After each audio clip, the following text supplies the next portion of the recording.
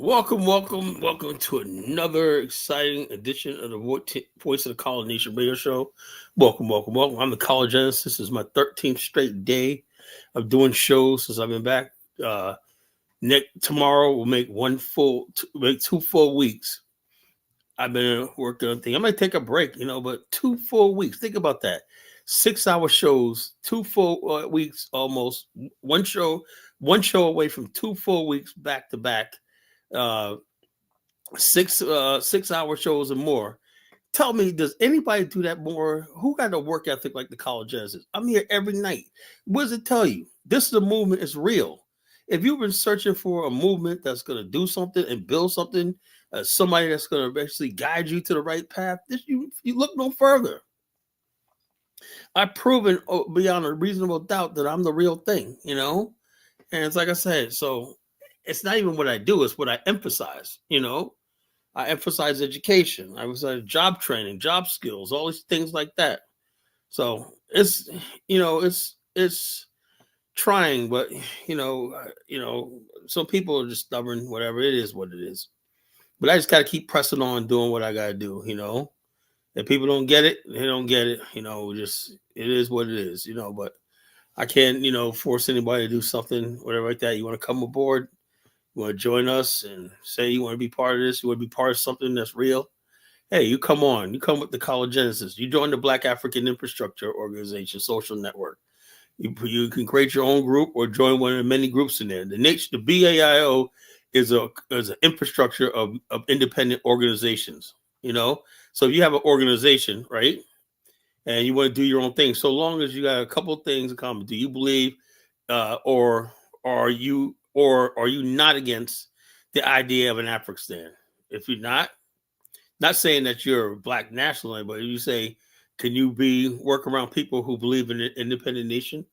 Yeah, sure. It's not for me, but I don't mind working with, that's fine. Then we could talk. Are you African American or a black African descent, right?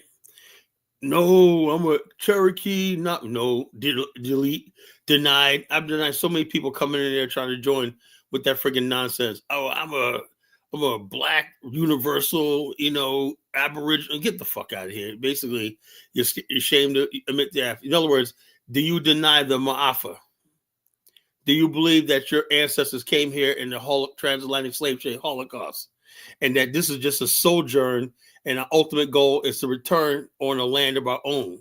Once we have justice, we can carve up Africa like the way we want it. And we can basically build a new continent and a new civilization. Do you believe that's possible? Yeah, then we're the organization. The most important thing is, do you believe a black family is defined as one man, one woman, not two men and two women? Yeah, I do. Okay, you believe in a black man and a black woman, right? Okay, you do. Guess what? You could be a member of the BAIO, Yeah, I don't want no retards. Like I said, you got 1776 talk about, you ain't going nowhere. No one's going to Africa. Look, I don't want no 1776 anywhere near me. The fact that he hates this movement and hates Africa, that's good. That is good. That's the best thing I could hear, Because all you need is a clown like that going over the continent, spying for the U.S., trying to sabotage shit, I got your name. That's why social media is so important. I get to know who people really are. You can't come to me down the road, oh, yeah, Kala, Bomani was telling me, yeah, you should listen to 17. I don't listen to fucking nobody. That's why I don't take no fucking advice from anybody. I hear what people say. And once you cross the line, man, I'm done. You said what you said. So the bottom line is no way I ever believe that you're serious about Africa, Pan-Africanism, or black nationalism. You said what you had to say. Your allegiance is with the freaking Declaration of Independence, whatever the fuck that means, You can't serve two masters. You can't serve two masters. But the good news is tonight we got some really exciting stuff. So look, when you got topics like Black Power, Move, Newark Mayor Ras Baraka signed Sister City deal with Monrovia, Liberia. Now it's going to go down tonight. It's going to get heated. We're going to talk about Liberia tonight. We're going to get down. You know we're gonna stick it to the FBAs or not. What are the FBAs gonna do? What are they gonna do? How are they gonna top something like this? A major of a black mayor of a major city is basically signed a sister city project. You know what that means? Everything from sanitation to police, the ports, the airport, all kinds of things is going to be at Monrovia's disposal. That's what a sister city. That means if that's a sister city, we're going to make sure Liberia gets the first world standards, with the sister city project. I am going to work on trying to get a sister city project with Norfolk, Virginia, where I live at. Now I don't live in Norfolk, but I live in the area. Because that's where J.J. Roberts, the first president, was born. I can easily make that case. See, Baraka, man, I'm watching some of his video. This is a black power brother, man. This guy is a real black power brother, man. And he sees a power move, right? You got this state over here that his ancestors built, right? What the hell? What the hell are we sitting there doing? I'm the mayor of Newark, right? Newark has, let me look at GDP. Let me look at GDP of Newark, right? Let me give you some raw numbers, folks. Let me give you some raw numbers, Okay. All right. Newark GDP. Newark, New Jersey. GDP. GDP.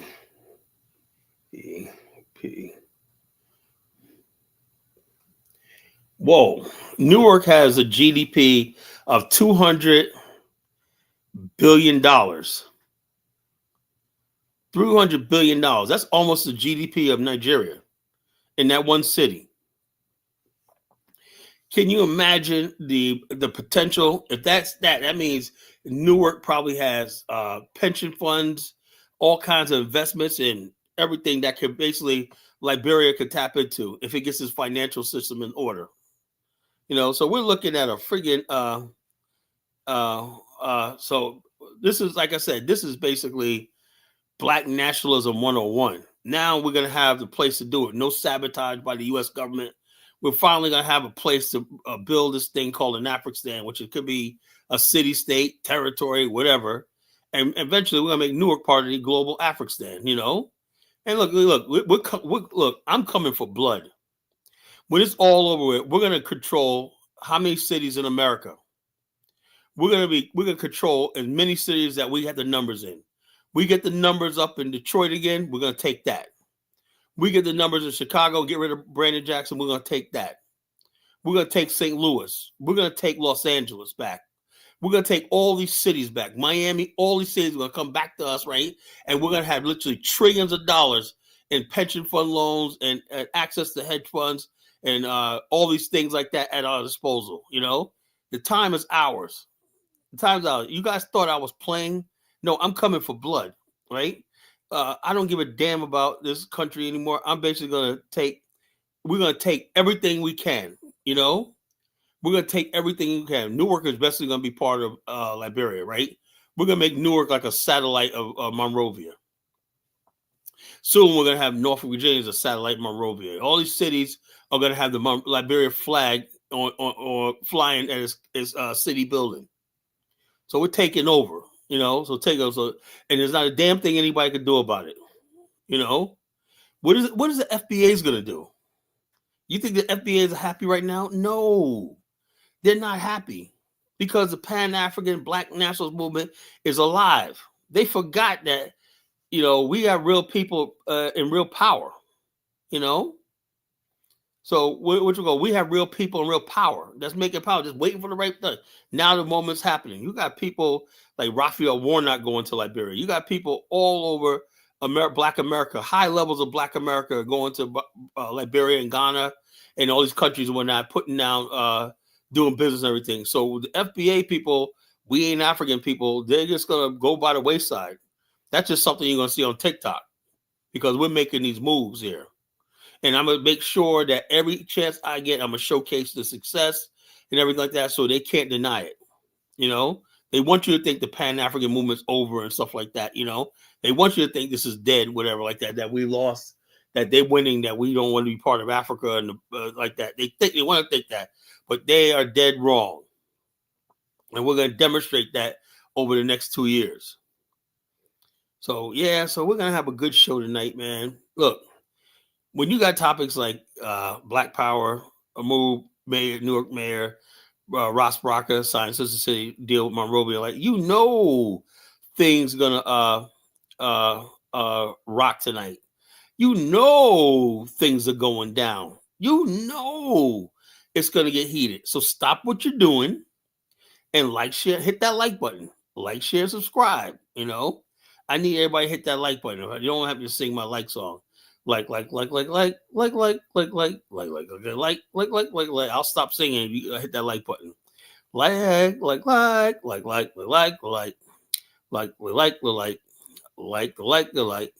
Hit the like button, hit the button, fool. You know you don't want to be a tool. Like. Hit the like button, folks. It's not costing you anything, you know. Stop being lazy. Just hit that like button. Just go like this. And if you have an Instagram, you have an X, whatnot, share the video, right? Don't be selfish. This is really explosive topic and everything.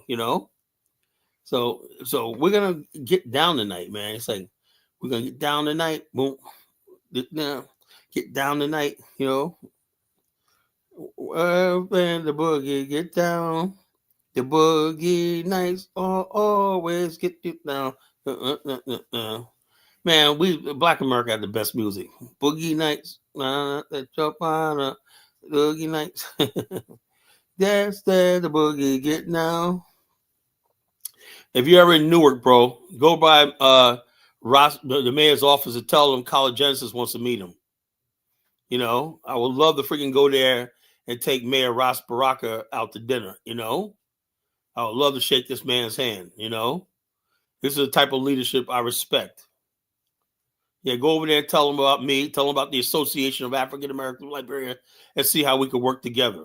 I need people, my soldiers out there to which I don't have his email. If somebody can get me his email, I need people to do work, man. People always acting they want some stuff, but if people want to be part of this, they gotta start giving me stuff. You can easily email me if you find information. You got my email up there. If you guys find out any information that you can help me, send it to me, so so I always like Ras Baraka, man. I like anybody that basically ain't a puppet of the Democratic Party. He ran as an independent, but I voted for him and Jill Stein back in the days. He was basically a real cool brother. I voted for him. And you know that the Hillary Clinton campaign made sure all images of him on that ticket was covered up. All you saw was Jill Stein. They didn't want you to see a black man on a ticket because Hillary they felt like that Hillary would have lost votes. That's how dirty these people are. They erased them off the ballot and the ticket, It said Jill Stein, Ras Baraka. And people were like, well, who's that? And they wouldn't put his picture on any of the ballots nationwide. Oh my god, man, it's so freaking funny. It'd be if it wasn't so sad, it would be funny.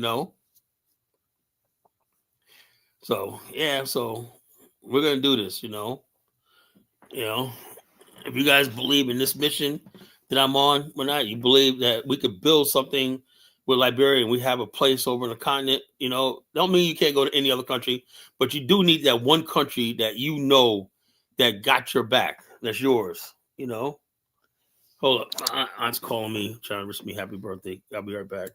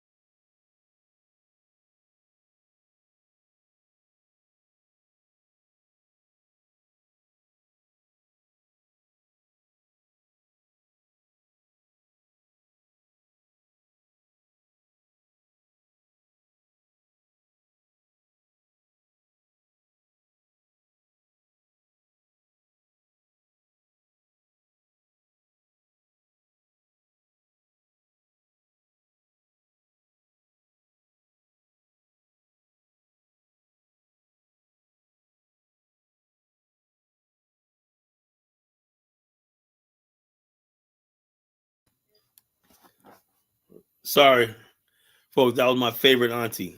Calling me, wish me a belated happy birthday. My favorite auntie in New York. Called me. I'm sorry I missed your birthday. That's all good. It's better late than never. It's 2 days late, but it's better late than never. She completely forgot my birthday. So better late than never. But yeah, folks, we're gonna have a good show tonight. As we talk about Liberia. And why this is important right now, because I believe Liberia is a ground zero for the Pan African movement. I believe we cannot build a Pan African movement. Without Liberia, politically and culturally, historically, with Liberia, we cannot let that go. All the nuances of us dealing in Africa, we have to get that straightened out in Liberia. 'Cause that's the thing. Because as we see, yeah, we have a different culture. We do see things differently and stuff like. There's no sense of running away from that. We're never going to be a Ghanaian. We're never going to be a Cameroonian. We're never going to be like that. We're Black Americans. We're from the West and everything. So we have to get in spaces where it suits our culture. It suits who we are. I always said Liberia is Africa made easy, because when you go there, it's almost like you're in America, right? It's almost like you're in Black America, but you're in Africa at the same time. It's like being in Africa and Detroit, and it's like being in Africa, Detroit, and South Carolina at the same time. Can you imagine that? You got that feeling of a big city, like a Detroit, New York. You got the rural South, and then you got indigenous rural Africa, all rolled up into one place. Like it's like a culture shock. You're like, damn, am I in Africa? I tell you what, the first year I went to Liberia, 2021, I had so much fun, right? And like the first week was great. I'm going to nightclubs, bars, and everything. I'm in Congo Town, right? And all of a sudden, I said I had to go up country to Burrville. That's one of the settlements, right? But before you go to Burrville, you got to pass through like the native territory and whatnot, or where the natives are, native indigenous people are, right? And Douala, right? Oh my God, man. I was like, God damn, it was so loud. The energy in the market, man, was like, oh my God, man. And I'm sitting in a car, right? And this girl comes up to me, walks past me. She has a fucking goat in her, like a sack, like a baby. When I walk, I was like, man, this is wow. I said, God damn, I'm in Africa, yo. I said, I really am in Africa. I didn't the first week I didn't feel it, right? Because I'm all in Congo Town, I'm in downtown Monrovia, I'm in all these trendy places and whatnot. Well, we went up to Freeport and Douala, man, because the traffic was choked. It took us like 2 hours to get through all that traffic. It was completely stopped, because the market people and whatnot. People just selling everything, man. The African market is incredible, You got to experience that shit. And I said, yo, I'm in Africa for real, man. This is Africa. And then when you got past there, over the overpass bridge, right? That goes up to Bong County, right? And you pass through all that thing, you're like, whew. Now you're headed up country, right? And it starts looking like the rural South. You went from like the main, it's like you go from the main area, right? To like looks like the United States and modern and everything like that. Then you go to Freeport, right? That's where all the marketers and everything like that meet. Freeport area is called Douala. That's where all the traditional African marketers are. Right? That's when you feel like you're in Africa, right? Then once you get past Douala at Freeport, you feel like you're driving to South Carolina and North Carolina. That's what it feels like. The roads look like the rural South, And you go up country and you see places that remind you of the rural South, Oh man, that was some experience, man. I'll never forget that. That was some experience. I was like, damn, man, Africa. This is the reality of Africa. I said, look, I could live in Liberia. I could live in the modern Africa, right? But I could not live in the traditional Africa. That's why I think my ancestors, right, when they went to Liberia, they built like a modern society for themselves that they replicated from America, so it is what it is, so it is what it is. But yeah, so I'm gonna play some videos tonight. I got a video and wait till more people come in. I got a video from Focus on Liberia. It's gonna be fair use, folks. Fair use, right? You guys see this is awesome. You guys see Mayor Baraka landing in Monrovia on Kenya Air, and you got a whole entourage there to greet him. If this is not a Black Power move, I don't know what the fuck is. You know, you know. So it is what it is. You know. So if this is not a Black Power move, a mayor of Newark arriving on Kenya Airway and received by the mayor of Monrovia and with an official state visit, this is incredible. In my lifetime, I never thought I'd see something like this. I always see Black people, actors, and everything, comedians going to Africa. But when you go ahead of a city, let's look at it like this: Newark's GDP is $270 billion. That was more like 100 times more than the United States was in its founding.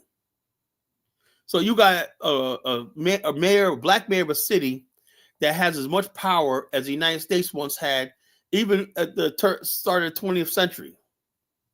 So all that opportunity for a city with a GDP of $207 billion is going to be partnering with a country like Liberia. Can you tell me that technology exchange between students, college, and everything like that Liberia is on its way? Can you imagine 10 more other city agreements with like 10 other? That's what we're going to do. We're going to basically send letters to every one of these Black mayors in America to sign Sister City. I'm going to say what you owe to Liberia. There's no more getting around it. Every Black man in America owes to Liberia. That's your homeland. Your people settled when they left bondage in America. So we all have a responsibility for Liberia. Even if you don't go there, you have to support Liberia no matter what. And that's what Mayor Baraka is doing, That's what we're doing. We're humbly lending our services as brothers, like we're our brother's keeper. Liberians are our cousins, They're our brothers, our cousins. And we're going to make sure that every resource that we have in Black America, wait till we start signing agreements with our Black colleges, HBCUs, and student exchanges and stuff like that. We're bringing the might of Black America to Africa, And so I don't know what the FBA is going to do. Did they really think we're just going to roll over and just go away? You think a couple of jokes by Tariq Nasheed was going to have us rolling over and we're just going to disappear? You got the wrong thing coming, folks. If you thought I was just going to roll over and be like, no, it's too hard and whatnot, I'm a foundational Black American, I'm an American, man. 1776. This is heaven on earth, man. Get the fuck out of here, So it is what it is. Say FBA, not Black America. FBA is not Black America, FBA is a garbage that we see online. You see that video where the lady, she got caught, the one that was going through the drive-thru and stuff like that, eating food. She knows she didn't have no money on the card, and while they run the car, she go eat the food real quick. They said she hit like 14 places. Now they finally caught her, and she's like, oh, I don't have to do nothing. And you got these hood boogers. They always act like, oh, they're being wronged and whatnot. And say somebody like, oh, Collar, man, you hate your book. No, I don't hate fucking my women. I hate hood boogers. I hate hood rats. I hate husky hyenas. I hate them. I hate them. I hate them. They're embarrassing the Black womanhood. So don't tell me about I gotta like somebody. No, I don't have to like anybody. I don't love nobody. If you live that lifestyle, you're trifling. When did it get to the point where we have to respect and love trifling people? Who signed us up for that shit?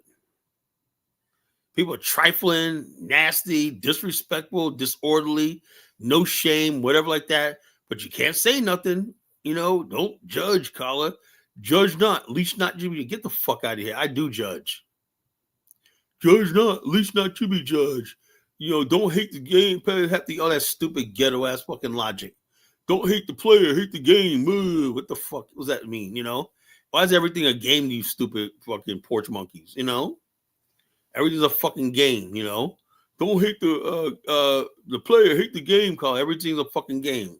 When are you gonna get serious about something? You know, this ain't a fucking game. This is real life here. What I'm talking about. That's right. Nigeria first. This is a college Genesis, right? I'm somebody you never heard before. You know, I'm somebody that tells it like it is. I'm like the Geno Jenkins of YouTube. You know, I tell it like it is. You know, people hate Geno Jenkins, right? You know, they want a Jamal Bryant tell you what you want to hear. Jamal Bryant caught up in all kinds of scandal and stuff like that. But what does he do? Start talking about Trump and DEI to distract you. Same thing all these fucking fools do, you know? When they're corrupt as all kinds of hell, right? They live any kind of way. Then we call them on it, right? They go pivot. Like, why are you attacking me, man? We gotta worry about this DEI. Fuck DEI. Let's talk about you. You know, why you got all these single women in your church and whatnot, you know? Yeah, so why the hell you got all these fat, overweight female, man-hating females in your church, and you up there getting paid to tell them to wait on Jesus and whatnot, you know? Yo, I'm tired of it, you know? I am fucking tired of it. I'm tired of seeing my culture, my people like this, right? And I'm fighting back every friggin' day. You know, we're going to win this, you know? Ultimately, we're going to win this because all they have is a path to death, you know?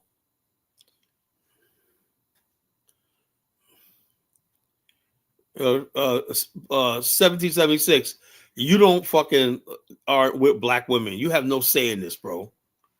You know, you have no say in this. You have no say in this. 80% of black men making over 6 figures are with a black woman. The black women who can't get a man because they didn't keep themselves up.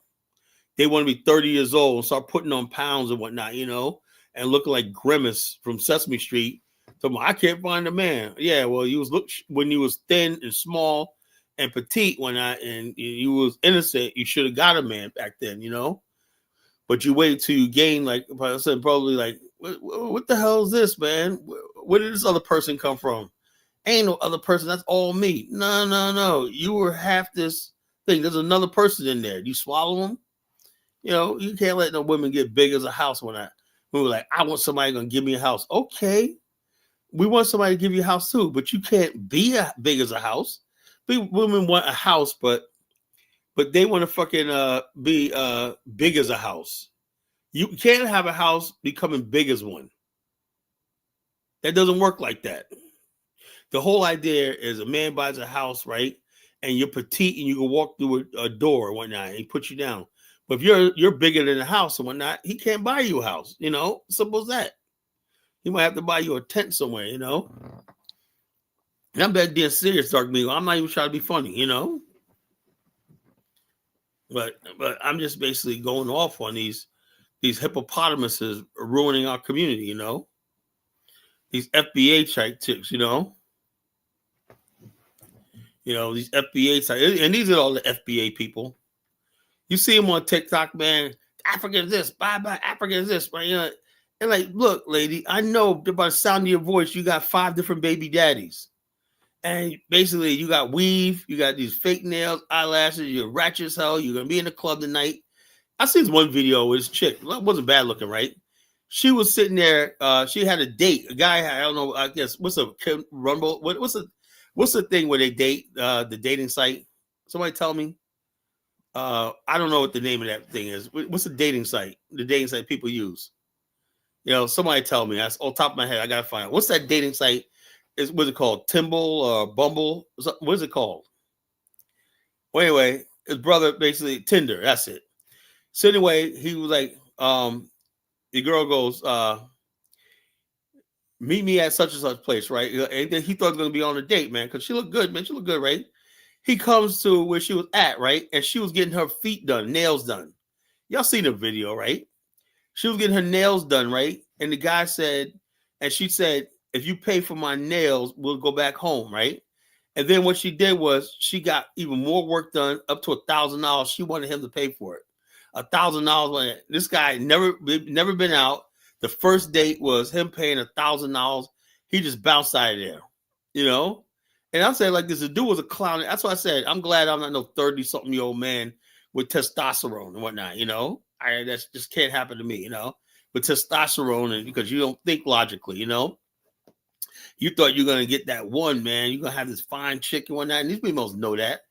This idea that females are trying to look for the right man. No, black women are trying to stretch this thing out as long as they can. If they look good, they'll justify being single up into their 50s. They'll keep telling it 50 is a new 40. Then when they get 60, they'll say 60 is a new 50. They'll get all up to 80 years old and be like 80 is a new 60. Never fucking grow up, never want to settle down and whatnot. Well, actually, when they turn 60, they become like Lisa Ray and Vivica Fox. Now it's time to get married. Vivica Fox, man, she really wants, after all this time, she really wants 50. She's somebody's gam or granny. And she went 50. She's like, would you please leave me alone? I feel bad for 50, 50 was like, I think it's called Bumble. Yeah, Bumble, Tinder. I think that was the name of the place.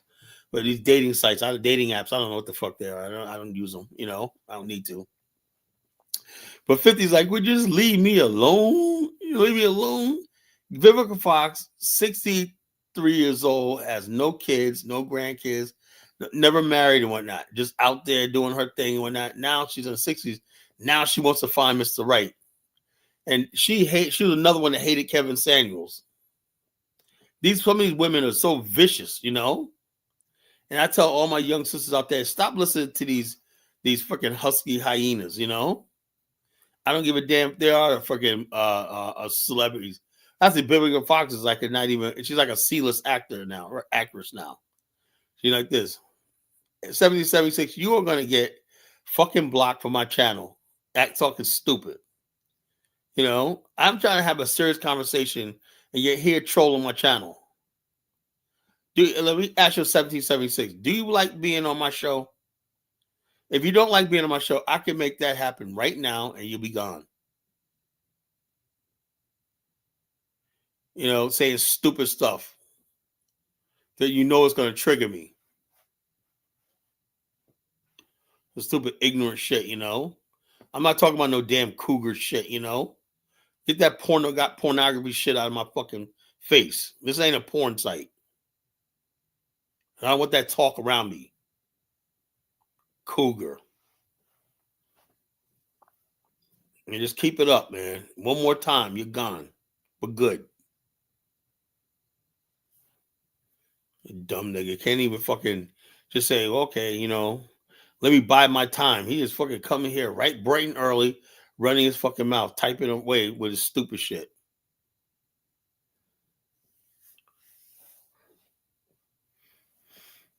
But so we talk about all this stuff, right? And I'm really adamant that the FBA movement, it represents black trash in our culture. I do believe that, I believe respectable black people like Mayor Baraka. He's really building something in Newark. I like what the work he's doing with the community and whatnot. And I think this thing with Liberia City is going to enhance both countries, both area cities, Monrovia, into a new paradigm. We never had this before. Why should any African city in Africa feel like it's abandoned or it has to be dependent on white people? The mayor of Newark is bringing the might of his city in the state of New Jersey to a little country called Liberia. Things are going to turn out good. Imagine aviation, Newark has a big port. Imagine the port upgrades. Imagine new airlines. Imagine which is the Newark International Airport opening direct flights to Monrovia. Can you imagine that shit, Imagine direct flights from Newark International to Monrovia. Can you imagine all the shit? Can you imagine that shit? Can you imagine? Look, I got some other ideas. Can you basically imagine Newark has abandoned steel mills that was abandoned because of America's deindustrialization, right? Liberia has plenty of cheap iron ore. Can you imagine if Liberian corporations and corporations in Newark and they partner to produce iron ore and steel fabrication, and Liberia, and that steel company will have a monopoly for basically on all the steel, and like so we don't have to import steel from China, you know. So the bottom line is this: there's so much opportunity. I talked about that years ago. I said African countries got that iron ore could rehab Newark and all these places, Gary, the steel mills up there, you know, with our cheap iron ore, you know, low grade iron ore, you know, and steel up thing. We could have a steel industry right here from America, right, in partnership with African countries, right, because they'll own part of the steel industry too. You know, it was like a partnership, iron ore, steel, and basically all the black countries will friggin' own it, a piece of it. There's so much we can do, but that's why these people are trying their best to divide us. They bring their so-called Afro dumbasses online and whatnot with this stupidity. You know, absolutely the worst Africans, the dumbest Africans, the Michael Wales and all these other clowns and whatnot that be on here. There's so much potential in what can go on in Africa, but the African mind is just so fucking messed up. He can't even see, vision something like this. It takes us to do something like what Mayor Baraka did. You know, you'll never see an African immigrant that gets political power do anything like this because they don't have that mind. When you see a Nigerian guy running for office somewhere in Michigan, right? He said his first duty was to ban Black History Month. That's what you're fucking dealing with. We get power. We're going to basically empower our people and our people all over the world. That's us. That's who Black America is. That's what Black power means. You know, so you can come at me sideways all you want, but you know I'm telling the truth, you know? So we're going to talk about that tonight. And I'm away at the top of the hour and play a video of Mayor Baraka arriving in Monrovia. This is just a sight to see. You got to see this. There's a long video, long version. I don't know what bore you guys with a 55-minute video, but I got a 2-minute clip that gives you a brief of it, you know. But it like, dude, it was like, yo, the whole entire city of Monrovia turned up, you know. This is big. Liberians are very excited to see us come and see us be a part of our heritage in Africa, which is Liberia. They all recognize we have a role to play in Liberia. They all know it, you know. They know the day is coming where Black America is going to be really deeply involved with thing, you know.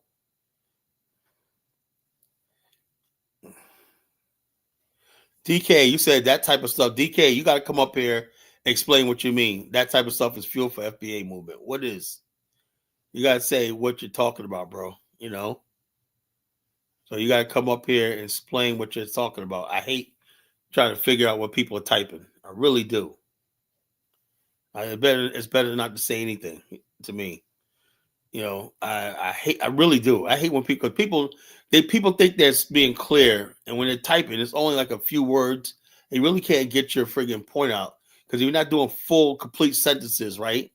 Or even and you're doing run-on sentences and whatnot. You don't know if you're talking about the thing in the first half of the sentence. All right, you're probably the immigrant that ran for office. Okay, well, what about him? You know, he basically was coming up here talking about he's going to get rid of black. That's appeasement to white people. You know, one thing we do when we get in office, for the most part, at least my generation, Ras Baraka, is my generation. We're Gen Xers. You know, we're around the same age. You know, we don't give a fucking. Where's Zoran? Zoran's not a fucking one of us. He's a fucking Arab fucking terrorist. You know, what the hell's he got to do with us, man? Does he look black to you, fool? You know? Goddamn, you Africans are fucking lost, man. Yo, Nigeria first, look in the fucking mirror. You see a black fucking spook in the mirror, right? That's what the fuck you are. Zoran looks in the mirror, he sees a white person. You are not the same race, you know? He's a completely different thing. You might all be two different species. Talking about Zoran, man. You fucking insane? No, not Zoran. It was a mayor. It was a Nigerian, one of your people that was running for fucking office in it was somewhere in Michigan, somewhere like that. He was like, the first thing he gonna do is get rid of Black History Month. I was like, what the hell is this fool talking about? He was just playing up the white people. Black History Month is racist, what if those White History Month, stupid shit he was saying.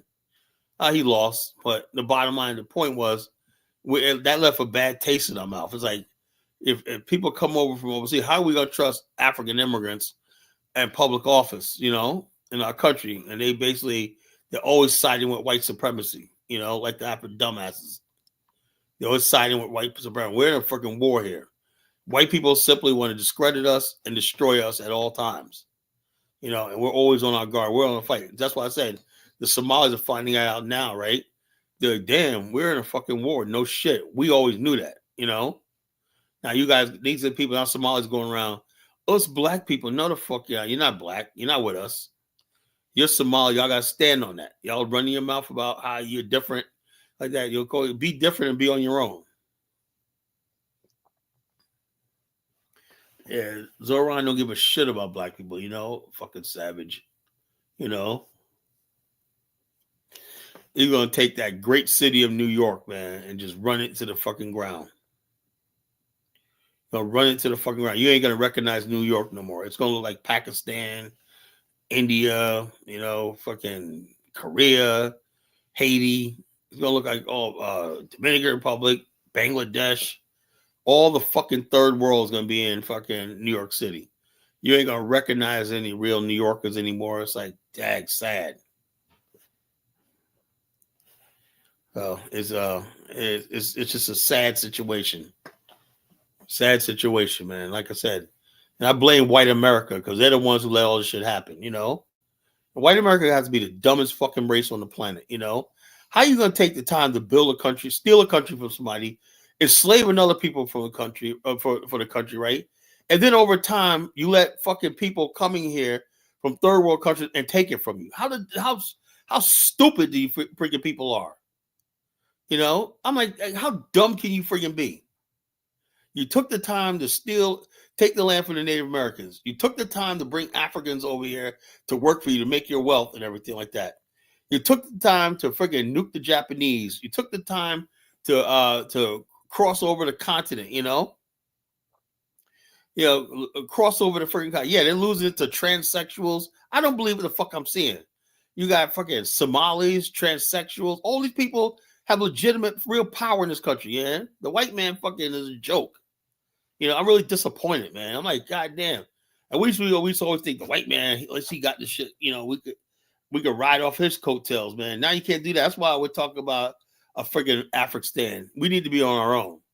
These people are if we don't do anything, like with Mayor Baraka, we see the writing on the wall. That's why we're building relationships, official relationships with other governments and stuff like that. Because America's falling apart, and they let it fall apart. It's a freaking joke. You got a freaking Somalis talking about they're taking over Minnesota. I mean, this is insane. This is really fucking insane. I'm like, I don't know. That's why we just gotta keep doing what we're doing. Whatever the white man wants to do, that's on him. He won't let his country go down to shit and whatnot. Hey, there's nothing I can do. He don't give a damn about his race, his country, whatever anymore. Hey, what can we do? But we care about our people, and we want to see victory on in our lifetime. They don't care about anything. They don't have any morals or anything like that. No more when that. It's like I'm saying. It's like, how the hell are we having? You could have an actual conversation about fucking. Yeah. These weak racist guys. They're weak. They have no plan. Just get on YouTube and talk a bunch of fucking nonsense and whatnot. They have no balls to actually do anything. It's a freaking joke. Wow, man, you got Charlie Kirk. Oh, yeah, man. I feel safer already. Charlie Kirk. Wow. And they're like crying over Charlie Kirk. He was a clown. And that was a guy that makes it like this, I don't know. But the fact that you can go in another person's country and even say something like that, The fact that you got balls to even come out and say something like that tells you America's fundamentally sick. It's weak. America's fell off. It's really sick. A really sick land. There's sick people.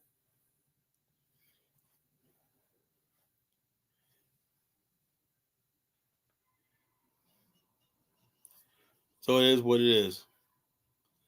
All right. I'm wait till I get 20 people in here. I'm gonna play the video. If this don't send chills down your spine, imagine that. A mayor of a major city going to Monrovia, Liberia, putting like you know what I want? I wanted to see investors from the Newark area, right? I don't care if they're black, white. It'd be good if there was a multiracial investment team, right? To buy the Ducor Hotel. If that's a real Donald Trump, man, why don't you go to Monrovia and buy the Ducor Hotel, right, and rehabilitate that thing? That was once a 5-star hotel in Liberia, you know, the likes of Red Fox, Nina Simone played there. It was something like that. Buy the Ducor Hotel, Mr. Trump. If you're the real Mr. Trump, buy the friggin' Ducor Hotel, you know, in Monrovia. That's the type of shit we want. My door is open. If you got money to invest and whatnot in my country, Liberia, you are more than welcome. I don't give a fuck what color you are, you know.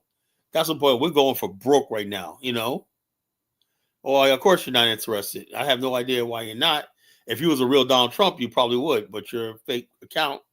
You know, you was a real Donald Trump. You see you go do your research first before you say you're not interested. That hotel was like I said, as Liberia grows as a country, that hotel was once a 5-star hotel. It beat anything in the United States at the time. It was built back in 1960. To play a video of the Ducor Hotel. That place was beautiful. I went there in the ruins of it. A Civil War ruined it, you know. The Civil War ruined the damn country and whatnot, you know. Like Liberia was a country equal to the United States at one time, you know, in elegance and everything. You saw me in that freaking the Club Maserati. That was built back in the 60s and whatnot. That's the level Liberia was living at, you know, until these freaking morons took over the country and ruined. That's why I don't believe in democracy. You know, I believe people should have, to tell you the truth, people should have social credit, right? I believe your social credit score, right, should give you more of a voting percentage, right? I think if you have a high social credit, I think your vote should count for 10 points, right? If you have a low or negative social credit, you should just get the base 1 vote or half a vote. That's how you build a society. You cannot have idiots voting and canceling out the vote of people who are educated and smart, you know? So something really has to be done in the future all over the world about so-called elections and democracy bringing stupid idiots to power, you know? Or we're just wasting our time, you know? Everybody's on edge. What's going to happen? Liberia is making so much progress right now. For God's sake, God forbid George Weah gets back into power. Oh my friggin' God. Oh my God. Liberia, West Africa, what we're doing with Newark and everything, because we're really trying to build with Africa, everything. And I think there's people plotting right now that want to bring down Liberia. They're probably plotting to try to get Weah back into power. The enemies of Liberia want Weah back into power. They want that bumbling idiot to be back in power. You know, the homie says social credit determine who are able to have weapons or spoons in their homes. I don't know about that, what you're talking about, you know. Social credit should just mean when it comes down to social credits, right? You know, you get extra things. You qualify for opportunities, right? And your social credit, you got a high social credit score, a social credit score. I think when it comes down to voting, your social credit score should be higher than the average freaking person. I do believe that. If you're the type of person who spends time reading and engaging in civic activities and stuff like that, and doing something productive with your life or whatnot, I think your social credit should be higher than somebody who sits on their ass doing absolutely nothing with their life, and they get to go vote, and their vote is the same as yours. That's bullshit. Whoever decided that shit, you know. And it ain't about race and not about tribal background, not like that. It's just social credit, right? If you do a lot to help out people in your way, let's say you're a person who is a volunteers as a nanny somewhere, right? And you spend your time voluntarily and mentoring kids and everything like that, and doing things and giving to charity and stuff like that. Yeah, that pushes your social credit up, or you're involved in different discussions and civic leagues and stuff like that. If you're participating in your civic league, that's a society I would build. You know, if you're type of person who participates in the civic leagues and basically doing things positive and have a positive, yeah, you should have a high social credit score. And I think your vote in election should count 10 times higher than the average person who does nothing. That's what I believe. That's what I believe. That stops all this nonsense with scoundrels are deciding the future of friggin' nations. The social credit score system will work. China uses it, but China don't have elections, but they use social credit score to reward people in other ways. I would basically use a social credit score as far as voting. Those people who have a high social credit score should always be the one to have the final say on what laws get passed and what who gets in office. I believe that. I really believe that. That's the only system I think. At one time the Senate in America, U.S. Senate, was appointed by the state legislatures. Why they got rid of that? They got rid of that for some reason. Right around time they created the Internal Revenue Service. I don't know why they did that. It was around the same time, and they started using popular voting. The average person does not know anything that makes a Senate decision thing. The average person is supposed to be represented by his House of Representatives. That's a direct thing. The average person should not have anything to do with a Senate. A Senate should come from institutions like your state legislature or the governorship.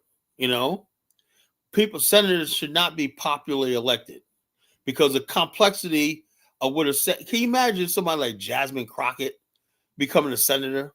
This is insane. Or that dude Fetterman becoming a freaking senator. This is nonsense. When you have a senator, you can't have a bunch of yahoos like the way AOC got elected, right? She got elected off of fucking Instagram followers. This is insane. But then again, that's the House of Representatives. That's doable. But the Senate is supposed to be the most powerful body in the government. Next to the presidency, the Senate, right? The Senate decides the future of the constitutional republic, right? And that should be institutions that regulate who's in that Senate, not the goddamn just any yokel getting online running for Senate, and he's going out there and he's meeting with wrestlers and rock stars and everything like that, and they're saying, "Oh yeah, he could be the next Senate." No, do you understand when you elect somebody, say how powerful that is? I don't care if the guy has a nice haircut, whatever like that. You're talking about the United States Senate. So it is what it is. That's why I freaking think, man. I think, what do I know? What do I? I only been here 58 years on this earth. I don't know anything. I don't know anything. Everybody thinks they're smarter than I am. So what can I do? So it is what it is. So let me get this video started, folks. I hope my computer don't crash. Every time I keep playing too many share screens, it ends up crashing.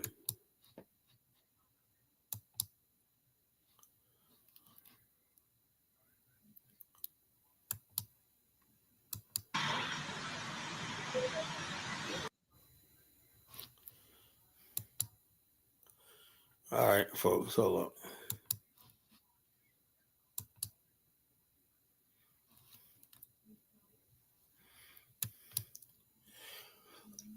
Now, this is Mayor Ras Baraka. If you are the real Donald Trump, man, support this man in his mission in Liberia. Don't get in his way, Mr. Trump. Don't try to sabotage this. This is him landing at the airport. Watch this.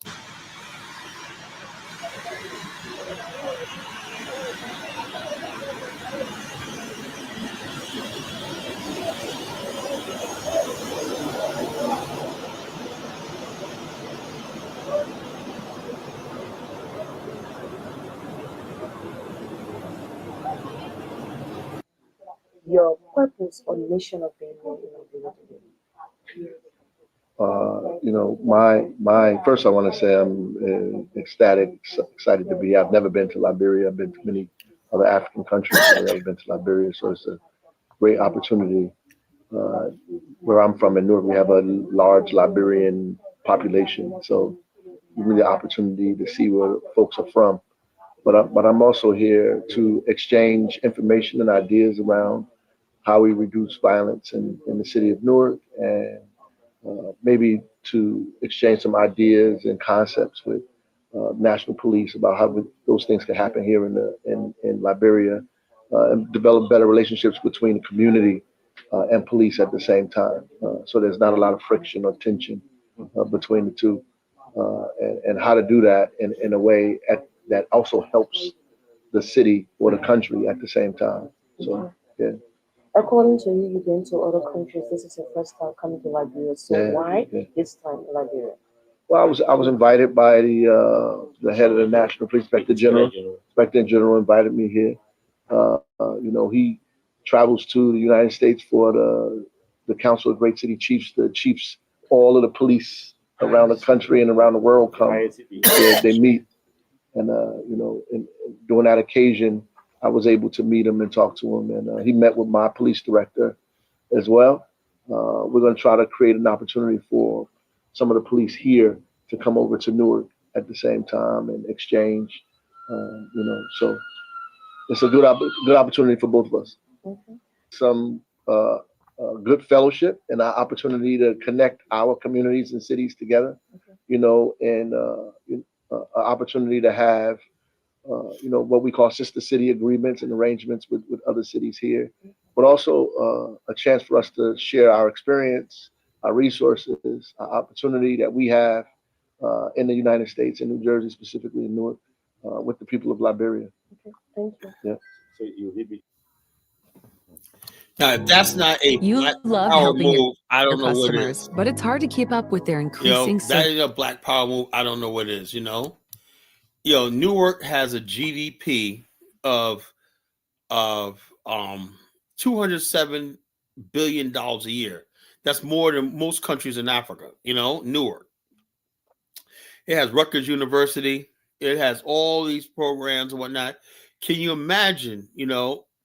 They start expanding to agriculture, uh, port facilities, upgrading Liberia's port facilities. Can you imagine Newark International Airport, basically building another wing of itself in Monrovia? It could do that, and doubling the size of Robert International Airport. Can you imagine the friggin' potential, of a city like Newark, right? Coming to Liberia, when we talk about sharing resources. This guy's serious, We're talking about sharing resources. We're not going for the whole thing. The Trooper asked the question, do mayors have the executive? Yes, they do. Because in the Constitution, where they made their mistake was, it says states are not allowed to enter any agreement with foreign states, stuff like that. It said nothing about cities. That's a loophole. And sister city projects exist all over the world. The Filipino community here in Virginia Beach, right, has many sister city projects all over the Philippines, right? They be trading and whatnot, doing investments and everything like that. The city be purchasing things from the Philippines, vice versa, and stuff like that. So sister city projects work, right? When a developed city partners with a developing city, and it's like this. Liberia needs help with its sanitation part. I'm gonna propose that. Liberia needs help with its sanitation part. We need, like, in Monrovia, we need like 20 garbage trucks. That will clean the city up overnight. And upgrade the sanitation department. With Newark, like I said, I'm going to basically throwing out a lot of ideas and whatnot, and also I'm gonna basically work on getting cities like Baltimore, cities like Newark, Norfolk, Virginia, where I live at, and which will, yeah, Newark can't spend state funds, but they can spend city funds. They can spend city funds. There's nothing saying, but you can't spend city funds. You can spend state. You can't spend state funds. But cities are different. And also, Newark has a private capital, private sector. and stuff like that. So it's a lot of opportunity, to see. Like, all I know is I'm very confident Liberia is going to have the backing it deserves. Liberia needs to be the capital of the Black world. Once again, and this is going to do it. Liberia is going to be the capital.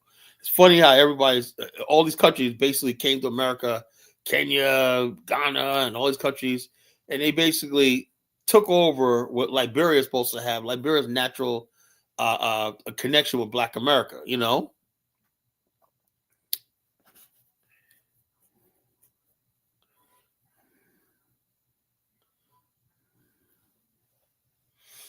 Yeah, cities have to vote on it, right? Yeah, I'm sure he'll get it through city council. If let's say Monrovia wants to float a municipal bond, right, to upgrade its roads and highways and everything like that. It wants like $50 million to revamp its whole highway system and maybe sewer system and stuff like that. It's going to take $50 million, right? And then Monrovia could prove how it could pay the loan back, right? They could tap into the city treasury of said city, right? And the pension funds and all stuff like that, and basically borrow, and that's what it is, As long as they don't default on it, right? As long as they default on it, they can pay it back through taxes and stuff like that, And also the private sector. Yeah, look, I had the proposal of getting garbage trucks over to Africa, right? The only thing is, if I get donated garbage trucks, I don't have the means to ship them over there. That's got to be another thing. Shipping them over there is another thing, Let's say Newark gives Liberia like 10 garbage trucks it doesn't need anymore. They put out a commission, right? And we have Liberia definitely had the mechanics there to rehab them and fix them. They got good mechanics. Liberians have the best mechanics in the world. Ain't no such thing as a car they can't drive in Liberia. They'll find what's wrong with that car and put it on the road when not. It ain't nothing about, oh, my car gave out on me and whatnot, man. Liberians will figure that shit the fuck out. I mean, ain't nothing like you ever seen in your damn life, man. They'll get that car running, They'll get a part from here, there, whatnot, patch this together, whatnot. Same thing with computers, man. Like nothing goes to waste over there. So you can give Liberia used garbage trucks or whatnot, and they'll fix them up and make them work. That's the type of stuff we want to do. This is real Pan-Africanism, So I want to know what the FBA is going to do once they hear about this. They're like, oh, man, yeah, we're actually making real moves. The Pan-African world, this is a real Pan-African move. So what is the FBA going to talk about now? I think there's nothing you got on the FBA got on the table that can match this on this level. The HBCUs are already in Africa, Chuko, if you don't know. The HBCUs, all the HBCUs and sororities and fraternities are all in Liberia. Every one of them. The Qs, the Alphas, the Sigmas, they're all in Monrovia. Some of the heads of state were alumni of HBCUs in Liberia's history. They're already there.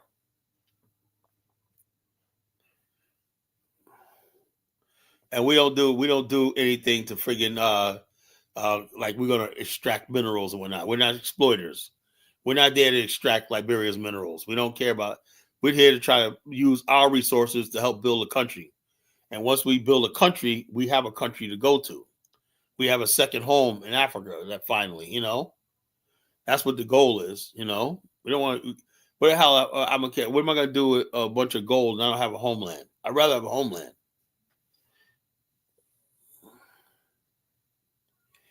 Oh, so it's like this. If he felt like he was doing what's right, which is stopping ICE, whatever like that, which that's his right to do. That don't mean I didn't say that he's a Pan-African. I said this is a Pan-African move.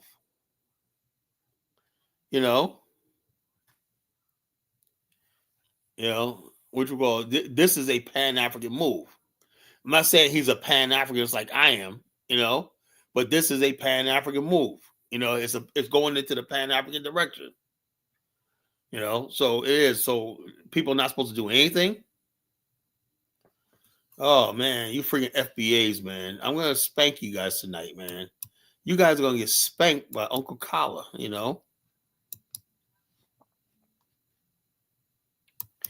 You know, first of all, Chuko moron, there is a Tuskegee in a Booker T. Washington Tuskegee institution in Liberia, in in Maghrebe. I've been there. There's a Booker T. Washington Tuskegee, and also Morehouse and Spelman basically are partnered with Tubman University. You know, matter of fact, the African American Max Bond, who's the uncle of Julian Bond, he turned Monrovia College in the 1940s, 1930s to Liberia University. He took it from a college to a university. And also, the University of Liberia was always an HBCU itself. You know, boy, you guys don't know shit, you know? You know, oh, man, what am I dealing with, man? I'm dealing with idiots, man. Jeez, man. God dang, man. I didn't know it was this bad, man. People don't know shit, man. God damn, you know? The HBCU has been all over Africa for decades, man, you know? And we never wanted anything out of Africa but just acceptance and brotherhood. We never asked for no minerals. We never asked for no wealth. We never asked for anything. And that would seem like that was asking for too much, you know. Y'all looking for love and acceptance? Damn, that's too much. Too much to ask for, you know. You know, too much to ask for, you know. It's like, why you black people market can't come in here being exploited like the Chinese and Lebanese? We're not there to exploit.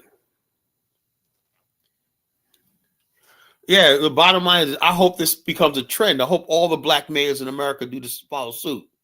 That's going to be so much intellectual, social, financial capital in going to Africa, you know. So look, you don't understand something, Chukwo. The African, it's called African, not Africanistan, fool.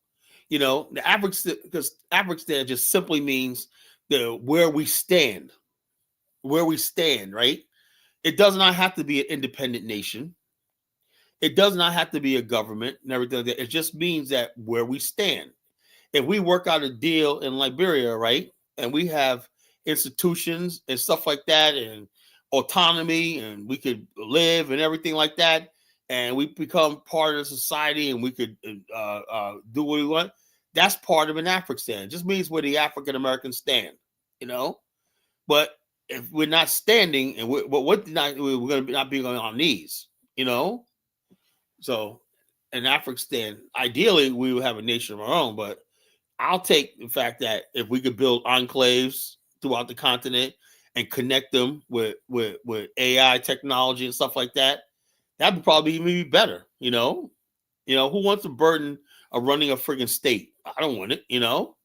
All we need is our little enclaves and smart cities and shit, you know.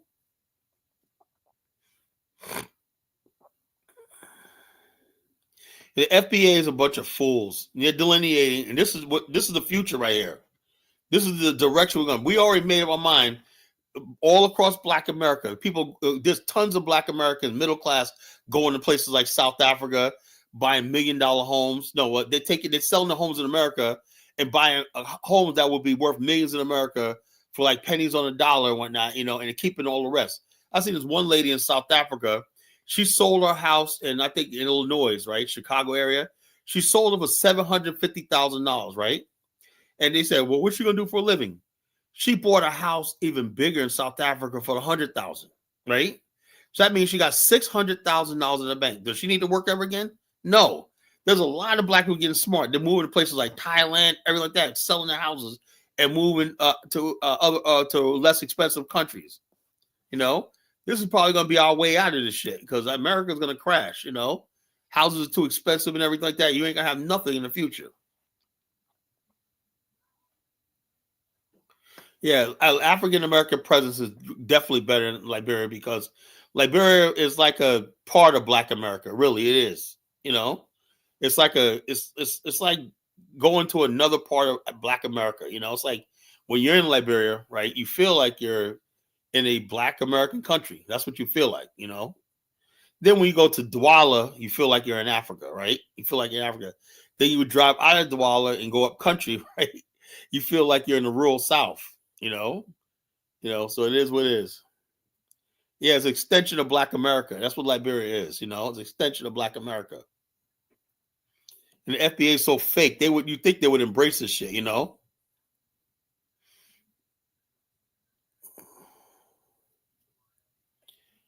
Did I say Illinois?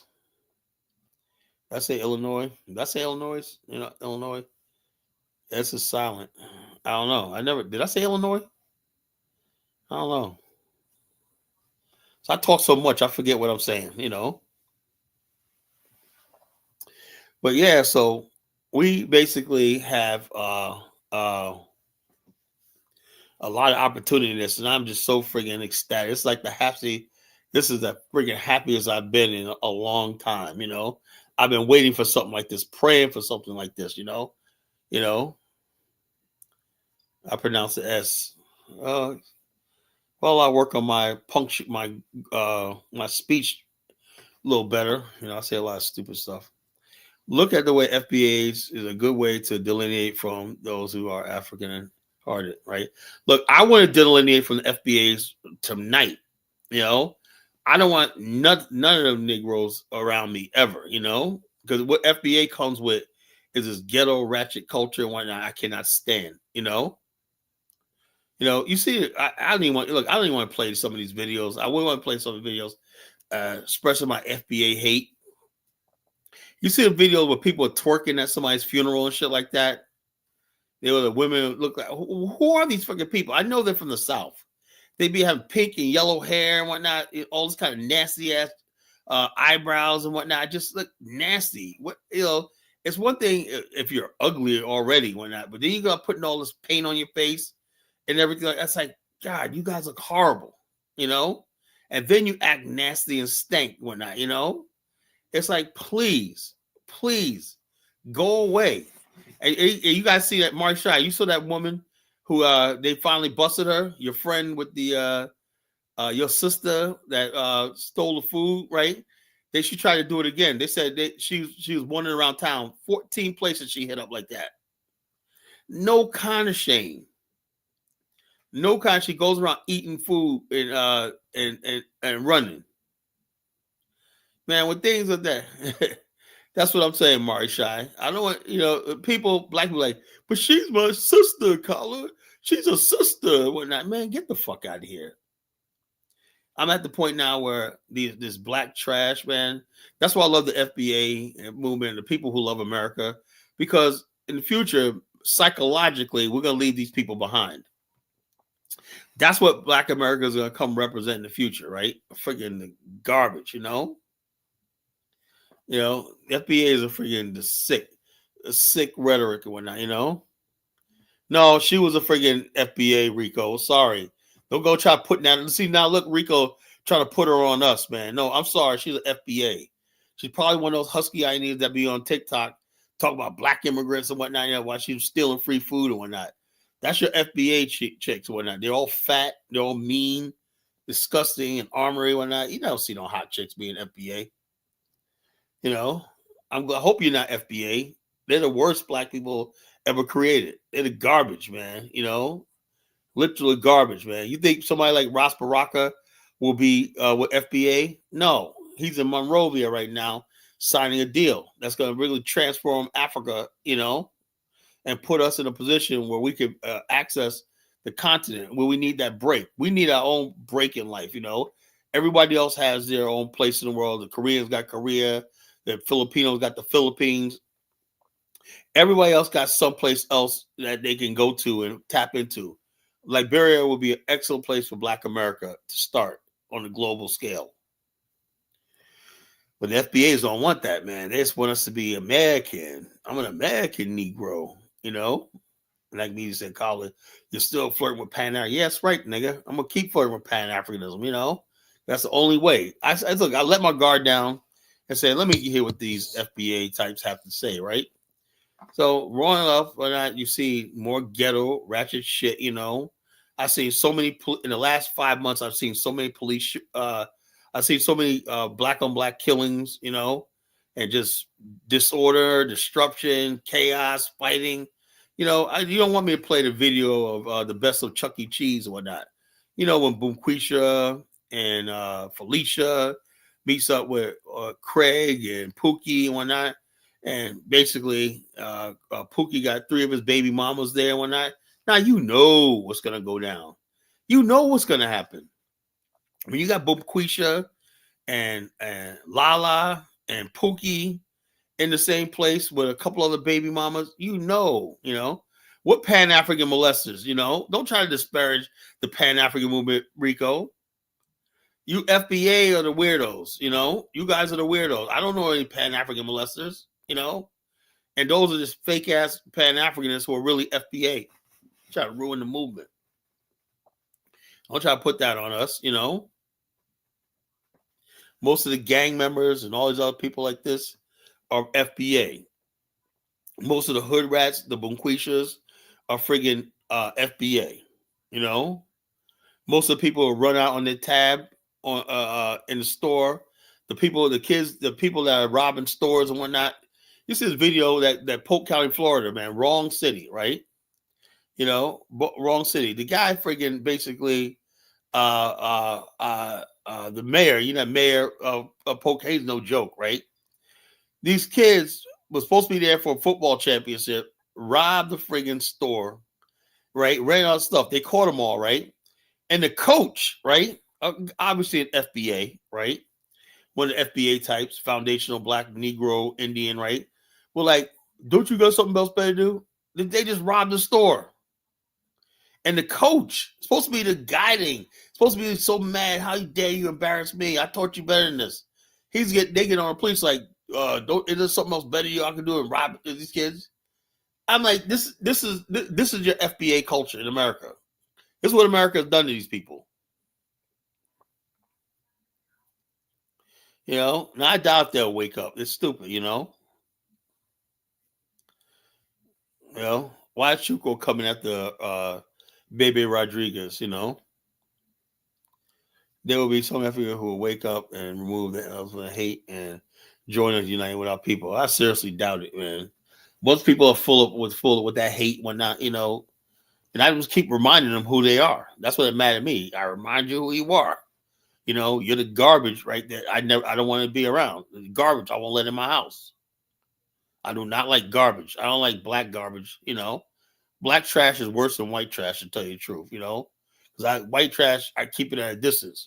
Black trash, it could end up in your thing. That's the whole thing is they completely destroyed all our spaces, We used to have a thing called Freaknik, right? It started off as black college kids getting down and having a good time when I'm like, Freaknik, here comes all the fucking FBA ignorant motherfuckers coming out. We used to always celebrate African culture, everything like that. That's what Freaknik always was. People celebrate, always had their red, black, and green on, shit like that, Black power, black to the power, whatnot, That's what it was. Same thing with Greek Fest. We're all pro-black, But the FBA types, the ignorant ones and whatnot, that don't like Africa, don't like even being called black and shit. So that video with Busta Rhymes, dude called him brother. He like ready to fight him, All that FBA. Busta Rhymes not even FBA, but that's that self-hate mentality. It's not just Black America. It's also some Caribbeans too. That self-hate shit, But the FBA types ruined it, They went down there, fucking Freaknik was turned out, They brought it back and whatnot, but it's not the same, The thugs and the grimy niggas, they destroyed it. Same thing, but the thing is, Virginia Beach had enough in 1989. Virginia Beach PD came in there, man, and mollywopped, They were like, we're boycotting Virginia Beach, the racist city. I lived here since the 90s. This is like the most non-racist city in the freaking world, But Virginia Beach ain't gonna tolerate your bullshit, They're not. Virginia Beach is a fair city, a fair city, I've never seen that. It's not like Virginia Beach give black people a fair chance, but the black people out here in Virginia Beach, they got nice houses and everything, do that thing on that. We got to worry about the freaking clowns coming from Norfolk, Portsmouth, and everything, acting up. They can't go to the movie theaters in their neighborhood and just fuck up. They got to come out here and fuck up in our neighborhood, make us look bad to these freaking white folks. It's freaking sad. So I don't care how many friggin' listeners Tariq gets, you know? I don't give a damn how many Tariq gets, you know? What the hell's he doing with his listeners besides making money off you fools, you know? I'm telling the truth. I give people the truth. People probably, you know, I talk to people on this platform, bro, and they remember stories sometimes I forget about. I said, remember you said this, whatever like that. Particularly people like Honeyflower. Have you ever seen anybody call Tariq show and even remember anything he said like about a month ago? All he does is talk the same babble, cracking jokes and whatnot. Nobody remembers anything this fool says. People ain't really listening. It's listening for shock value and whatnot, you know? So go over there, man. Go over to Tariq, you know? Go ahead with his 2,000 listeners on Twitter and whatnot, you know? But I'm satisfied with what I got because I know people who actually listen to the show act on it, you know? Act on it. People act on when they hear me say. You know, and the bottom line, the fact that Baraka is doing this has a lot to do with my work in promoting Liberia on social media. You know, I did reach last year before I left and whatnot. I was up to 75, 100 people a night. You know, so people want to judge you by how many people into your damn chat room. That ain't no benchmark measurement. You know.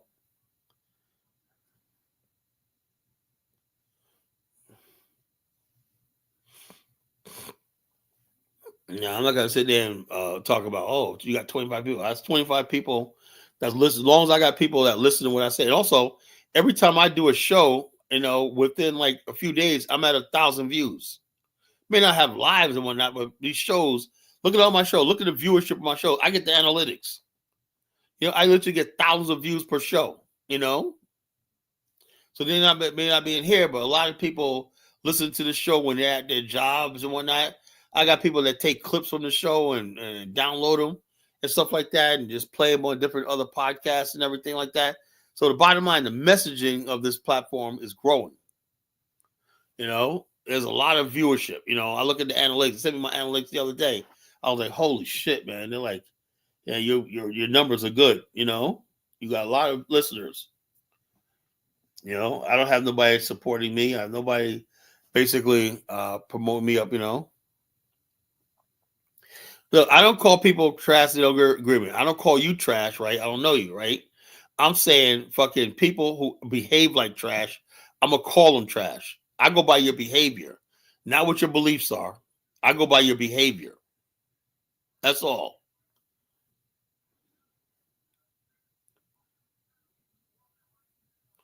Yeah, it's all about substance. That's what people always think. They have people listen to, you got people that got thousands of people view, but they get nothing done. Nothing done. Not a damn thing done. Umar Johnson basically got tens of thousands of people, most requested, but what does he have to show for it? You know, what does he have to show for it? You know, my little platform right here, what little I'm doing, I guarantee you, you know, you're gonna see next year me humbly, what little bit of money this platform makes, and whatever people want to contribute when I start asking for money. I haven't even started asking for money, you know. When I'm able to promote the show because I have money, I don't have any freaking money to promote the show. All these people are monetized. Of course, their platform is going to grow. You know, I could go on bigger platforms to spread this and whatnot, this, that, my message and whatnot. I don't have that, but that takes, once you get monetized, you can start doing things. So I'm on that slow climb to monetization. So, and once you get monetized, you hit a bigger algorithm. And that basically pushes you out there and you naturally get more viewers. You know, I've seen it happen all the time. I see people start with just like I am, right? Brandon, he started just like mine. Within like a year or two, he was having like 200 or 300 people in his live, you know? Yeah, Dinas has over 100,000 people. I listened to his show today and he only had like 40 people in his chat, you know? I have less than 1,000 and I got that in my chat easily every night. Don't compare me. I love my brother Dynas, man. Don't compare me with Dynas, man. You know, you can have some subscribers, man, but if that doesn't translate to building something, if I had 100,000 subscribers, I would have it would be so organized. I would have somebody. If you have 100,000 subscribers, right? 1% of that is 1,000 people. 1%. So you telling me somebody with 100,000 subscribers can't get let's say 1%, right? It's 1,000 subscribers. Let's say a half of 1%. That's 500 people, right? Out of 100,000 subscribers, you cannot get 500 people to watch you live easily. You know. So please don't friggin' compare me to Dynas or not.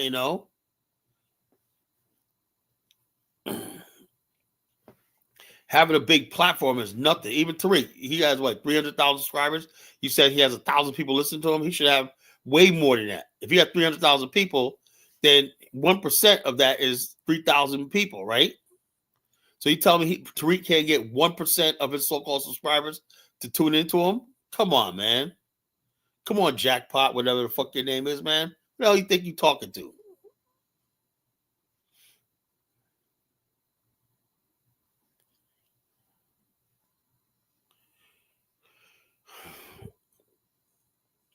No, I don't know about that. Don't know nothing about what happened. I don't care. It's not my business, whatever like that. Brandon's a grown man. He can do what the hell he wants to do. I don't give a damn about that, So it is what it is. But yeah, so we're just gonna basically talk tonight about the triumph, the journey of the Pan-African movement. It's growing still, Don't make no mistake, it hasn't gone anyplace. Those of us who have Africa in his heart and want to build with Africa, no matter what it is. If you want to go to South Africa, that's fine, right? If you want to go to Nigeria, that's fine, right? If you want to go to Ghana, that's fine. So long as you're making some sort of connection to the continent, right? I don't care where you go.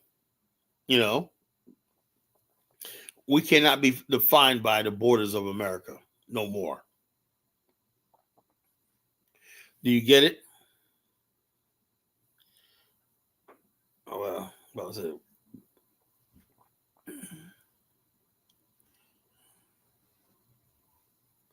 So we got to keep doing what we got to do. But I want to play some more videos. Give me a second, folks.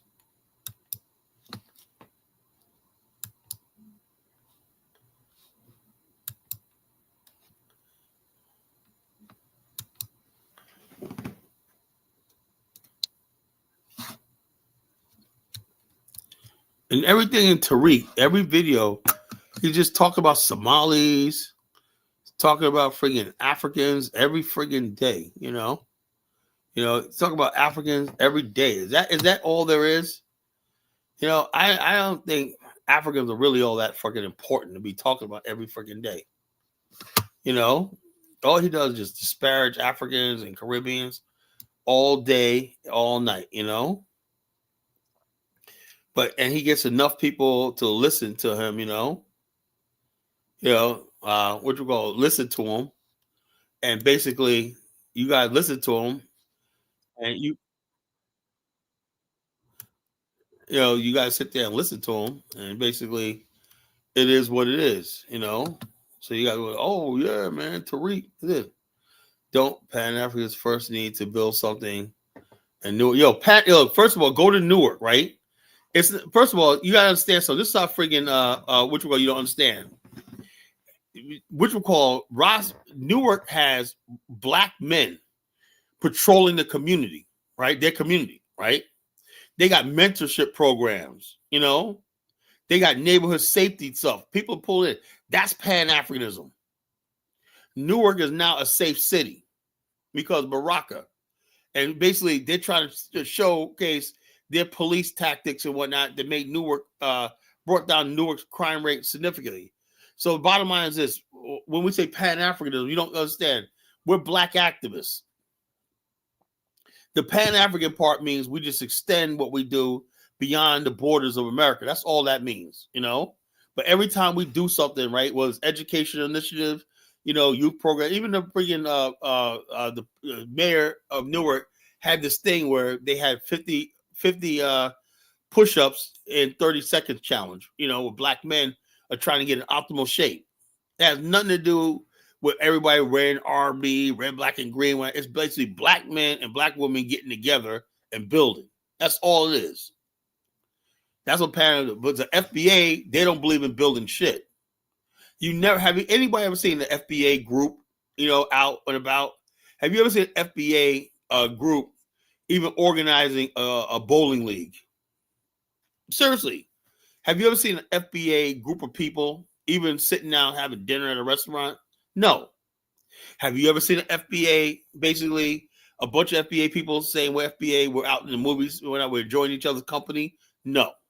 Have you ever seen an FBA organize horse riding competition? No. Yeah, there's a black middle class in Newark, black middle class everywhere.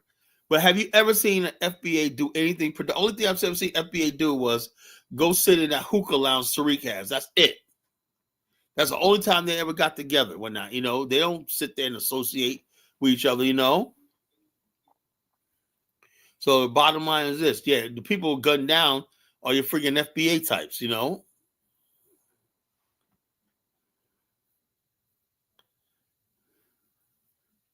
I gotta contribute everything positive because FBA is so negative. FBA is negative, so I gotta contribute everything negative to SBA because all they do is talk about negativity. Everything they talk about is negative.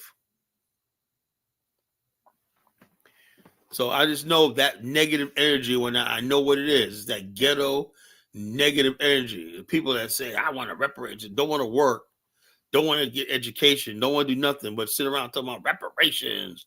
You owe me. The white man owes me, so I'm justified in stealing food, stealing groceries and whatnot. I got to feed my babies and whatnot. I'm entitled and whatnot. Africans should bow to me and whatnot. That's what the FBA is, They're freaking trash.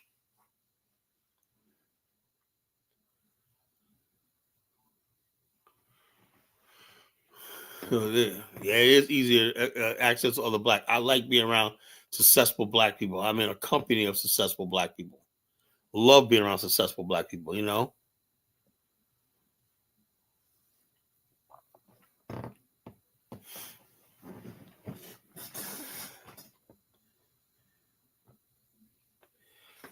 Jamie Crockett, Jasmine Crockett. She's Jasmine Crockett. She basically is a buffoon, but I mean, I can't go too far because she's a female and I'm obligated to support her because she's a black woman. So I can't say a whole lot, man, but it is what it is. The black politics in America has become a friggin' joke, it's become a friggin' joke, so I don't know about Jasmine Crockett. I don't know what she's saying, Well, I'm successful, Rico. I'm successful. And also, when I see black people who are basically, and actually, if they're not successful, then why is that Stephen Hightower is trying to get into West Africa and do business, right? Why is it all the top black businesses in America are trying to get into Africa, signing deals?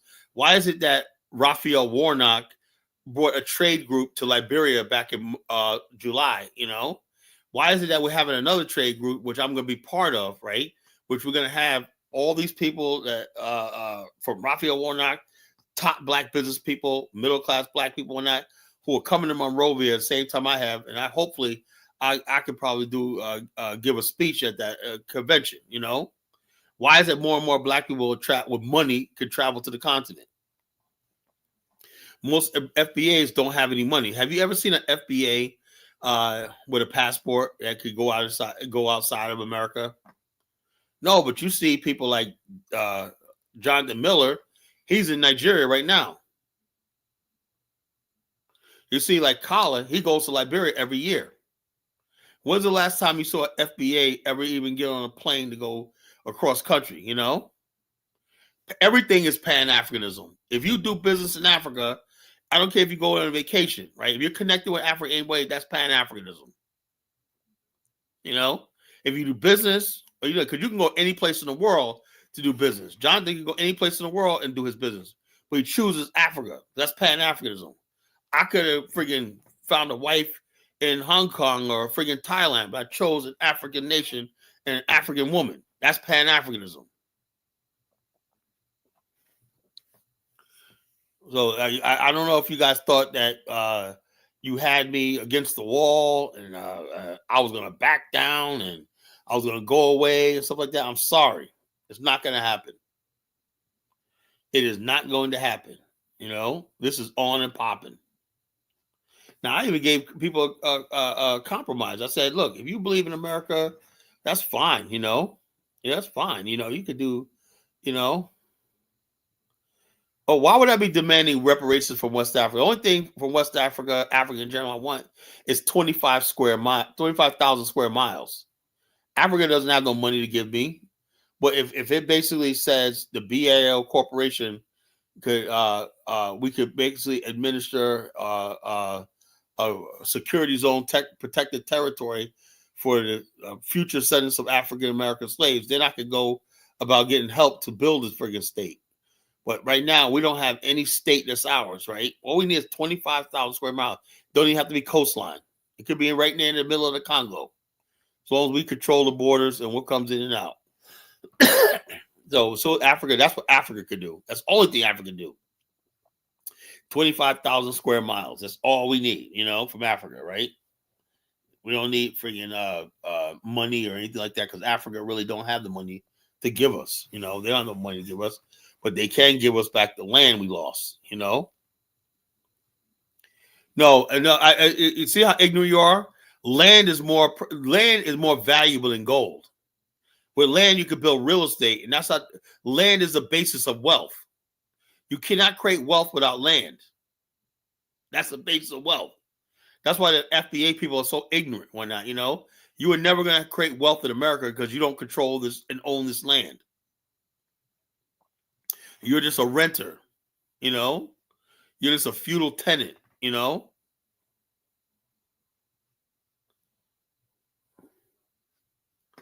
So you cannot basically talk about fucking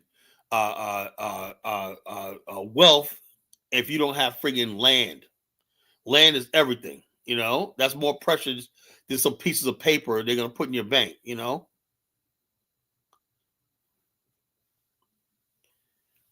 So it is what it is. It is what it is. So if Africans want to do that, maybe not 25,000 square miles in one place. Maybe we could have 500 square miles in this country, another 200 square miles in this country. We could have like 10 different satellites.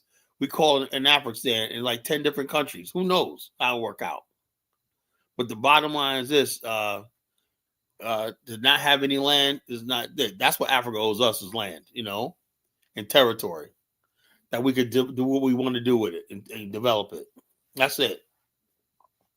I don't want no money from Africa. What the hell do I look like asking Africans for fucking money? I'm trying to put money in Africa, Well, like I'm going to Africa. That's what these people do.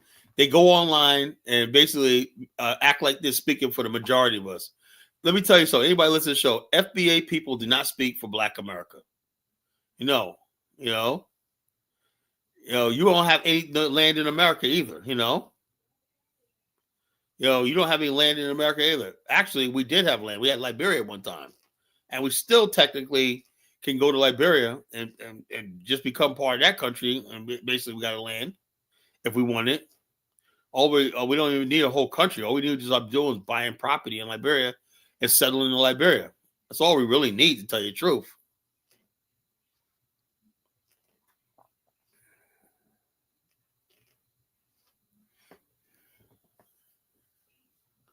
No, land is not going to be offered. It's not to basically be sort of like taken in many ways, basically saying, hey, look, we make our stand. What an African stand means, we make our stand. Once we have chosen land, we make our stand on it. A stand is, and when we say African stands, that means that's where we choose to stand, Yeah,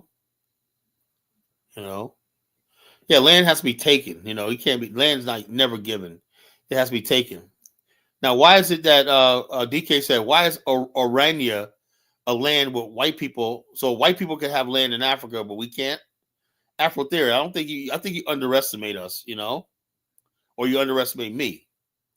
Orania is a thing. Now that they're even trying to succeed Western Cape for white South Africans, So the bottom line is this idea that we can't get land in Africa is a foolish. There's plenty of land in Africa, you know. Look, I had Zambians telling me they wanted to give part of Eastern Zambia, right? I had two parts of Zambia competing with me at one time in 2018, 2019, saying, look, this is where you guys should build a homeland. In eastern part of Zambia on Lake Tanganyika, and the western part of Zambia, which is a Barutsi land, was a conflict territory. And you had some African Americans that went there, you know, just check it out. Because Barutsi land in Western Zambia, it was built back in the 60s. It still got highways and everything that's abandoned.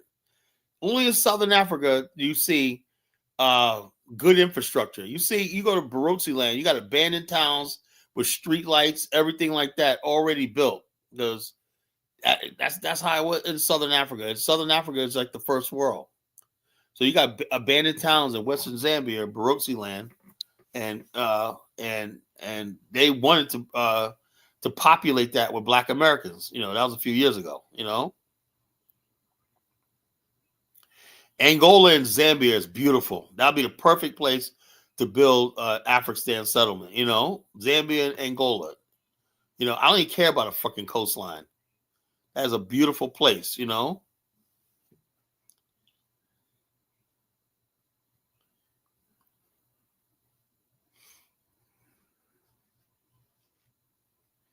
Well, yeah. Well, I don't believe in leasehold. I believe basically if we have land, it's ours. We're not leasing nothing from nobody.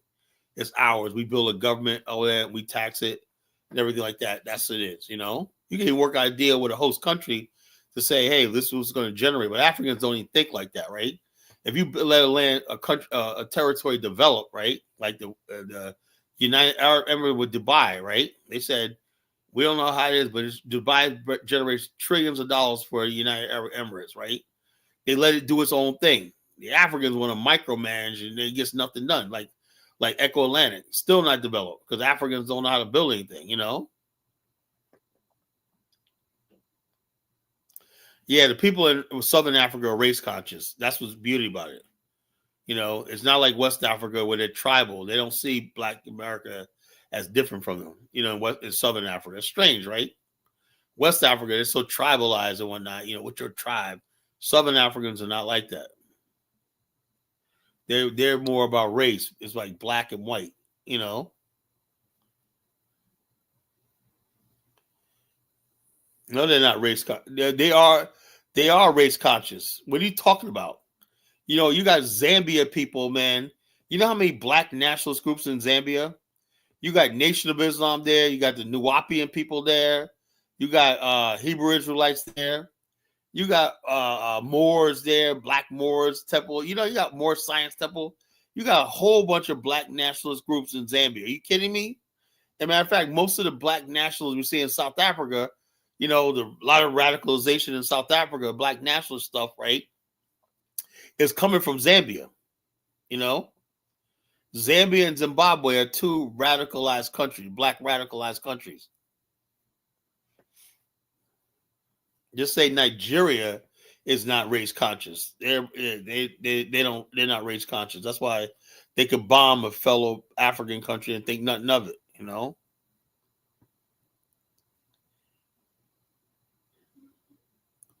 I don't want anything where leaseholds an option. I will not do it. Look, I will not do anything. Well, I won't be a part of it. If the leasehold's there, I'm not a part of it. I think Black America and the diaspora's owed land our own. You know, Africans don't own the African continent, you know. They don't own the African continent. It's all about exploitation, you know, what they can get at because Africans are greedy, you know. I will never do a leasehold. You never do no leasehold with anybody in Africa because the continent is not theirs to lease out, you know. No, it's not leasehold in Liberia. Liberia, I could actually own land in Liberia as a Black American. I could actually own land in Liberia. There's no leasehold in Liberia. We have a deed system. You own property in Liberia. That's the way our ancestors who built Liberia set it up. They kicked those paramount chiefs, all that stuff like that, out of it in the ass and said, "Hell no!" You know, we built the friggin'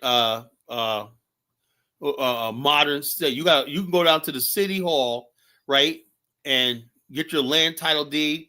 You get a lawyer to make sure that there's no liens on it or something like that.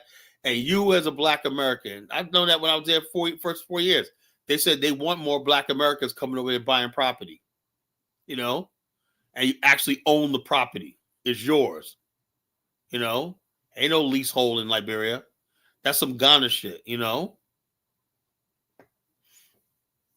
That's other parts of Africa. Liberia is like a real modern. Their economy, their structure is based like on the United States, you know.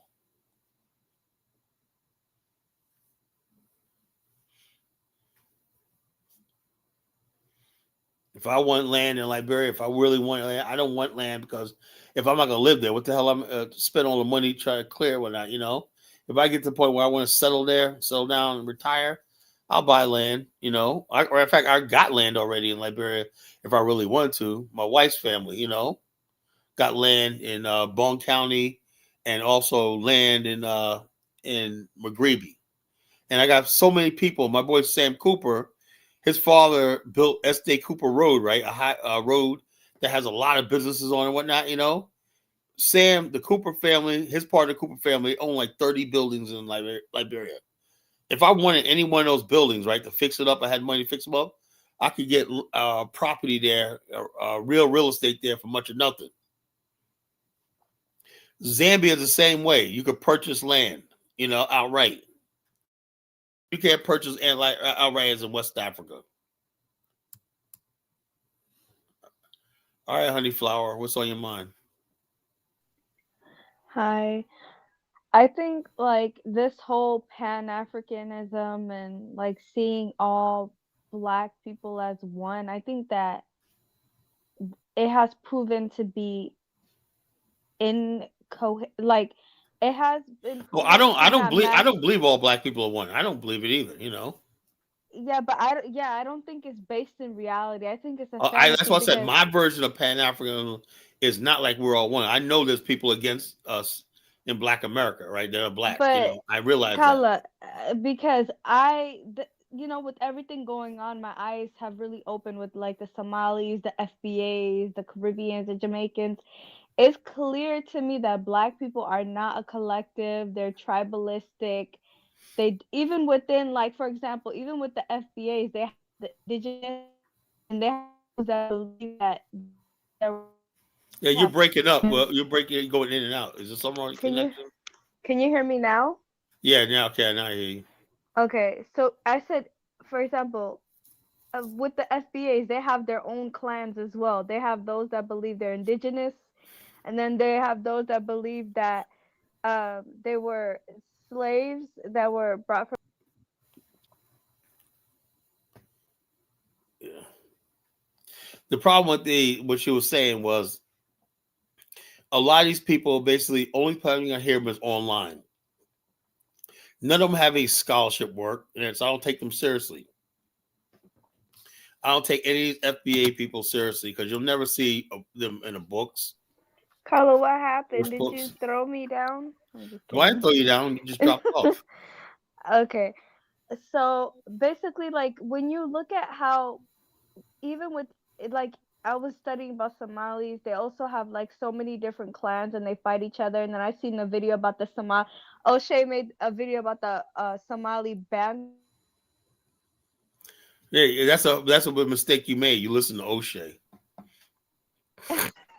No, he's That's the first thing you made a mistake when you said O'Shea. I'm like, okay, well, his that's what I videos. think. That's what your It's issue because is. the algorithm, like it just pushes all this Hey, look, stuff. I be getting algorithm O'Shea too. Do you think I click on his videos, listen to what that idiot got to say? No, He I'm was very showing. careful about what I listen to and stuff like He that. I was don't showing listen to FBA talking points online. He was showing the You know, the only Somali. time I hear anything is when I'm scrolling past TikTok and I can't do the scroll button fast enough. You know, No, Kala. He was the Somali. you're Uh, breaking up again. hold on, wait.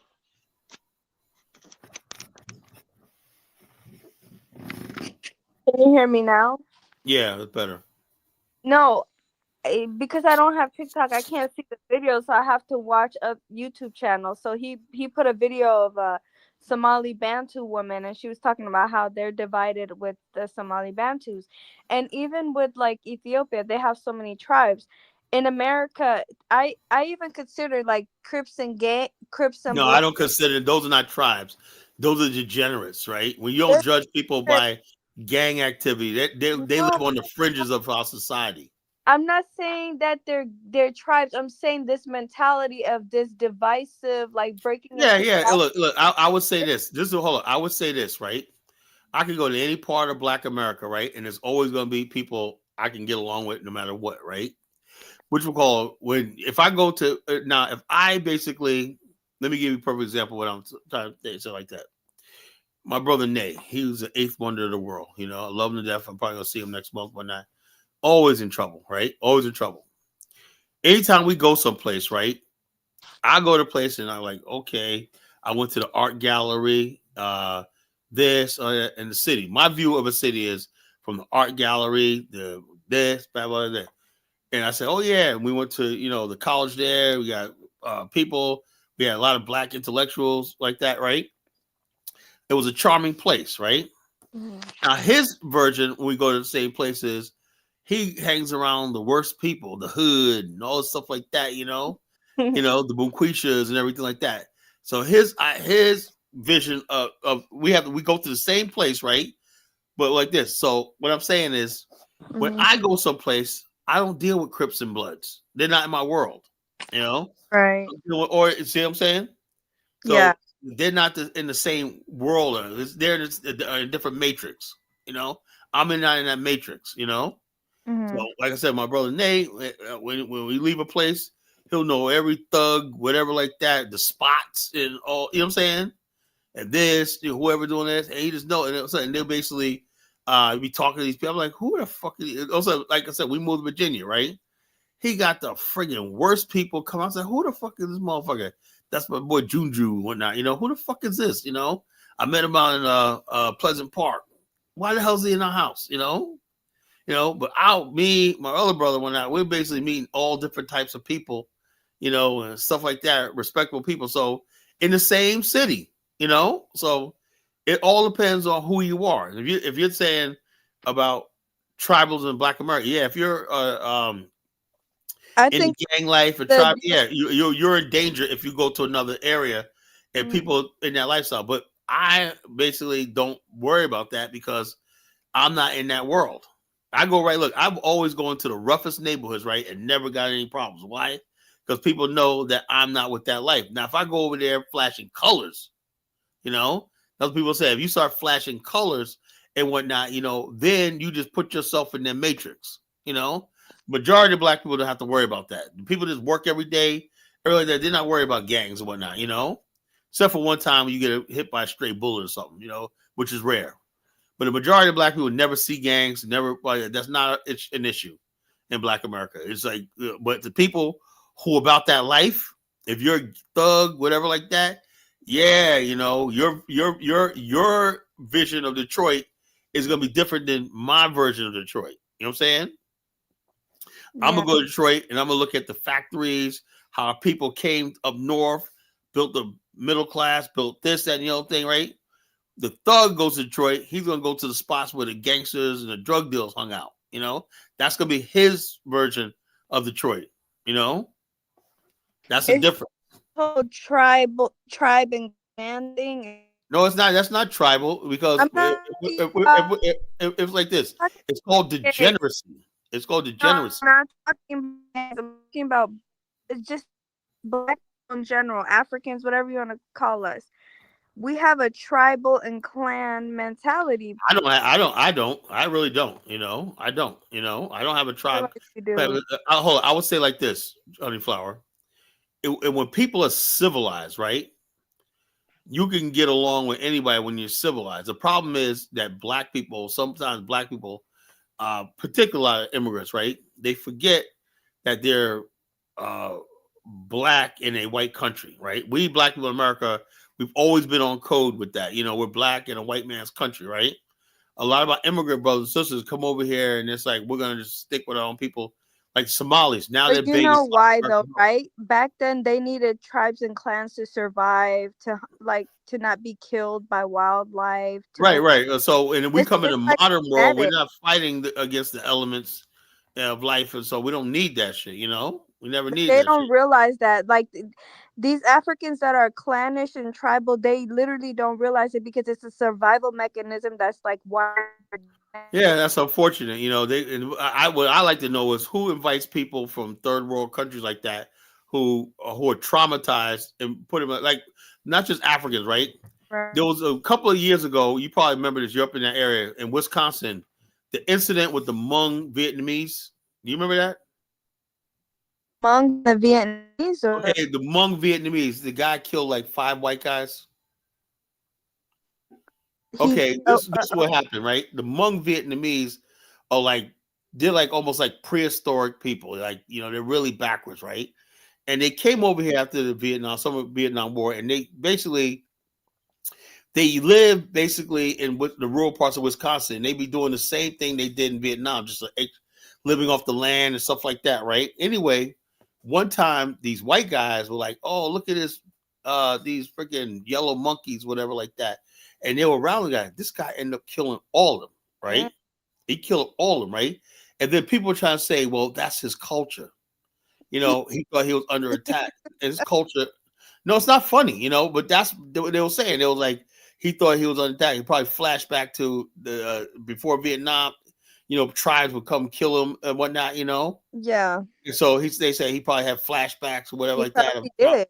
Ancestral DNA Yeah, unlocked. so people start asking, how do you basically bring people over here who's not been accustomed to our civilization and just drop them there? Because these guys just thought they were just having fun, you know, making fun. Yeah, Oh, you know, conflict in the West. they thought they were just gonna have some fun with this Asian guy. You know what I'm saying? And he came and just fucking But killed all of them. You know, they you did. break a honey fly. You're breaking up. You're breaking up. You gotta get a better connection, I sister. said FBA is a tribe now. They've created a Well, I tribe. don't, I don't, I don't know what they are. When I'm saying all I know, is FBA is not Black America. Nobody in Black America knows what that is. You know, it's not. You know, they don't know what that is. And you guys, I think you guys make too much out of these people. They're only on TikTok. They're only online. They're not in real life. Let me get Dark Migo on. Dark Migo, what's on your mind, brother? Yo, what's going on, Kylo? How are you, man? Well, what do you think about the topic? Well, I was going to talk to you about your boy Ross, man. I was like, Ross, I told you Newark was good, man. You got good stuff going on over here. You talking about Ross, oh yeah, Newark, yeah, yeah. You know, I always knew Yeah. I voted for him in 2016. You know, Hmm. when he ran as a vice president. You know, I Now, yeah, voted for because him. now I was going to say, yeah, because I be out here a lot, bro. Like, Newark is really good. Like, I know it got, like, its bad rep, because of all the older stuff, but, like, it's pretty good, man. It's real safe out here, man. It's Yeah, not a that's lot all of we bad need. stuff He's a going on. strong black man. He be in the community when they be doing boxing. They be doing all kinds of Yeah, stuff. bro. You I know. be I be over there. It be fun. Yeah, Yeah, bro. they be doing he's like he's building. He's getting rid of that punk stuff. You know. That's what it is. Yeah. That punk stuff. And plus, you know, I know a lot of them school educators, right? Mhm. What they did was they put clothes washing machines in the school. Kids couldn't wash their clothes at home, Oh, right? that's crazy. Yeah, Yeah, so wow. they put watch said we're gonna solve that problem, and they had midnight basketball. They said side people said they don't want to go home, they don't feel safe, so they kept the school open until midnight. You know, and when they Yup. got safety, when kids, when Ross found out, and a lot of people found out that kids don't want to be around that shit. Bro, yeah, bro, I be trying to tell people, bro, They like don't want to that's be why I around that thank shit. God, People like this, they make it seem like everybody that's the way it is. No, most kids, most black people don't want to be around ghetto ass black people. You know. bro, they don't, bro, they don't. You And it's don't crazy like because ghetto ass like, black. And it's sad that the poor black people got to suffer the most. You know. yeah, man. But it's kind of good though, cause like the poor or whatever black people, like they don't really be on the ghetto shit. Like, it might look ghetto, they might dress ghetto, No, you but got I poor bet you go people. talk to them, they Yeah, gonna tell you you a got whole poor bunch of people that you got know, good sense. They stay out of trouble. They do their thing. They go to church. They go to school and that. yeah. Unfortunately, they got to live around people that that that that don't have no respect for human life. That's so sad. You know that way that they have to share space with people who just act ratchet, ghetto, and violent, and whatnot, and out of control. What's up, Focus Dave?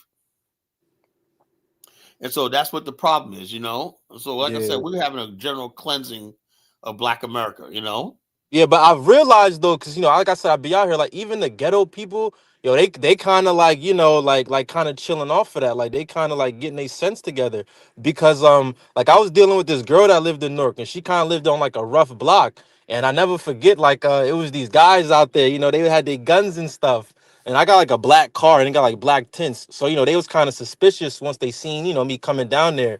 But once I rolled my window and started smiling, they was like, oh, okay, it's another black guy. Let's chill. So I'm like, yeah, they kind of be kind of, lenient if you black. You know what I mean? Like, they not really going to do nothing crazy to you.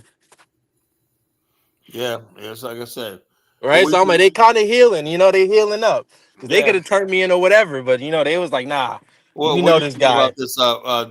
What ideas would you have for Mayor Baraka and his and Monrovia partnership? He's already talking about the police, tourism, and everything like that. Anything else Newark can help Monrovia with? It's funny because you brought up the fact that we got a lot of abandoned steel mills. Like I was literally over there, like literally just looking at all those things. So yeah, we can honestly get a couple factories busting over here, bro. Like it's a lot of rundown factories that need to be built up, and they're getting built up. But it's kind of not. I wouldn't say a slow process, but some of the Jews come over here and buy up a lot of the factories and some of We the should be housing. buying up those factories and whatnot. Right? Yeah, that's what I'm saying. That's why I'm getting my money up, Kyla. I'm getting something. I'm not playing. These Jews be Well, making a lot like of I money said, the down bottom there. line is this: now is the time, man. Now is the time to be able to raise capital. Imagine, because right now all the steel that Africa uses come from overseas, India and other places like that. So just billions of dollars, $100 billion leaves the continent every year because we don't have our own steel production. At least if we had steel production in Newark right there, which the corporation could be partly owned by several Africans, in Nah, yeah. partnership. Can you imagine that shit? No, exactly. Because, like, the thing about it, like, a lot of black people out here have money and businesses, but I've noticed, even, the ghetto people that have their own businesses and storefronts, which I'm pretty proud of, but it's just the fact that, like, it's kind of not geared into, like, I don't know, something that'll be beneficial. Like, it'll be, like, some BS business. So I feel like if, All they we need is big business and enterprise. yeah, like yeah, we kind of got to, I just like the fact that we getting into businesses now. They kind of getting into it, but we Yeah. kind of got to step it up a bit. You know what I'm saying? Not really get into the BS, Look at like you what you said. call a 77 says you can lie to Kala, but Nougat everything ain't shit. What's he talking I about? mean, listen. He can say what he gotta say. I mean, it does look pretty crazy. It does look pretty crazy, but these black people got sense over here compared to, I'd say, the rest of the Americas. So he can say what he want to say. I wouldn't I like say. You know what I'm I saying? like I I like agree. It Patterson. looks pretty fucking crazy. It does. It I does. like Patterson, man. I dropped in Patterson, and it looks like I look at an old picture of Patterson from the 1920s, and now it looks exactly the same. Looks exactly the same, right? Yeah. It'd be like a black and white picture from like the 1920s, and you go there and now and that is everything is exactly the friggin' same. The stuff, Exactly the same.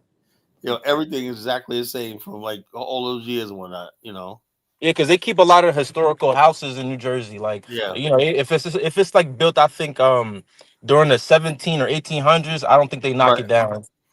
right. They should. And all they do is remodel, like Anacostia in DC. All they did was remodel, put new windows, stuff like that. But the basic shell stays the same. You can remodel a Yeah. house, and everything, model a house from the inside out and everything like that without tearing it down. Nah, yeah, because they got a lot of what you call, aren't they houses made out of brick? That's Right. why too. Yeah, Rico says Charlotte, man. Charlotte, man. Look, there was this one video that I played. I don't want to embarrass Rico Miller, right? This guy put this video out, man. He's like a black conservative. I don't like him, man. He's like a black conservative. But he said this one kid they arrested had 115 charges. 15 years old. They said everything from carjacking to attempted murder, everything. 150. They said when one time they caught him, he stole a cell phone, and in the search engine was capital punishment and killing a police officer. Oh, so he wanted to see how much time he was about to Yeah, get. he was on see what the Constitution. In other words, that tells me that these motherfuckers are really afraid of the death penalty. Yeah, exactly. Yeah. They are Who afraid. who is it? It was some kid. He didn't put because they don't because of his age. They don't release his name. But basically, the problem is, like I said, when you get rid of the death penalty, I don't know why black people do that, right? And these thugs running around, if they feel there's no consequence, I know the one thing they afraid of if they say, you know, something like that guy, those kids in North Carolina that killed that off-duty cop, right? And he's like, "Oh, well, I apologize. I'm sorry." You know, it's too late. And they're like, "Oh, I'm sorry when I killed a cop." Right? He'll try to rob a store, and the guy stepped in, and they shot him, whatever, I like have that. a question. So I It was just like the off duty. I have a question. I just Yeah, researched what you guys were talking about because I didn't know anything about that. About he was saying he wants to build a sister city relationship. How yeah. does that work in terms of like getting the funding to do this stuff? Look, first of all, he's the mayor of Newark, right? Newark has a Yes. Newark has a GDP of $200 billion. So basically, the city got treasury, got money and funds to fund projects, everything like that. All he did was include it in the city budget by By approval from the to you guys? council, you know, in the city budget. Yeah, New And the Jersey is way like it's made. one of the most like richest states in Yeah, which America. well, Jersey's a rich state, and Yeah, you gotta have a lot of money living My here. Newark question GDP is $200 billion a year. is he allowed by law to use Yeah, United yeah, States for Yeah, sure. Yeah, we got. I think we got in the hood. Remember, I don't think you from there, Colin, but there's like a project building that got knocked down, and they're turning that into like a movie studio. So I'm like, yeah, like you can yeah. get your your stuff funded out here. No, in a foreign country. Yeah, which well, look. The bottom line is this: Mm-hmm. there's sister city projects all over the world. You know how many uh, Germans, people of German ancestry, and whatnot, England and whatnot, that have sister city projects. Started with white people. You know, Mm-hmm. they've been having sister city projects with Berlin, Paris, and like for years. Now you can't have sister state. The state you can't do anything, right? But Okay. cities are a different entity. You know, like almost like a private charter. You know, the cities are not constitutionally regulated. You know. So you could do with a Okay. sister city project. You know, look, this the government in Newark, New Jersey, right? This is probably richer and more powerful than the United States was 100 years ago. I'm be trying to tell people, bro. We got the smartest and richest blacks ever. Isn't it Like interesting that do you was I lagging can't in hear there. what you Man. said. said it's that You keep going out. Why don't you cut it about? now? I can't. We cannot hear you at all. You know, But no. I was saying it's interesting. there's something wrong with your connection, No, sister. there's not. I was saying, isn't it interesting the timing of this though? Like, What do you mean? it's just I feel like it symbolizes the need to move things over to. Well, like I said, I've been working on this for years, and a lot of it has to do with the work I've been doing. Because he basically said he'd been to several African countries and whatnot, but Wait, does evidently, he right? know you? Huh? I Did know he- my verbiage of the Association of African American Liberia. I got so many people in the BAIO, right?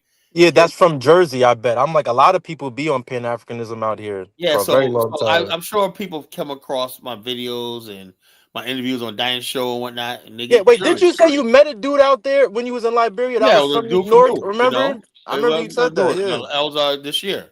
He was like, "Yo, aren't you College Genesis?" You know, he goes, "Oh man," he was like, "Yo, man," he go, "I knew I was gonna see you here, man.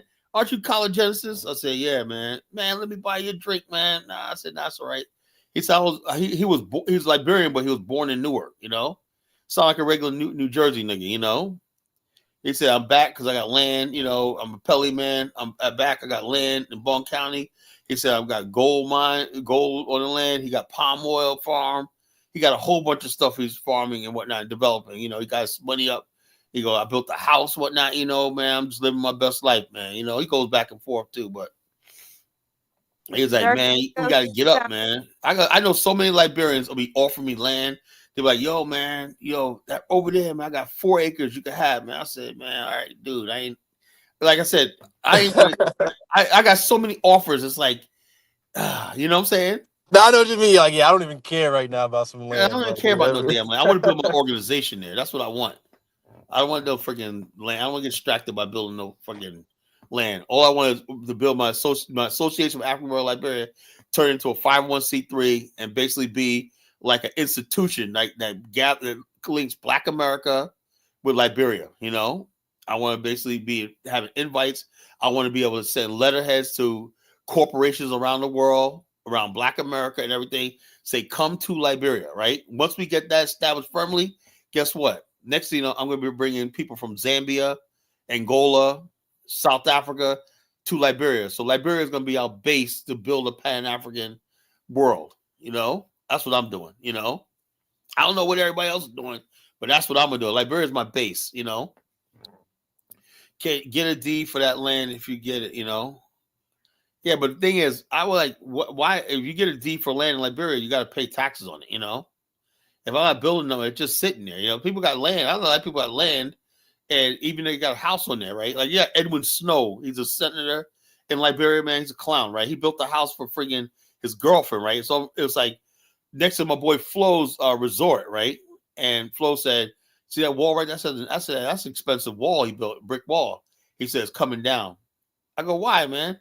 He goes, "It's like 6 inches older than my property." See, Liberia has same property laws as the United States, property law, property lines, and all that. It's built on the United States system, I said, "You're gonna make them tear that wall down for 6 inches?" He goes, "Hell yeah!"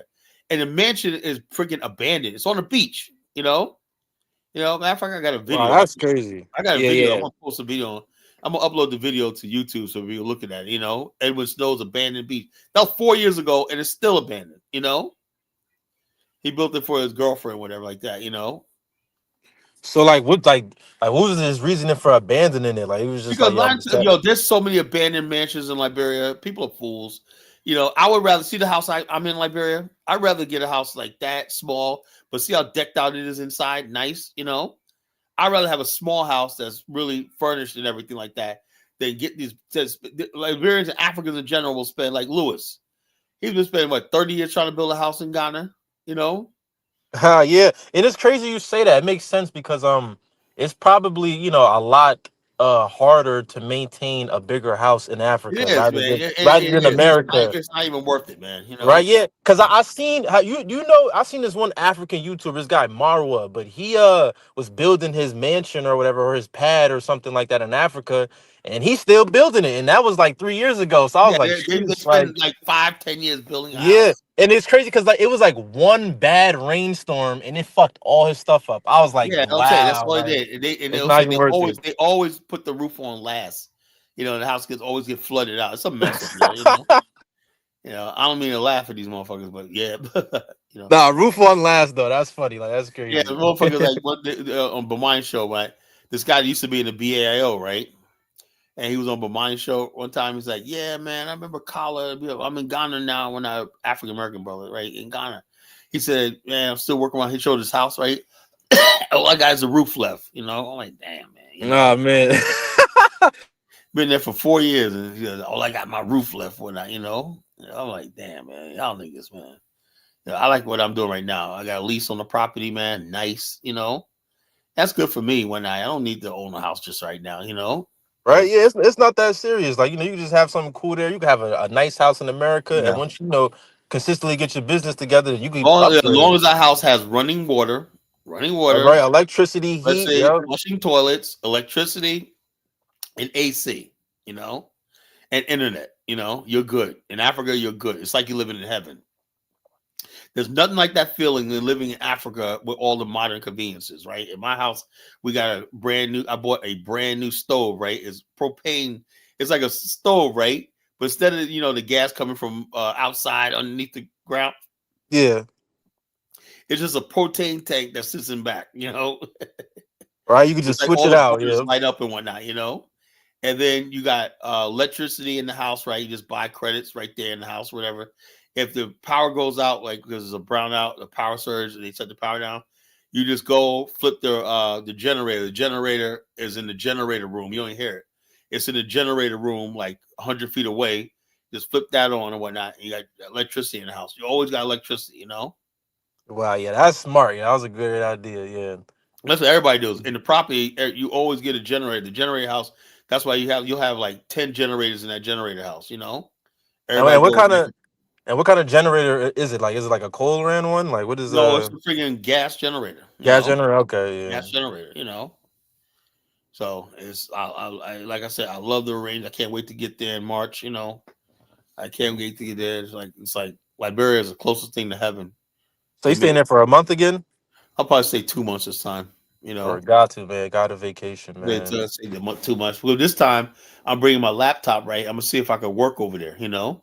Yeah, I remember you said you tried to get on the so you can work from home and stuff like Yeah, that. So you right. get your business out there. If I work right now, I do all my online stuff in my office. So, but I did my continuing education the other day, and they were talking about sections about more and more people working from remote since COVID.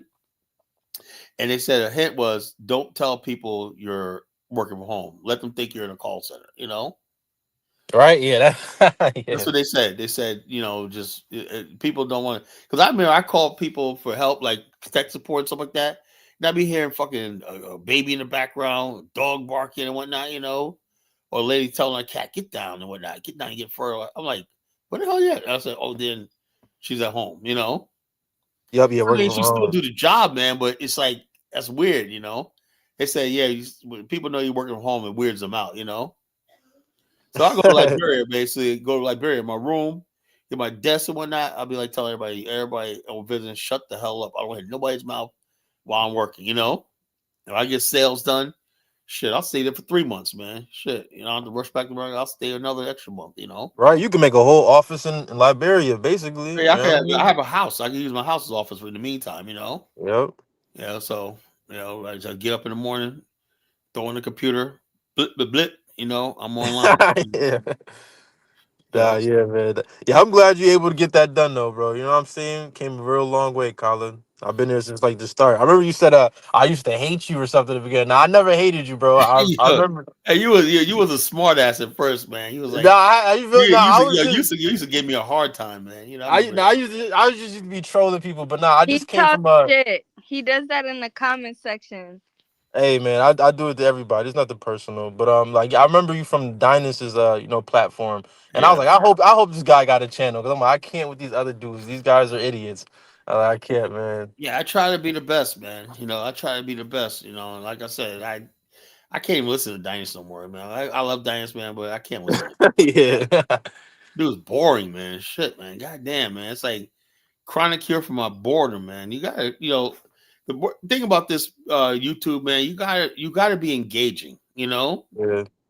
And like I said, I tell stuff how I'm feeling, and I go into a story. People love my stories, you Nah, know. yeah, because they be mad funny. And I know be lying. Because once I went to your your channel and I seen the old videos, I was like, oh yeah, Kylo was really that guy. He was really outside. I was like, all right. Yeah. People gotta stop playing with you, man. Which was the homie said Colin used to come on around the time Moa went to live. I'm like, yeah, I was on Blog Talk Radio. I was on Blog Talk Radio. That was back in 2009, to 2015. That's how I got popular on Blog Talk Radio. Yeah, because I remember you said you made that video about 50 Cent. You was like, yo, man, we tired of this 50 Cent stuff. We got to get our black stuff together. I was like, yeah, Kylo been saying this shit. That was crazy. Yeah. So I've been all the stuff I've been saying for the longest time, man. It's like people think I'm not nobody brand new. Have I modified a little bit over the years? Yeah, but I'm still on the same message. Like Nat Measy comes in here talking about you still on that pan out. Yeah, Nat. I look, I don't see any other alternative, right? FBA, strict FBA is the Bunquisha crowd. That's the Yeah. bootlicking crowd. And I'm saying to myself, I'm looking at all these white supremacists gathering right now. And they growing in strength and everything. We're supposed to just sit back and be. Look, I can't. The idea, what I like about Baraka's move, right? Mhm. This is black power. Yeah. This is black men basically stepping out on our own. We're being on having agency over our life. We're saying, something. We have a Liberia, the country. We're gonna stake our claim in there. But these people want us to be under the hegemony of white people, and white people can't even govern themselves anymore. Look how they let the Somalis come in here and take over. Yeah, that was pretty insane. Yeah. I had to do my research on that. I didn't know about that. Yeah, Charlie Kirk did Malcolm X. Well, I don't know. I wouldn't compare him to Malcolm Yeah, I X. wouldn't compare him like that. Yeah. He's a clown. He was a clown. But they, like I said, that's the best you could do. A fucking college dropout podcaster. Yeah, and that's the thing. Like, I don't even think he was really like a Malcolm X to them. I just think just because he died, they just kind of probably No, want I to think excuse. because anybody who they would say he died for telling the truth. Anybody who says something disparaging about black people is always telling the truth. You ever notice that? Yeah. He, Yeah. he telling the truth or not, you know? So I said, true, how yeah. come he never talks about the white people dying on fentanyl being sold to fentanyl in places like Kentucky and stuff like that? How come he never talked about the white girls wanted a legitimate career among white girls, OnlyFans?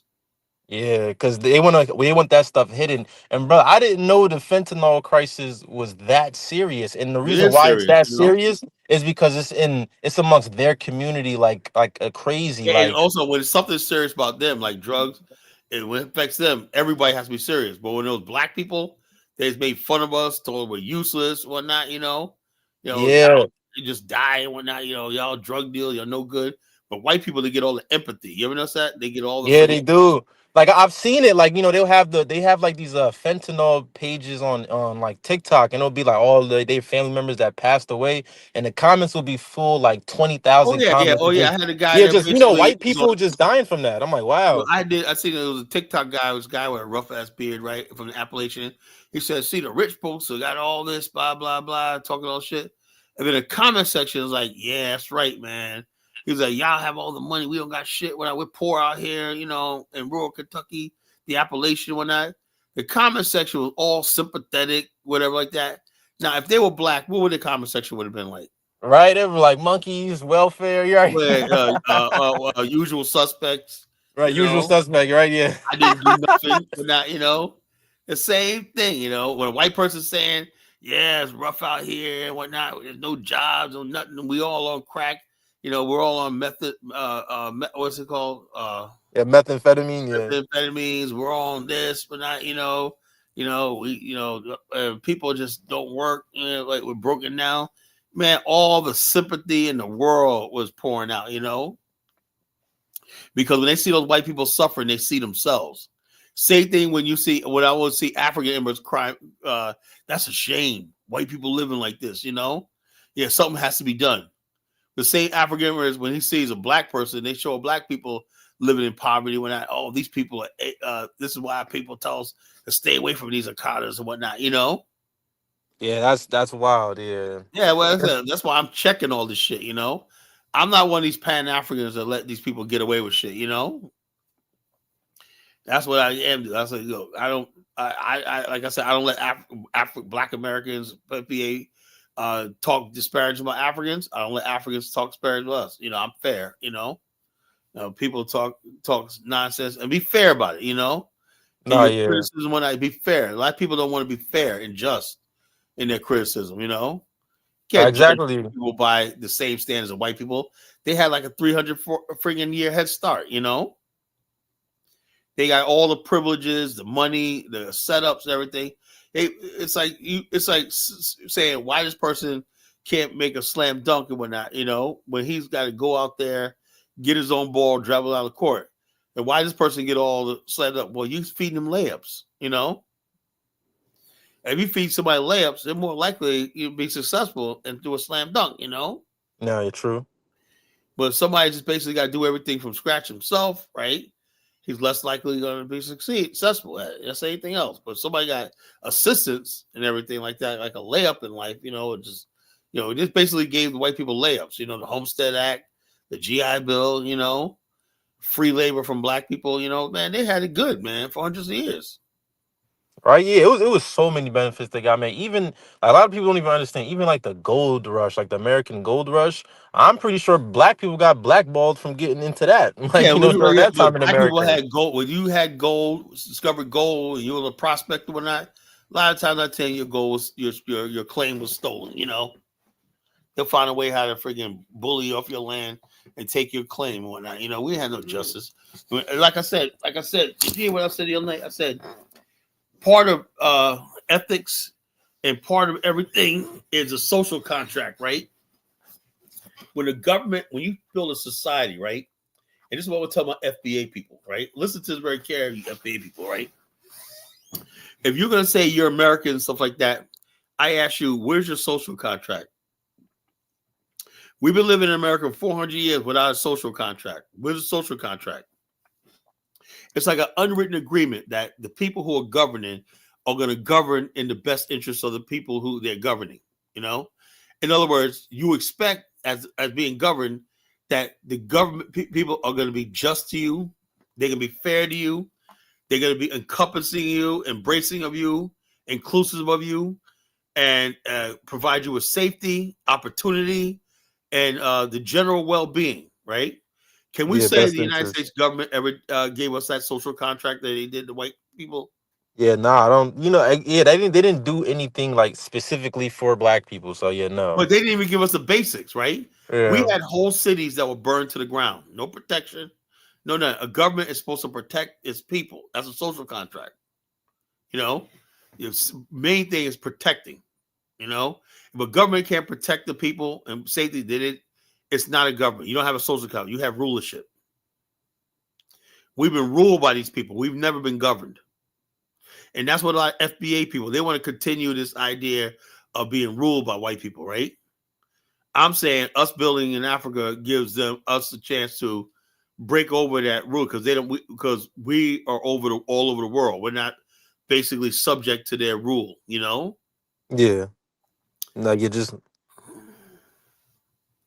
So I tell these FBA people that's why they can't handle me. You know, notice how they go away when they come up here. You know, yeah. I just know people just join the FBA cause because at first it was it because I sounded got good with Tariq and whatnot, but Tariq they said this guy in the chat room talking about Tariq got 2,000 people. I don't care. Have you ever like Honeyflower the other night? Asked me, remember you said this story, Kyle? Sometimes I forget some of the stuff I be saying, I forget, and then I remind, oh yeah, I remember that story, yeah, whatever like that, right? People be telling me about stories I tell all the time from years back. yeah. But tell me anything you can remember Tariq from like even a month ago. Yeah, bro, I don't even, I don't know. I The don't know what those guys got going on, when man. I I think don't know. Tyreek, it's only I just know what he fought Brandon or something. That's the only thing I know, or something like that, right? It's like the only thing I remember. the only my mind when I think about him is about Hey, yo, Honeyfly, is there some way? Are you calling on your phone? wait, you don't hear me? Well, now I do. Whatever you're doing, you keep going in and out. So if Okay. you got a earpiece, get rid of it. An No, earpiece, it's not that. I think it's my charger.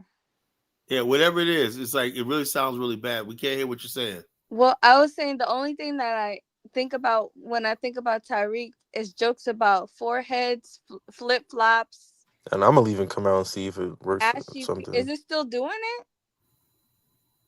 Is it still doing it? Well, it's what you call it? It's I don't know what's that is. Right now, you sound all right. So you can hear me? I can hear you now.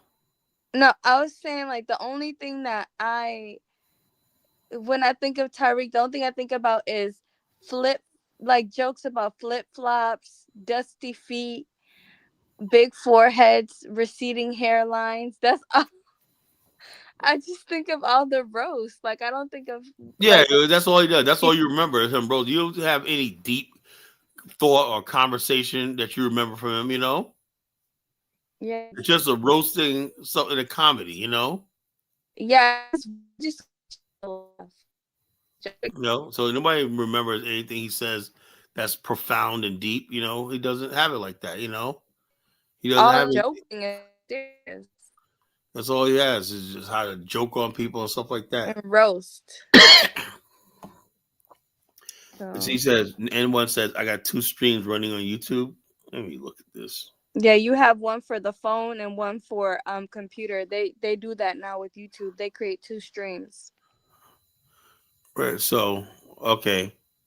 So somebody listening to their phone is going to be on the one, okay, on this one side, and people listening on, okay. So, all right. I have no idea. Yeah, every time I go, there's always a problem. Every time I get ready to do a show. They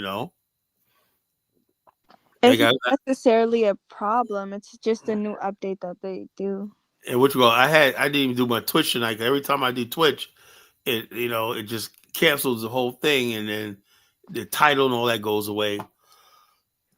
So I didn't even add Twitch on tonight. That's why I don't have any trolls.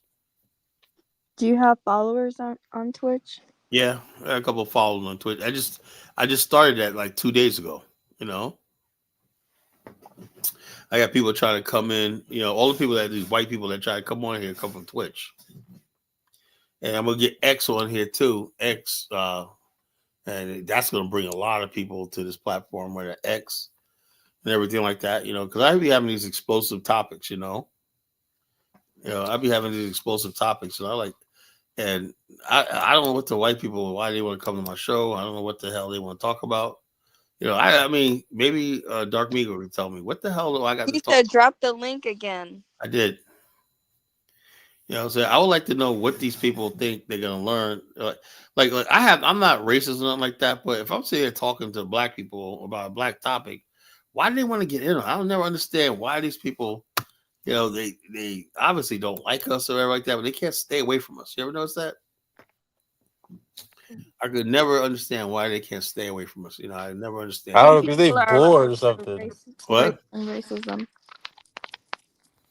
I don't know. I don't why they can't stay away. It's like, dude, I don't want to engage with one guy basically put it in the back chat. Fucking nigger. What am I doing, man? I didn't let him on.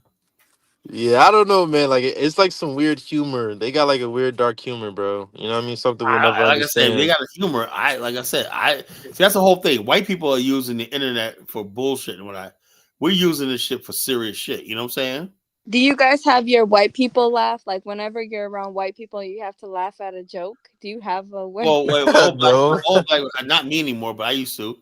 When a white person tells a joke, man, especially a boss, that's that fake laugh. What's that? No, it's like this. I seen a guy. There's one guy, man. I used to work for. He used to always love roll up on brothers and tell the stupidest jokes, right? But since he was a boss, right? Oh yeah, you got a fake laugh at the boss. Yeah, ha Yeah, ha you ha ha think laugh for ha. the boss, How do you laugh, Dark Migo, when You like ha ha ha ha.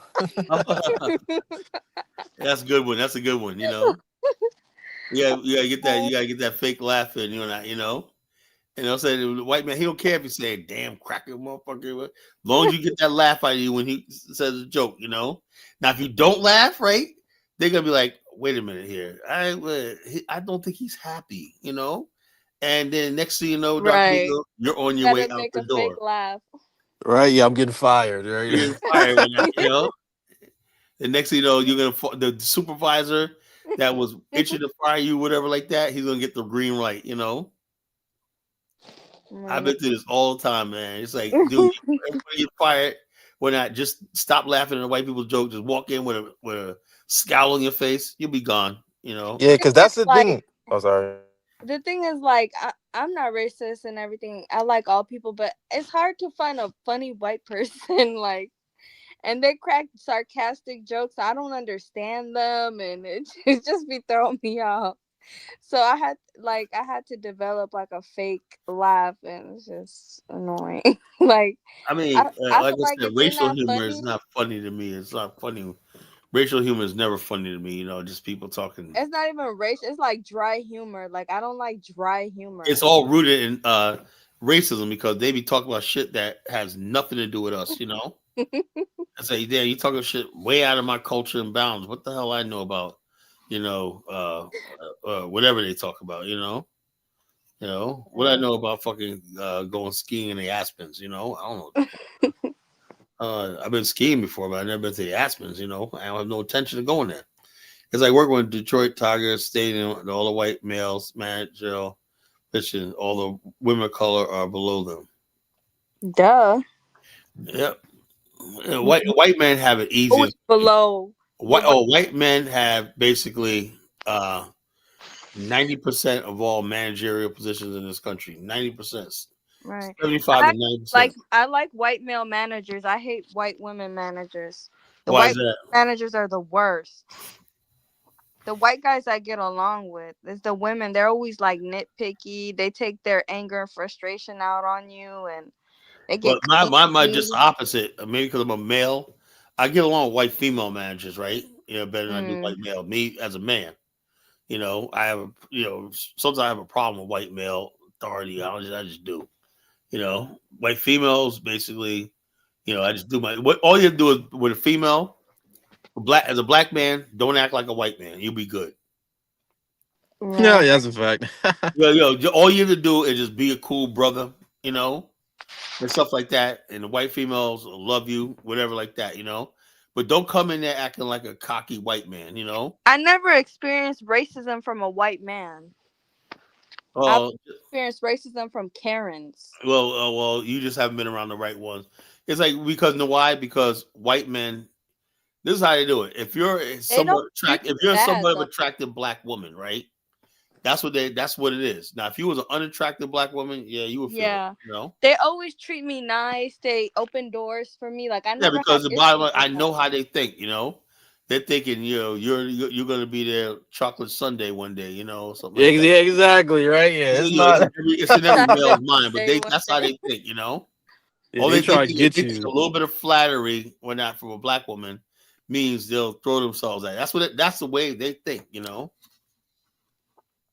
A I mean, white Afro man asked me theory, when I was in high school yes. Hi. with them. Hey, Afro theory. So, what do you think about the topic? I like it. It's interesting.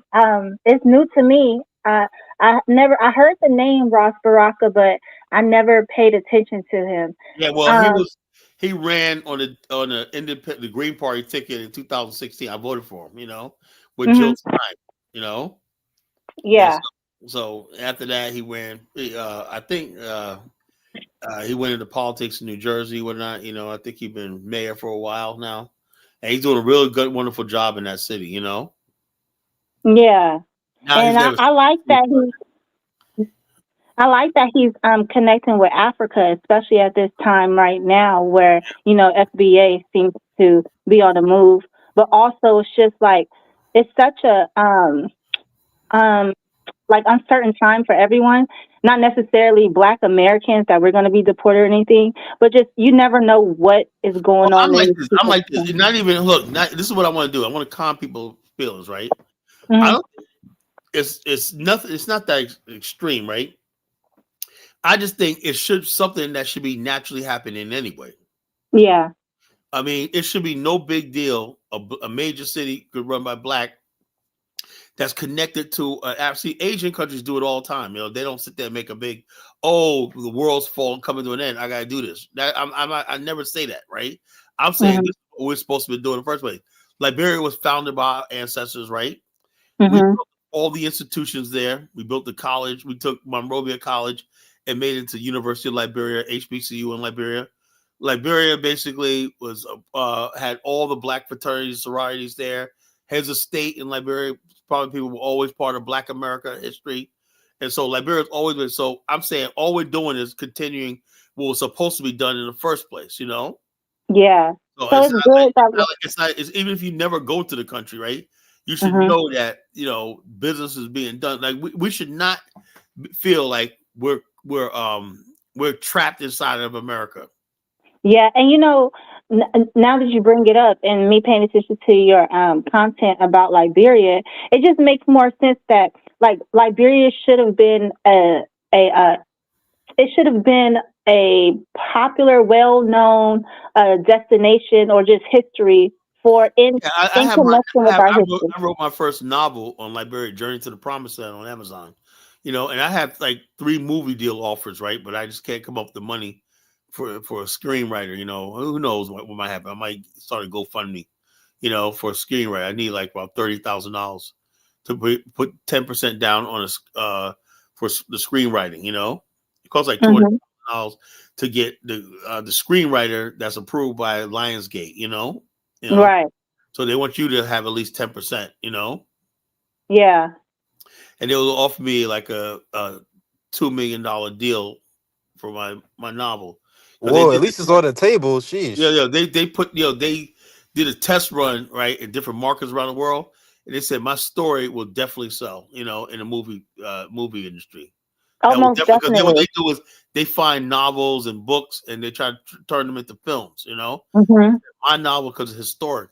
It deals African history, African American history, all that, and it tells a known story about Liberia. Liberia's never had its own story, you know.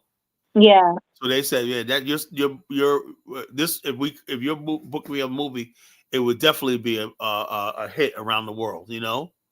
They did the test marketing, you know. So So we'll see what happens in the future. Who knows? Who knows what happens in the future. But I just take it day by day. So people don't want good movies and stuff like that. Black people got to start wanting more, right? If people keep making ratchet movies, well, that's all they're gonna have. But like I said, my novel, right? I had romance in there and everything. You had history, romance, you had chivalry, you had all that shit. You had adventure. It was just a really good. It was like a pilgrimage. You're on the boat for 40 days and 40 nights. They left Charleston, South Carolina, right, for Liberia, right? And Mm-hmm. basically, when they left, they was like nervous. When they pulled out of the port, they were like, "Oh my God, it's real. There's no turning back." And on the ship, first they were divided. I did this with they were divided by class. Like they were in Charleston. By the end of the voyage, they all became one people. So, but end of the voyage, they were all one tribe now. They were the Azor tribe. Can you share the link to the book? I want to purchase it and read it. Okay, Oh, it's on Amazon. It's called Journey to the Promised Land. I don't have my moderators here. I got you. I'm gonna find it and link it. I got you. But what Yeah, is it? just find it on Amazon. Journey to the Promised Land with Dwayne McCullough. And what you call it. Usually Frenchie puts it up in, links it up in there. Okay. So like I said, that book was a masterpiece. I wrote that book back 2014, 11 years ago. 2014. So that just shows you how serious I am about Liberia. Yeah. I'm very serious about Liberia. If anybody want to know who's the man to talk to about Liberia, it's me. Mm-hmm. Yeah, I'm the man to talk to about Liberia because I've been studying the country, and I'm cleaning up a lot of lies people tell about Liberia. A lot of misconceptions and whatnot. Oh, hey, Kyle, it's like a black and white Liberian flag on it, right? Is that one? Yeah. Okay, I'm about to send it.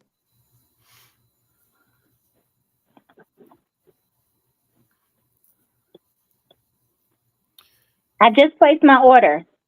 I found it already. Oh, you found it? All right. Yeah. Well, Dark Mingo, you put it in the comment section if somebody else wants to, like that. Mm-hmm. All right. So that's good. Good. I hope you get it. We should get it in a week or two. Tell me, give me a book. I have a book. I paid for a blue book review.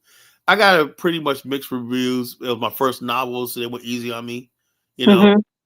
And Blue Ink review, it was like, yeah, he started off engaging. They said some of the things I did in the novel, I should have made characters. Like I said, I have a couple of chapters where I'll just basically explain the history of Liberia, right, outright, and then I Mm-hmm. went back to the story. They said I should have developed that into a storyline of somebody telling the story, Yeah.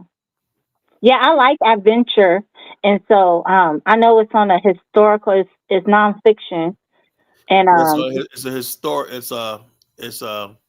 it's a historical fiction, Oh, okay. Yeah, I like. Okay, that's fine. I like but it's based on nonfiction. So I really like that. So Yeah, I'm gonna check it's it a out. true story, but it Yeah. was like a fictionalized version of a historical fiction based on a real event, Yeah. It makes it look a little bit more is it palpable? Yeah. Yeah. So Palatable. all I do is basically spread the knowledge because if you're on Facebook, join the group, the Association of African Americans for Liberia. Dark Migo, are you on Facebook? No, I do not have a Facebook color. I All gotta right. make one. Well, let me see if I can find. Let me see if I can find a link. Yeah,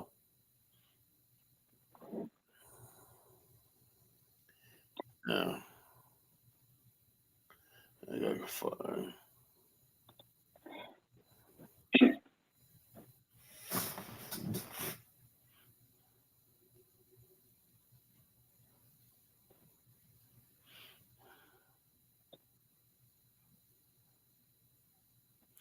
Let me see if I can find this group. Okay. Shortcuts. Let me see. But back to Ras Baraka. I'm interested in finding out what comes of this and what doors it opens. Well, like I said, I would like somebody to keep me informed because I'm not in New Jersey. You Hmm. know, I'm not in New Yeah, I Jersey. got you. I'm here. I'll be at Dork all the time. Yeah, so I need somebody to basically. Let me see. But I'll be like, it makes sense that this is happening because I'm like, there's so many, like African businesses in Newark and then, New Jersey itself. So it Right, makes sense that they're making that connection. right. And it also shows that there's Black people in America, Black Americans who's realizing like, hey, we need to unite with Africa because we may just be on a sinking ship right Yeah, about we now. are. Everybody, people are realizing that more and more. Yeah. People are realizing that more and more. It's obvious. It's obvious. Let me see. Yeah, people are realizing. Okay, I got two shows up. I don't know how that happened. I got two shows running. Okay, I don't know how that happened. All right, I just put the Facebook group link in the chat room. That's the Association of African Americans of Liberia. It's like 2,000 people in there. It's a Facebook group. A lot of people, a lot of Liberians in there.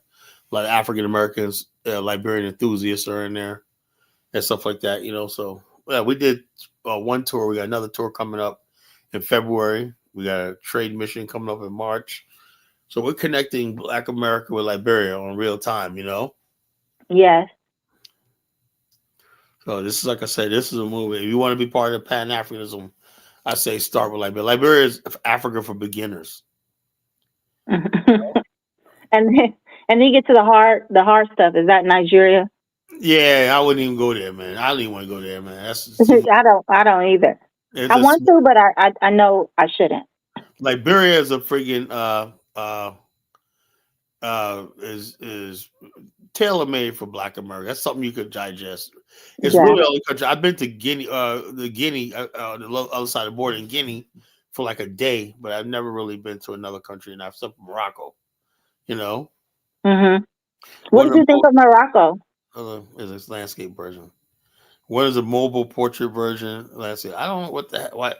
I don't know. I guess you guys know more about this than I do. Mobile. Yeah, the second video that's streaming is very narrow. It's what they're telling you is that that's the mobile version of your live stream.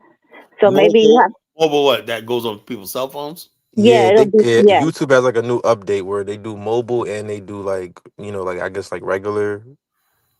So it's like both. You don't gotta like end the other one. Oh, okay. All right. I was like, all right. I don't know. I don't keep up with this stuff, man. Because some people scroll on there's a feature, I don't know how to access it, but you click on lives and then you could just scroll down and you'll just see like all these, it's like kind of like TikTok where you can just see random people going live. Okay. They created a mobile view and on weird thing is, the mobile view, they're not necessarily putting your algorithm or like Right. random people to see it. I don't even know why they did that. That's stupid. It's for TikTok and YouTube to post clips from your show in these formats. Hey, people want to post clips, they can do it all they want. I don't care. Post the videos, build a platform. This platform only gets more popular and more famous and everything like that. But yeah, so I'm gonna play this one video about Liberian development. People are gonna be impressed by this. Share screen. All right. I think I might have played this before. I'm not sure. And open an account. When you're ready to explore the ongoing and recently completed projects that are pushing Liberia toward a brighter future. Roads, water systems, waste management, and more. Hello.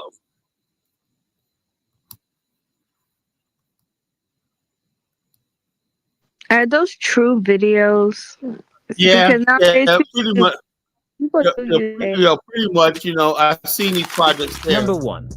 Road This construction. RAI highway RIA is highway. almost complete. One of the That's most right there where I exciting saw it. projects underway in Dude, Liberia is the 2024 was construction like of a dust, new but now they four-lane got some- highway the that will roads connect being Monrovia, paved, man. the That's capital now some city, cool to rides to the Roberts airport. International Airport, That's a RIA. road that takes you to This the airport, project you know? isn't just about resurfacing an old road, it's a complete upgrade of a But it's not crucial getting to that access level route. yet. See, that's By not transforming real. this road into a This modern is highway, animation, you know? Liberia hopes to reduce traffic congestion That's in why I and love it around right there, Monrovia, you know? while also making the airport more accessible for both locals and international visitors.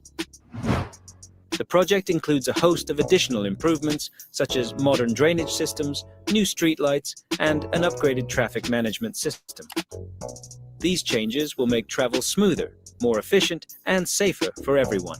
Once finished in 2024, this highway will not only improve transportation, but also boost business and tourism in Liberia, making the country more attractive to investors and travelers alike. As we move forward, let's take a look at another important road project aimed at enhancing regional connectivity in Liberia.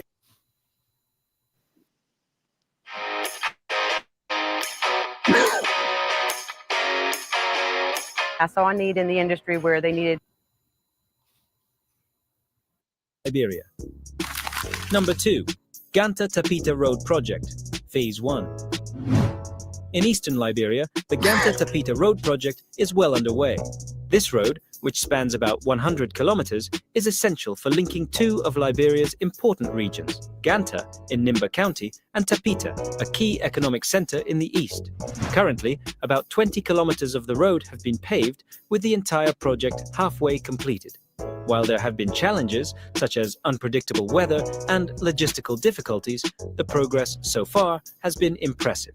This road will make transportation between these two regions much easier and more efficient, helping boost trade and economic activity. It will also improve access to essential services like education and healthcare, benefiting people in both rural and urban areas. This project reflects the government's commitment to connecting the country's various regions, bringing more opportunities to remote areas. Number 3. Lofa Road Rehabilitation. In Liberia's Lofa County, the rehabilitation of the road between Gabanga and Salayea is progressing rapidly, with 75% of the work already completed. This road stretches 49 kilometers and plays a crucial role in improving transportation across Liberia's northwestern region. Lofa County, known for its vast natural resources and diverse population, has long suffered from poor infrastructure, but this project is changing that. The improved road will make it easier for people to travel for business, education, and healthcare, and it will also connect the region to the rest of the country, fostering greater national unity. With this project nearing completion, the residents of Lofa County are set to benefit from faster and safer travel, which will contribute to economic growth in the area. Now that we've seen how Liberia is improving its transportation system, let's shift our focus to efforts to improve water and sanitation services in the country.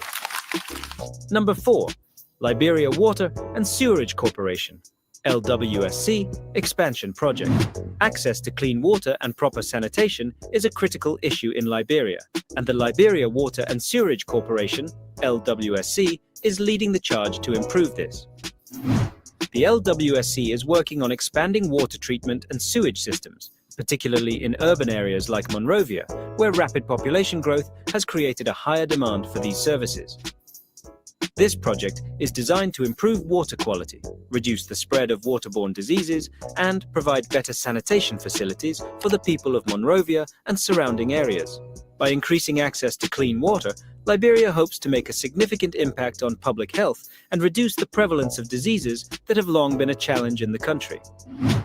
The expansion of the water and sewerage systems is part of Liberia's broader goal of ensuring universal access to clean water by 2030. This project will lay the foundation for better health outcomes in the country and contribute to its overall development.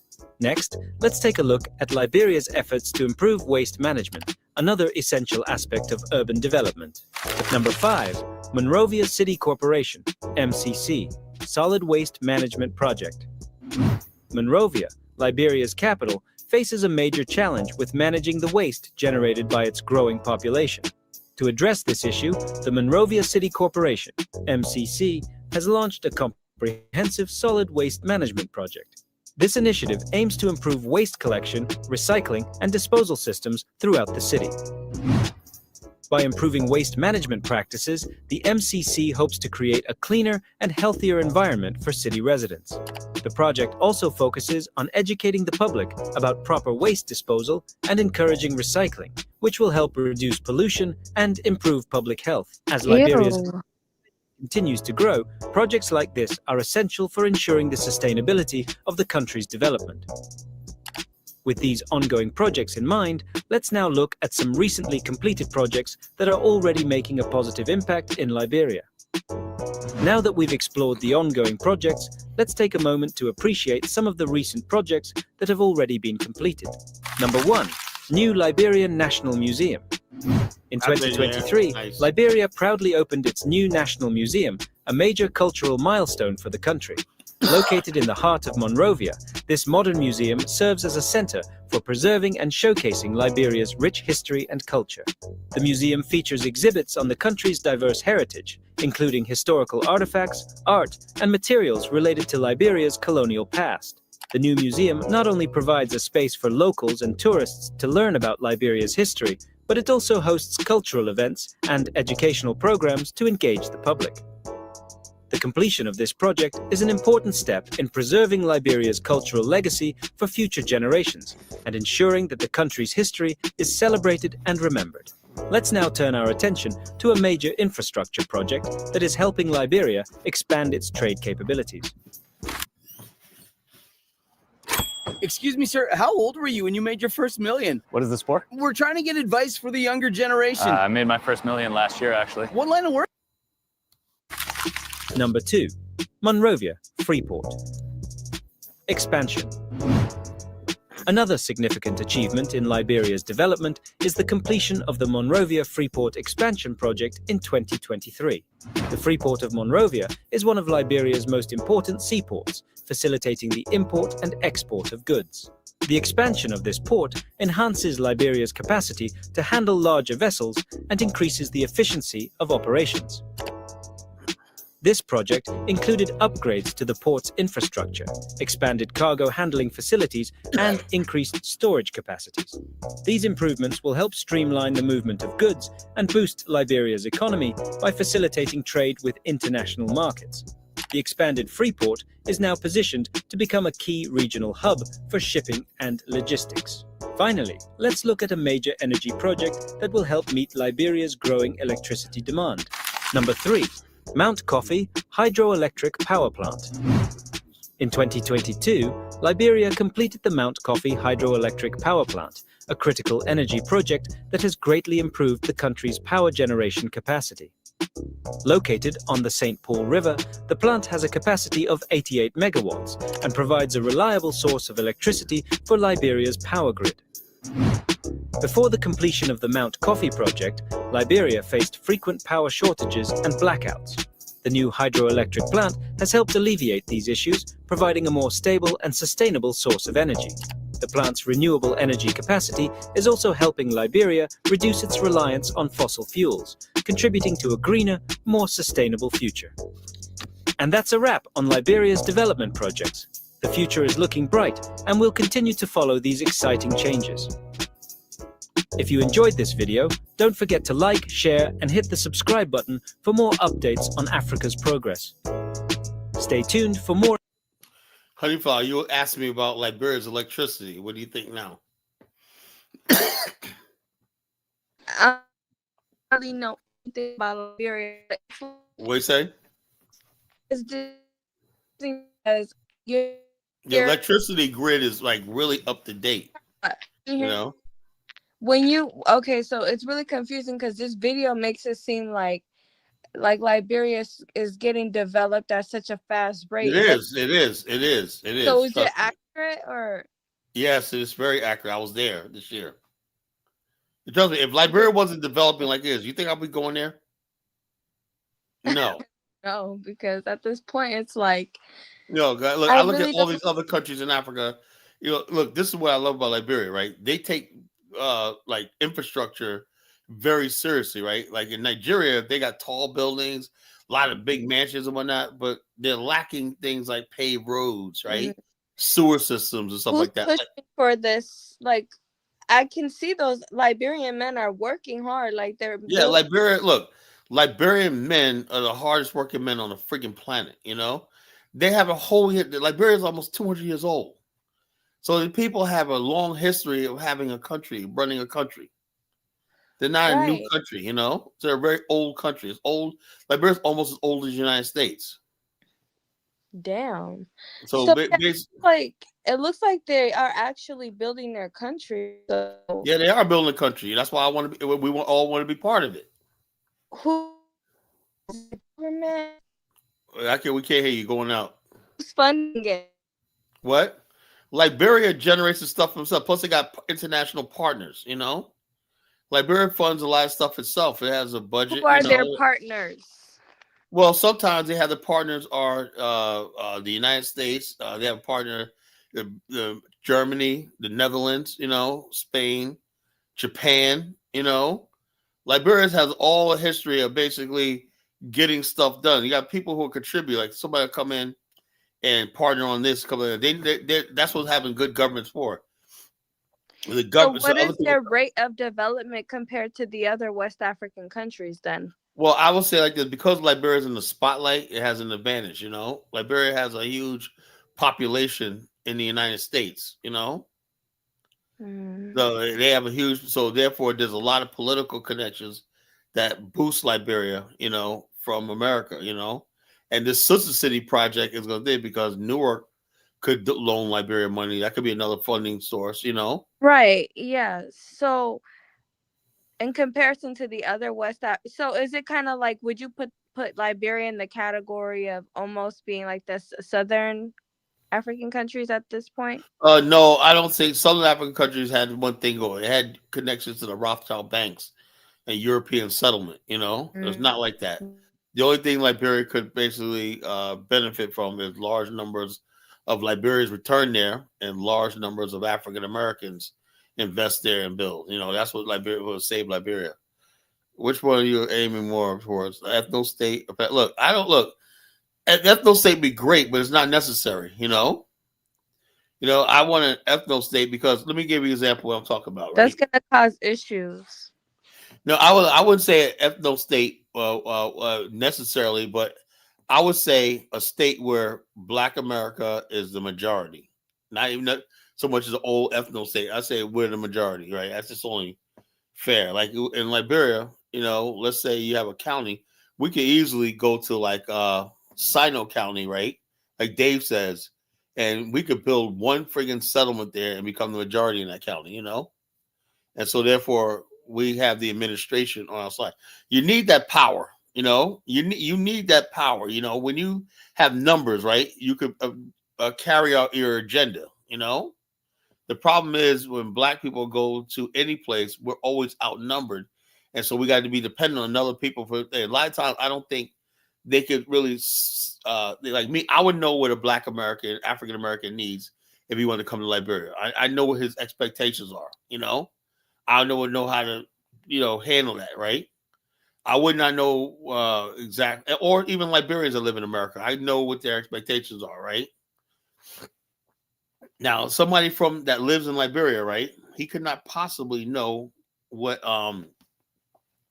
would take to make an African American happy. He could have an idea, but they have no idea. You know, what we have certain expectations from the government, because a lot of times they tolerate a lot of stuff that we turn a side eye to over there. You know, like somebody had this college in Yeka, man. Early last year when I was there, man, I was looking on YouTube, man. He threatened the president. He said, "Buckeye, you're gonna feel my cutlass." This is insane. He's a congressman. He said, "What? You're gonna kill my who?" He said, you're gonna feel my cutlass." What does that mean? You know, a machete. Oh, he said that to the president Because they took his he went to go get his credit. Like they have this thing, these vouchers for free gas, all stuff like that. And Buckeye, they suspended it, right, for whatever reason, and they wouldn't let him do it. And he said, "Buckeye, he's after me, whatnot. You know, he's gonna feel my cutlass." You know, and I'm saying to myself, you know, and me personally, I'm like this. If I have the power, right, I'm gonna arrest that dude, and try him for treason. But in their country, they tolerate that stuff. It's like saying you're gonna kill somebody is like normal. So I'm saying African Americans cannot live Right. in There's that no situation. treason or arrest this man or none of that. We have expectation. You heard what he said? You got people out there in certain parts of Africa be talking genocide talk. How do you think the massacre happened in Rwanda? Yeah. Hutu It and happened by Tutsi. somebody was on a radio Because talk black show. lives don't matter, Kala. Yeah, but the bottom line, it matters to me. That's why I said I would never put my people in danger by that. It has to be a situation. If we're going over there, But we have our this own goes back to what security. I was saying earlier, Kala. The African mindset with the tribes and the clans, Yeah. it's Well, too it's not deep. even, it's something, it's not even that. It's the fact that, like, I was on the Afro Spear last night with Zongo, right? It's a survival mechanism. You know the group they kicked you out of? I was on there with Zongo. Wait, what why did they oh, because they was I have in no idea. Somebody said we kicked Frenchie stuff they kicked you out. When I don't know. I didn't know you was in there. You were there when I wasn't there. I just got in there. Well, anyway, I was there, but I never opened it up until recently. It was because of what was going on over here, I guess. Well, okay, that's what it was. Okay, so anyway, I was talking to Zongo last night. He said, "Kala, would you go to Africa and bow to?" I said, "I'm not bowing to nobody." And bow to who? It wasn't a chief, whatever, like that to get last. I don't give a damn. Land is not that important. I'm not bowing away. And then who was it? One of those people said, Kala, Nigeria First in the chat room said, he was in there talking about, Kala, if you went to Edo State and show that disrespect, they'll cut you up. I said, that's why I'll never go there. That's crazy. That's so I'm like this. If I ever have when I say Afghanistan, that simply means an area where we stand. That means we have our own militia. Main thing is having our own militia. Yeah, you're gonna have to defend yourself then. Yeah, to be a stand. That means be able to defend yourself. That's all. Now, whether it's a village, whether it's a township, whether it's an enclave, whatever like that, as long as we're standing, and standing strong, So so it does not have to be an ethno state, as long as we control it and we have protection and refuge. That's all. That's all, So it has nothing to do with, that we necessarily need a fucking full-blown government. I never said that shit. We could just basically have a province, or So state. like in the video, I did see like they were throwing. It looks like they were throwing their trash just anywhere. But they're working on waste management. Oh yeah, they are working with. I would hope the city of Newark. I'm gonna put a suggestion out there that the city of Newark. No, but Kala, when you Oh, you're breaking up. What you say? area, where did you throw your trash? We had garbage cans. cans. And who hauled them away? Well, hold on. We have garbage pickup, whatnot. People got pickup. The city picks it up, whatever, like that. At certain time, and a lot of times we have things where we burn the trash and stuff like that. One thing about Liberia, whatnot, except for certain places where people live at, it never has trash. It's always the only place that you have trash is at the markets. Those filthy markets that they be like this. You get rid of the markets, well, now you get rid of the trash. Those are so embarrassing. Like all of Africa has those filthy markets where they throw trash everywhere. Right. So Paul Kagame got rid of them, and also he has a trash pickup day. They started to do that in Liberia too. Have a voluntary trash pickup day. Like the last week I was there in March. Yeah, all these people with the the shirt you wear when you're walking outside, the fluorescent shirt where traffic can see you at, and they were out there doing cleanup. It was a Sunday. They were doing cleanup, with bags and stuff like that, and they're hauling it away when they're cleaning up the neighborhoods. So they're doing that all across Monrovia. People are cleaning up. They're like participating voluntarily. I met the mayor of Monrovia. Why do you think? I think it's because Africans can't grasp the concept. No, Liberia has a freaking history. When our ancestors went to Liberia, they were very clean. Liberia. I'm talking about in general because this is a common theme where even in India, they just throw their trash anywhere. India is way dirty in Africa. Yeah, it's very dirty. It's the dirtiest place on earth. a part of their dirtiness comes from their belief system too, like where poop is venerated, and it's just a lot of stuff going Yeah, on. yeah, But they believe a cow poops. cow That's like a poop, blessing and whatnot, something like that, that's their downfall is their belief system, and when it comes to the purity, and it's just not there with them. But I've noticed with like African countries, they have this thing where they'll just throw trash. It's like an out of sight, out of mind Yeah, thing. I've seen it. I even seen it in Liberia, like, they're Be- like, having a big party, everything like that, and all of a sudden, well, they clean up the trash. The next thing you know, over there, the trash like, don't somebody gonna come pick that shit up? It's piled up. When I said somebody will deal with it eventually, I'm like, God damn, It's like, so like, yeah. what kind of mentality is that? That's just Well, the bottom line, that's why you need, when you build a city, the first thing you do is, the most important thing in a system in a city is your sanitation system, your sewer system, your transportation system. All these things are necessary. Right? Africa's, unfortunately, sanitation is not a priority in a lot of countries. It's now they're trying to do it, but cleanliness is now close. Japan, their countries are so clean you can fry an egg on the ground and eat it. Khaled, there's a video. I didn't get to watch it, but it pulled up on my algorithm called "Why is Africa So Dirty?" Did you see it? No. Play it if you'd like. No, I don't want to do that. It'll put you in a bad mood, right? Yeah, it'll really upset me. No, I don't want to do I that. know that stuff I don't put want to do that. bad mood. Yeah, well, like I said, and this, gets me is these are the same Africans be coming over here talking about. I don't like Black Americans. I was like, I don't understand. Maybe you're an African. You understand? How do you come from a country filthy and whatnot? Talk about you feel like you're better than Black America. How was that? I don't get it. I think it's delusion. It has to be. It's got to be some mental illness. You coming It from? is a mental illness. You come from. How do you feel like you're better than somebody who comes from a clean first world country? How the hell I'm is not that? one of those Africans. Like, I have like, I don't know. I have a deeper level of thought. Like, I'm not gonna shit on somebody that. But they go out of their way to get on TikTok. I was told that Black America is this. I don't like Black Americans. Blah blah. I'm like, okay, why'd you have to get on TikTok and say that? So you got Africans over there. Also, you look at the background, shit, piss, trash all the place. About, let me tell you something about the Black American. I'm like,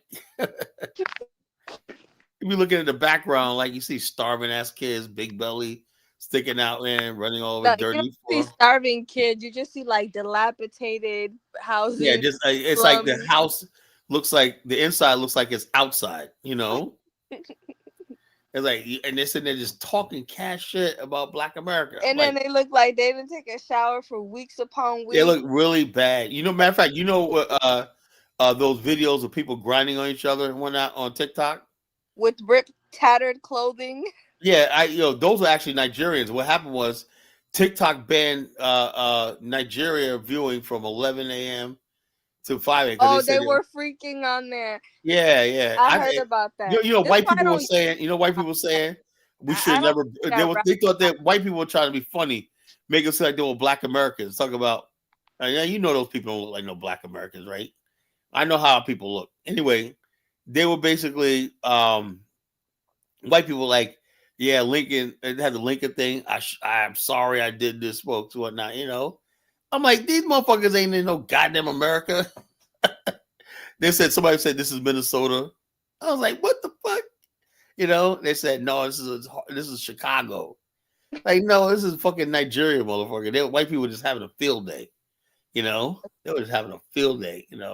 And TikTok, that place is degenerate. But you can get like roses and shit, and that's how you get paid. I guess they're doing. I think it's like porn, basically. Yeah. What you call when you do lives over there and whatnot, and you get roses and views and whatnot. And let's say you only make $100 a month. You're rich.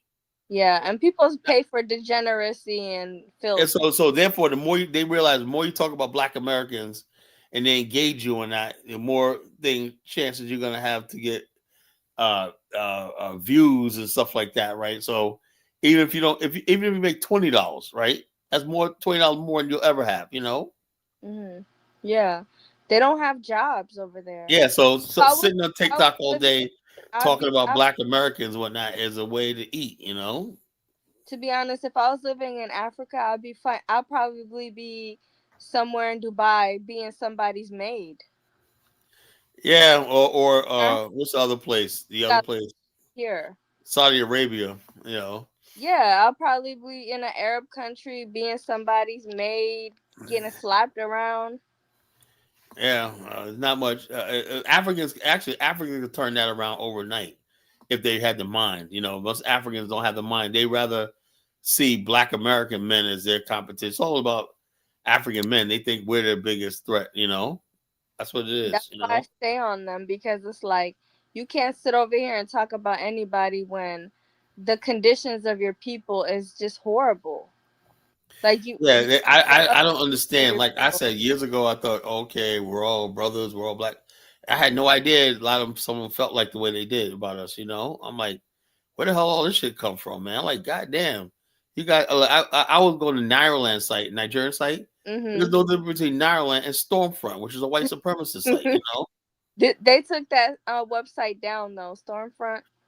Yeah. Up? What you go? But Stormfront was up. You know, you don't need Stormfront anymore. You just go to Nigerian. You know. No, you And could now just you got go to now you got any. white You could go supremacists. to what's that guy named Mark Walsh? There's so many different people like Yeah, that. which go now hold now a lot a lot of white supremacists hang out on many African websites and social media groups. Really? Oh yeah, white supremacists love egging Africans on and whatnot, The and only basically, person I've seen that has like that kind of race is like Afrodamus chat. yeah, Afrodamus thinks he's gonna get the call from like a And some turning point or somebody. He don't understand something about white people, right? White people will embrace a Mexican, a Japanese, a Chinese, because even though they're people of color, they see them as their peer. You know, close that.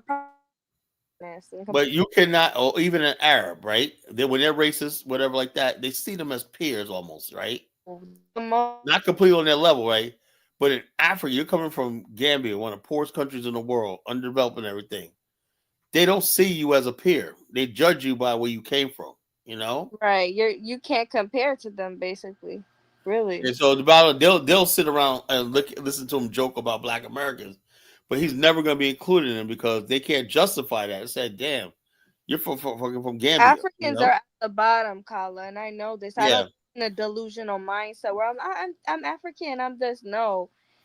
Our countries are shitholes. So yeah. Donald Trump reiterated. He said that again. he spoke the truth. Shit. You know, but he said it again Right. the other day. He said it again. Yeah, He because said, he doesn't respect it. Like he's disgusted by it. "Yeah." He Like said, I don't know if it was you or someone. Donald Trump respects power. He respects countries "Yeah." that He respects people who like Japan, people who did yeah. what they had to do to become because they got pride and whatnot. You know, they did with the hard work. Africans basically just they don't have any respect for themselves and whatnot. And so basically, Donald Trump ain't gonna respect you. A lot of Africans want respect absent achievement. You know, there's a Kala, how dare he like when Donald Trump didn't know who the president of Namibia was. You know, how you yeah. gonna say Japan don't have a spine? Japan. Let me show. Since we just had the anniversary of Pearl Harbor, he said Japan don't have a spine. Let me show you. Let me show this full video. How long is it gonna be though? No, just a couple minutes, right? It's a couple Yeah, minutes. play a short. I'm gonna put Japan bomb Pearl Harbor. I'm sure what the Japanese did. You That know, no, I'm not looking at that. I'm no, looking I'm gonna show you. I'm gonna at show you. I'm just gonna show you the Japanese military formation. The Japanese military formation. You know how Japan has Mitsubishi and all these other places, or not. You know, and Hitachi. You know, they built their own air you fleet for gotta themselves. love your people. That's what the black man lacks. Is he doesn't love his Japan loves them. So Japanese love their people, love their race. Yeah, you gotta love your people. That's what makes you do better. It's like when you don't care about your people, you don't care if they're in slums. You don't care how dirty their water Right. is. You know what I'm saying? Yeah. So, So that's why I said so that's we what can't the just Africans are talk about lacking. other races and talk about racism. At least they love their people. All Shit. right. This is only 2 minutes. I'll tell you deal with this.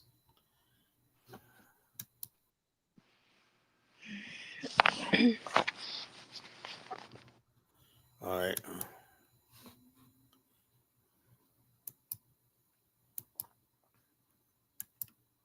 Carla, where your other friends at? It's just me I today. know. I don't know where You they see at. my loyalty?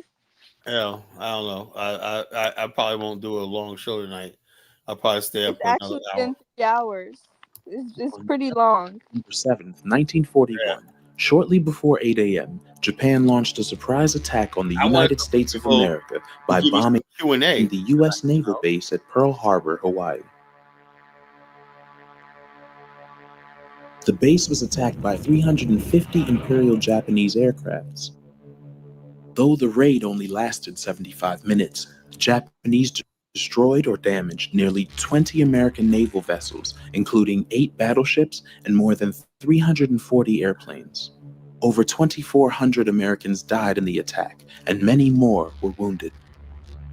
While the attack on Pearl Harbor was a surprise, tensions between the US and Japan had deteriorated over the decade, in particular with regards to Japan's expansion into China. The plan for attacking Pearl Harbor was to destroy the US's Pacific Fleet, a move which would give the Japanese time to carry out its plans to keep control of the Pacific without US interference. The shock of the attack without declaration of war enraged the American public and rallied the nation to get behind a war many hoped to avoid. At the beginning of his speech to Congress requesting a declaration of war, President Franklin D. Roosevelt delivered this now famous line. Yesterday, December 7th, 1941, a date which will live in infamy. The United States of America was suddenly and deliberately attacked by naval and air forces of the Empire of Japan. On December 8, 1941, one day after the attack, the United States Congress declared war on Japan, officially entering World War II.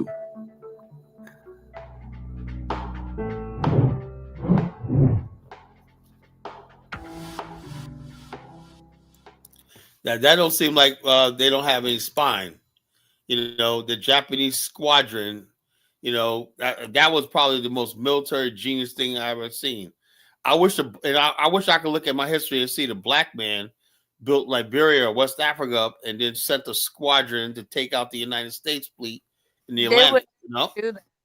Let's be honest, like the African man in general, people say, oh, she's bashing. I'm not bashing. I'm just sharing my observations. They are not going to fight any other race but their own. Oh yeah, that's an Not. unfortunate African man, you know. They basically will kill each other like in Nigeria. Poor Biafra just wanted some autonomy and independence. And they basically, while they basically asked the Queen of England for independence, right? Oh, the Queen, like, okay, you can manage Nigeria like it was theirs, right? When came to negotiate with the Biafrans, they sent the army there to freaking 2 million people died, you know? That's the African mind, you know. They see people look like themselves. And let me tell you something. When people come in, I'm not bashing. I'm telling the truth. You know, Yeah. The thing is, black people, Africans, they get offended.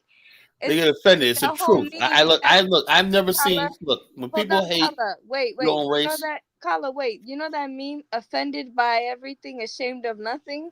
yeah, that's what they which we call the The white white people say about us. supremacists. The white supremacists say that offended by everything but ashamed of nothing.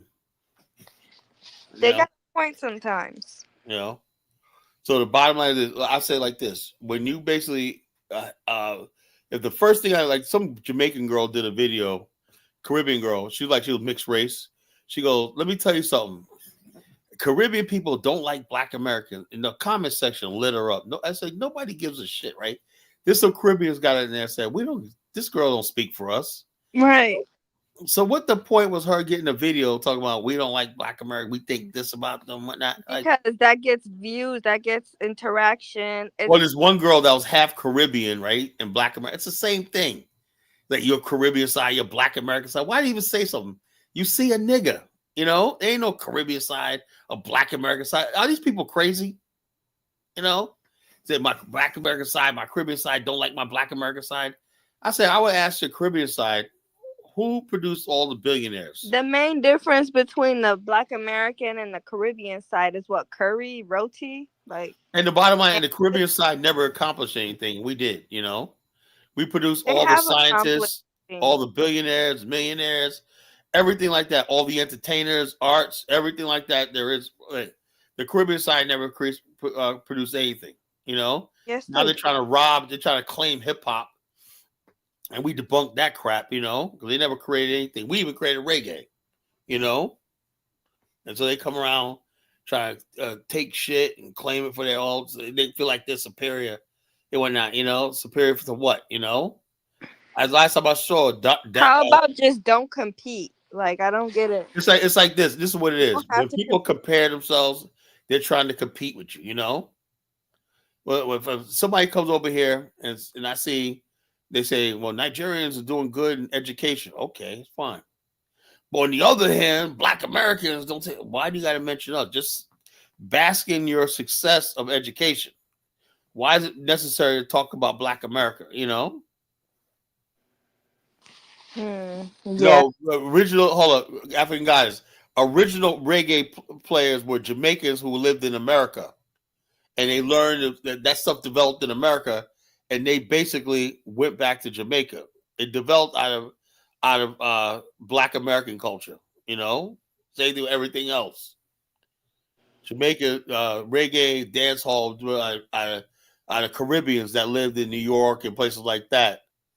It developed in America, and then just like it was brought to Jamaica among the Caribbean people. That's the truth. Everybody knows that, I don't really know about the difference between who made reggae or whatever. Well, reggae is a Jamaican music. I give them that. They're Jamaican their. music, I feel like it's their music. It's not African. I don't try to claim Jamaica reggae. I don't try to claim it because all my reggae artists were Jamaicans. Black America right now can't produce. It's not in our culture to produce. If I try to do reggae, or anybody try to do reggae, it wouldn't sound right. You would also need the accent. Let me hear your Jamaican accent. Yo, man, you feel me? You feel me? I be like, I can't fire the Rasta. You feel me? You feel me? So look, I could not do Jamaican lingo, the accent, whatnot, so I'm gonna try it. That's them, Oh Same time, don't try to take our music, all the Caribbeans. I guess y'all created jazz, funk, disco, everything. Man, it all came from the islands, man. Black America was doing nothing in America. Also, like Chuco, I was playing the top 20 black businesses, that one show. These are all Caribbeans, Collar. Okay. Names like Baldwin, Baldwin Foods. Been around since the 1920s in Chicago. Oh, I guess they came from the Caribbean, the Barbados or whatnot. Black America can't possibly build anything. So they have to be a Caribbean. See how stupid that sounds? I don't know why people do this. A lot of this stuff is fueled by these online discourses. Like, for example, one common theme I've been seeing in these videos is, for example, with the Somali situation, only because it's the most recent one where they would be like, we came and did this in one generation and you guys couldn't complete that. Okay. What did they do in one generation? 80% of Somalians on welfare. Yeah, I know. But I'm just saying, it's like when people always say what they do. Desire to one up each other and compete. Yeah, everybody trying to one up each other. They will say, and then when you break the facts down to them, like Somalis, all the fraud they did, 80% of the people, or 80% of Somalis are on welfare, and that's around the world. That's very shameful. And so, but they always say, well, we came here one generation. They always try to discredit Black America, right? And then we say, okay, despite all that, right? Why is it that let me ask that, so what F background is David Stewart worth $18 billion? What is he? Robert Smith, the first black billionaire, Reginald Lewis, grew up in DC, Baltimore and DC. What was he? Black American, right? Madam C.J. Walker, what was she? All the success, all the magazines, everything like that. All the CEOs of corporations in America, where are they from? They're Black American. Where do you get the idea that you guys did so much? Yeah, it's disrespectful to like erase, overlook, and act like there's not Black history, and you came here and did something. What it's all about it's all about disrespect. It's all about disrespect. It's like Black America never asked for none of this shit. That's how Black people are in general. They're disrespectful people. They like to one up each other. They compete with one another. Well, one thing I will do is when we go to Africa, we don't act like that. I don't understand why Africans feel like they got to come to America and act like that. We go to Africa, we're always trying to help out, understand. It's because they want to look good to the general population. And they don't understand. White people don't give two shits about them. They don't. People have their they own. Think by talking about Black Americans, when they're gonna get some, you're gonna get some cookies from white people. And white people sit there. If they really knew what white people really thought of them, if they really knew. White people just despises them, All Donald Trump is doing is spewing what all 90% of them really feel. I just degrees. You gotta understand, when you run to another country, you look bad. Yeah, and bottom line, people say, "Well, this is land." I said, "Who told you? Who told you that this was some free country, land of opportunity? Who told you that? That was directed at European immigrants, Right. And did you see how Donald Trump was making fun of Ilhan, who's like, the Constitution? He was literally yeah, he always does that with his voice. He was talking about our Constitution. Yeah, he's hilarious. Trump is fucking hilarious. Yeah, so he's pretty much saying like the Constitution is not for your African booty scratching ass. It's for he's saying, man, the Constitution, man. Like, it's for me and my white people. It's for me. Yeah, he's looking at it like, what, are you kidding me? The Constitution. I am the Constitution. I'm white, I'm a white man with power. The people who wrote the Constitution were rich white men with power. People will respect Africans when we build up Africa, and we have. You can't tell Africans that. They think coming to America, like Afro dumbass living in Washington State with a white woman, having mixed kids is the way to go.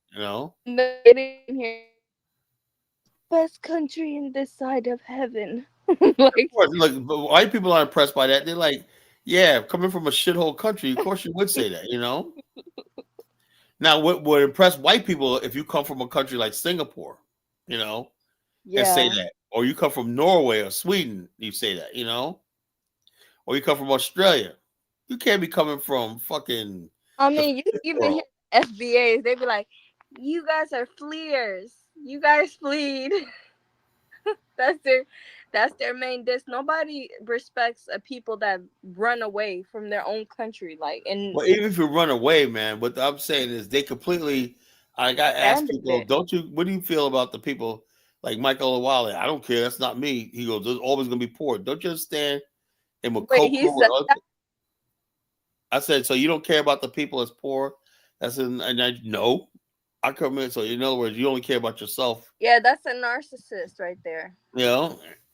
That's a person. Let me tell you something. A lot of Africans, particularly West Africans, are full of vanity. Yeah. Vanity is super. I notice how about Africans, right? See, when they put on their garb and stuff like that. So this is my culture. I said that's a cloth with patterns on it. I know people very well. I've been around Africans. I know their mentality. I know the good and the bad. Hold on. I got somebody want to come up. Zamani, please put your camera on for a second. Zamani, put your camera. You want to come on? I'd like to have you, but you got to put your camera on. I got to see who you are. All right. Sorry. You want to put your camera on? Is that Zamani? That's the stuff that Kaizo be talking about. It's he made up this thing called Zamani. It's supposed to be like African psychology or theory. Well, talk to me in the back chat. Hold up. Just let him up. No camera, man. Who are you? Let him Who up. are you? If he All says right. he does All right. anything It's successful, Kaizo. throw him down. It's Kaizo. I'll take my chance. All right, Kaizo, what's on your mind, bro? Yeah, what's good? What's good, guys? How's it going, brother? What's on your mind? You read the Oh, topic? Honeyflower, you're real. You're not a troll. I thought you're like one of the guys. No, I'm a real person. Sometimes I go in your chat, but I don't really get up there. All right, I see. Yeah, I think fundamentally, I've come to understand something that the black man and the white man is a fundamentally different creature, and I just don't think we'll ever be able to build like the white man. And I've come to terms with that, and I think it's okay, right? Well, Think of it this I way. think that without Black America, you won't. I know that. You know. Okay, true. I would say that Black Americans at least have been civilized in a certain manner compared to the rest of us, right? The rest of us Africans, we are very, very tribalist. I can guarantee you that there are no African countries that understand the concept of nationalism. Right. Every time I try to speak to an African from any country about tribe and everything, it's always tribe first. It's always clan. How It's about this? never How about this, nation. guys? Let me cut you off. How about the fact that I've been saying this? Tell me what you think. Your opinion, right? Because I value your opinion, right? I said Africans focus too much on rulership, right, and not on government. You know, like Zongo. I was in a conversation with Zongo last night. He goes, would you let people? If you come to my country, we're gonna rule you." I said, "Why do you gotta rule me? How come you can't ever build a society where the law rules, the rule of law, and you Right. just administer it? You know, like a social contract. You know what a social contract is? That So means Africans don't understand that. So let me give you an example, and this is where Zamani comes in. The African isn't capable of understanding logic or anything that comes with contract. So contract law is something that they don't. Let me give you context, right? Let's say you have a extended family network, right? yes. In African context, they can come to your house at any time, um, any day without calling for you. They don't have to call and tell you or text you or let you know if they're even coming. Not only do they invite themselves, your house is an extension to their understanding of their house. They are entitled to everything in your house, including your presence. So let's say you move, you go on holiday for 2 weeks, right? Maybe your phone is off, and the the family comes to your property, they will be pissed off at you, and rightfully so, according to Zamani, because you are a stable node in the network that now is no longer functioning. They have been used to your presence, and therefore they're entitled to it. So in the African context, the social contract is very different. They don't understand about the concept of, well, you didn't call me before you came to my house. You don't have the right to be pissed off at me because I never accepted it, nor did I know it. So imagine building a nation out of this Zamani. You can't build it because fundamentally the Zaman doesn't understand logic. To them, they understand if you are doing something, that you must do it until the end. So what happens is the African then takes advantage of everyone that's productive. You start seeing the big man building around the street, right? If the big man doesn't help the local community around, they will rob him. This is why in Africa, if you're like slightly doing better than other families, you have to build a well, access to water for the everybody else. Otherwise, you start realizing shit from your garden is being stolen.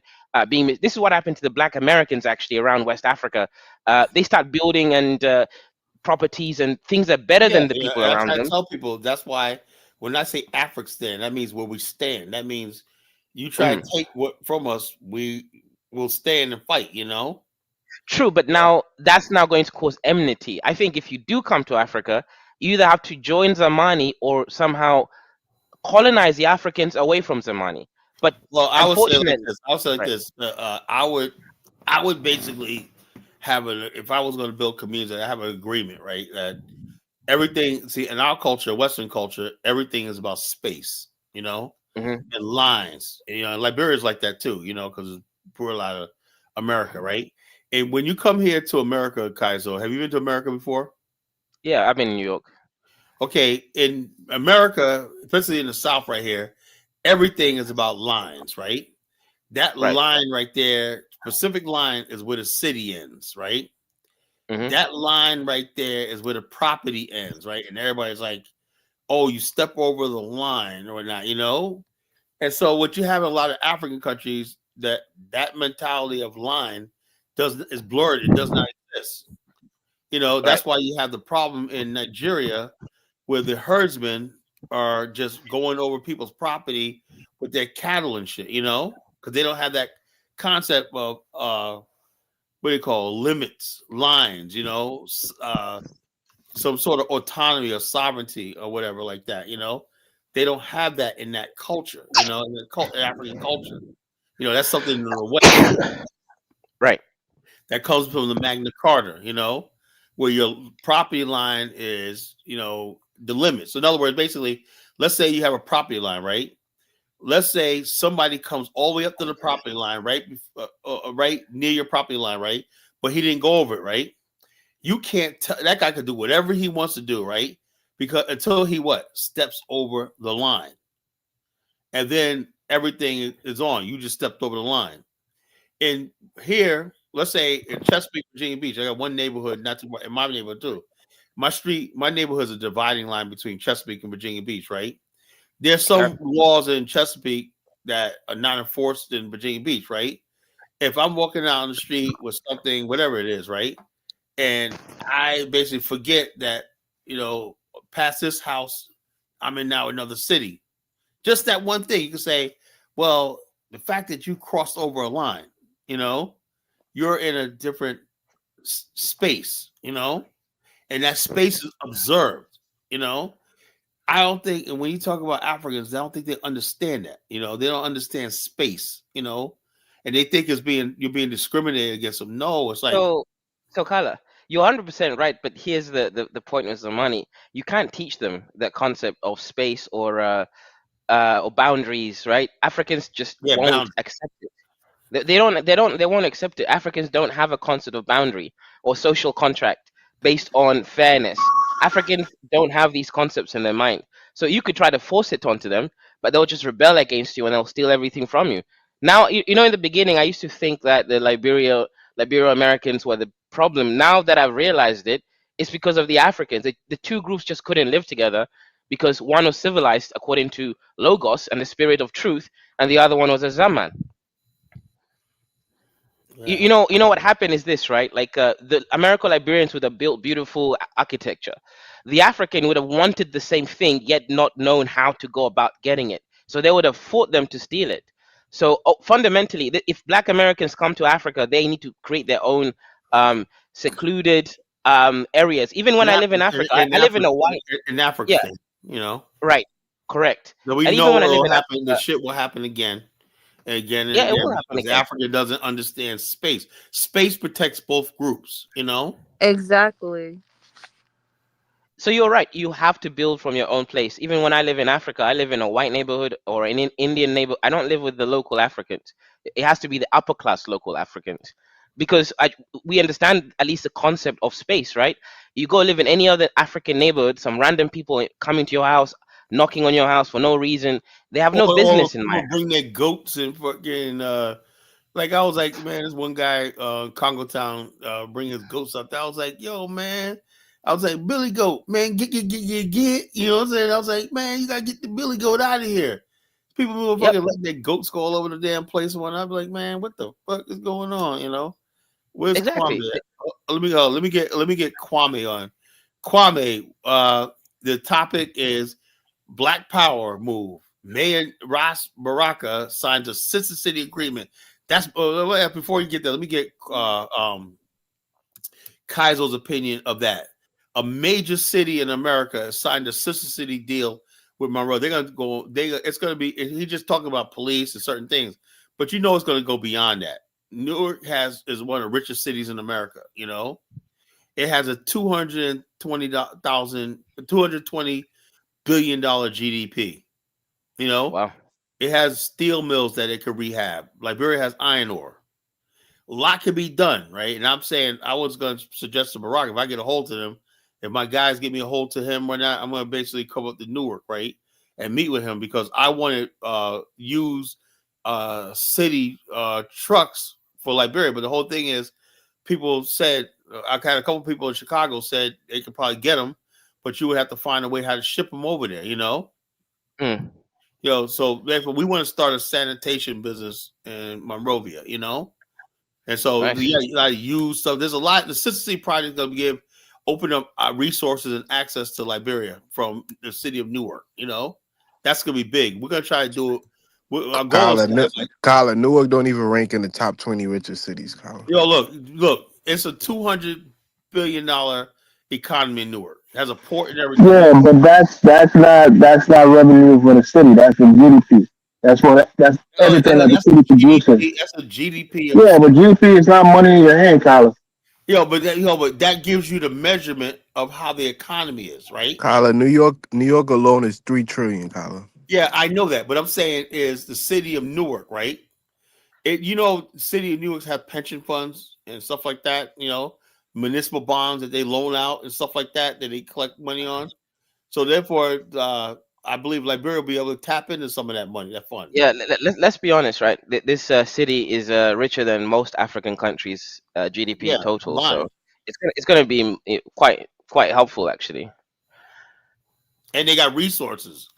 They have resources of fire departments, air. I want you to tie the iron ore in Liberia to what you were trying to say about New York's. Well, I had Elvis. I've had this idea, and I am not dropping no fucking 1776, nigga. Get the fuck out of here. Come on, Colin. What do you do now? Elvis, look, Kwame, I'll kick you off too if you don't stop. I'm dead serious. Do I sound like I'm fucking playing when I'm talking a serious topic like this? I don't want that clown up here. That's what I said. We got to stop the fucking foolishness. This is not fun and games. I'm a grown ass man, and I only want to talk to men. I don't got time for somebody joking and laughing and cracking jokes and shit all the time. So what exactly is Newark investing into Liberia? No, what I'm saying is this. It's basically a Sister City project, out of which when they start establishing relationships, the private sector will get involved. My point, Elvis asked me about the iron ore, right? Liberia has iron ore, right? But it doesn't produce steel, right? Most of the steel goes to Germany, all these other places, India, and all these other places, RCL Metal goes to India and whatnot, right? And they buy this iron ore, right? And they process steel. I'm saying if Newark, a couple of years ago, they were talking about rehabbing these abandoned steel where black men used to work. You can create jobs for black men in Newark, in New Jersey, when in the steel industry, right? By partnering with, let's say, different African investors from all over Africa into a united Africa steel. I drove the prototype. I'm going to put it on AI. I drove the prototype, not just Newark, but places like Gary, Indiana, that got abandoned steel mills, that's been abandoned for decades, Africa needs its own source of manufactured steel. But until Africa builds steel mills on the continent. Give me 30 seconds. Let me say this, right? And the reason I ask that is because, for one, Liberia doesn't even dig for iron ore. The Liberian government doesn't dig for iron ore. We don't have the equipment. All of our iron ore. Hold on. Let me say this. You can nationalize the industries. That's fine, but that's what I'm saying. It's the whole process. All of our mountains that's rich with iron ore, they've all been handed out to concessions. Through concessions. You know what you can do? You can basically nationalize those concessions and offer them like a minority share. So ArcelorMittal has the biggest iron ore mining concession in Liberia, right? And also, look, I'm gonna suggest when I meet Boca, nationalize that shit. Fuck them. Yeah, that's the idea. But again, look, and we're gonna be able to back them up because we're getting Atlanta, Houston, all these cities are coming to Liberia, Elvis, and we're gonna be able to back Liberia up at anything they do. Yeah, if they have a company in Newark, a steel company. That's what Sister City projects are. We're gonna have let me say this again. Backing Liberia up because we love that country. We want to make sure. Fine, but that's what I'm saying. It has to be tangible. It has to be a company that can get in there, a black-owned company. Elvis, you sound a little muffled. I don't know if you got your hand over your mic. A black-owned company in particular that can come over there and took We're over still from trying to Saddam hear you. Hussein. Look, I'm not even looking at that black owned, right? I'm saying if you form a corporation, right? Corporation, institutional investors, stakeholders, everything like that. It could be American Steel, U.S. Steel, that's in partnership. It could be Japan Steel. It could be So, anybody, Kala, there's only a couple issues with your plan, right? So the main issue why American steel, it's really American industry died is American labor is too expensive. Isn't there a Well, way I would to? say, I would say, yeah, you're right. But like they're about the Donald Trump just got like almost $1 trillion investment in Western Pennsylvania steel industry. Okay, that's So interesting. yeah, he just got $1 trillion investment. Yeah, labor is expensive, but the bottom line is this: because I knew iron workers that be making $40-$50 an hour. Yeah, that's expensive, but we could bring some of that shit back. The steel industry built the black upper middle working class. In Pittsburgh, Gary, and places like that. There was a huge Cleveland. There was a huge black middle class just off the steel industry.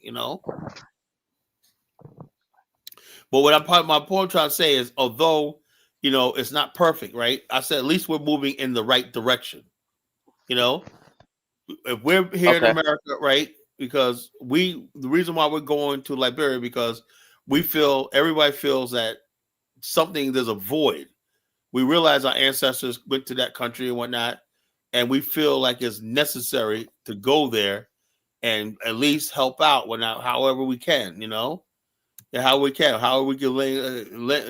we make the city available of Newark to Liberia, Monrovia. That's big. Look, did you see the video I played? Where the dude was where Baraka was getting off the plane, Kenya Airline. That's powerful. And there's another video like 55 minutes long.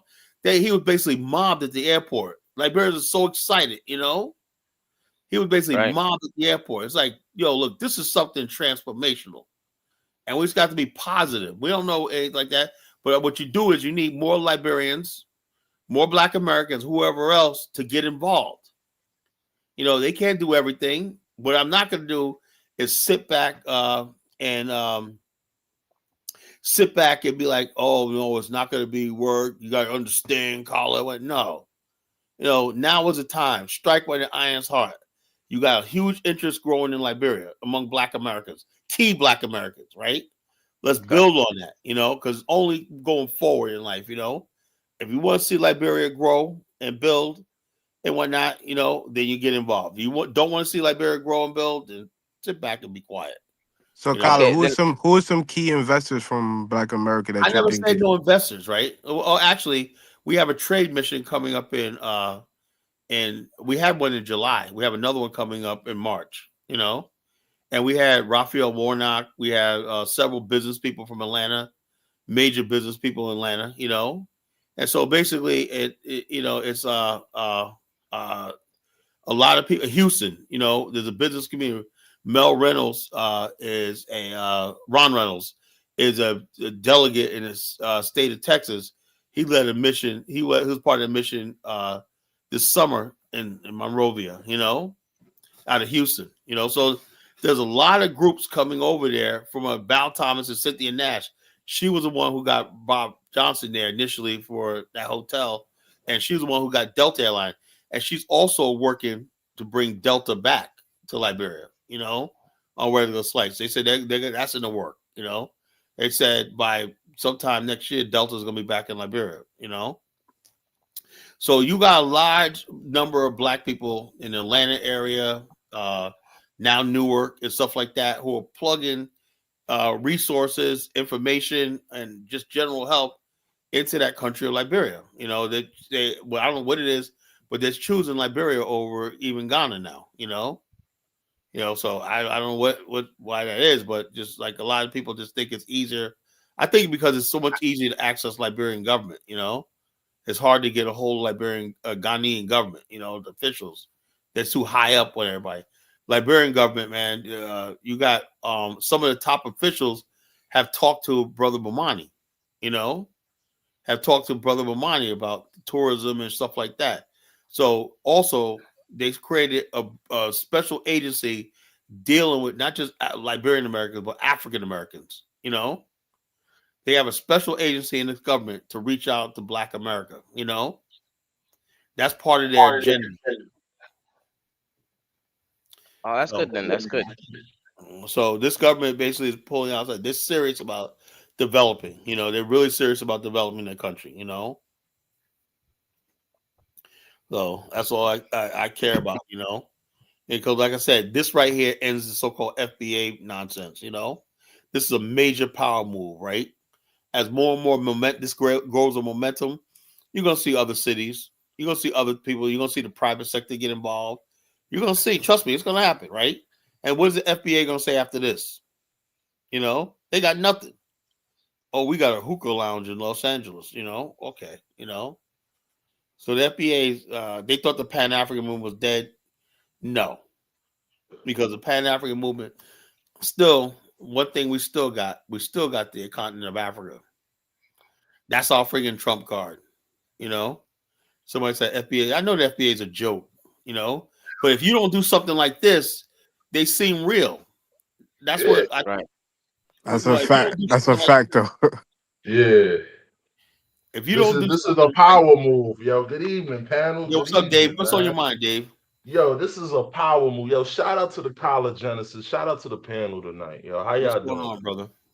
Look, this is a power move. Newark has Black a lot of power, resources. man. Yeah, Newark has an international airport. Yep. Newark has factories.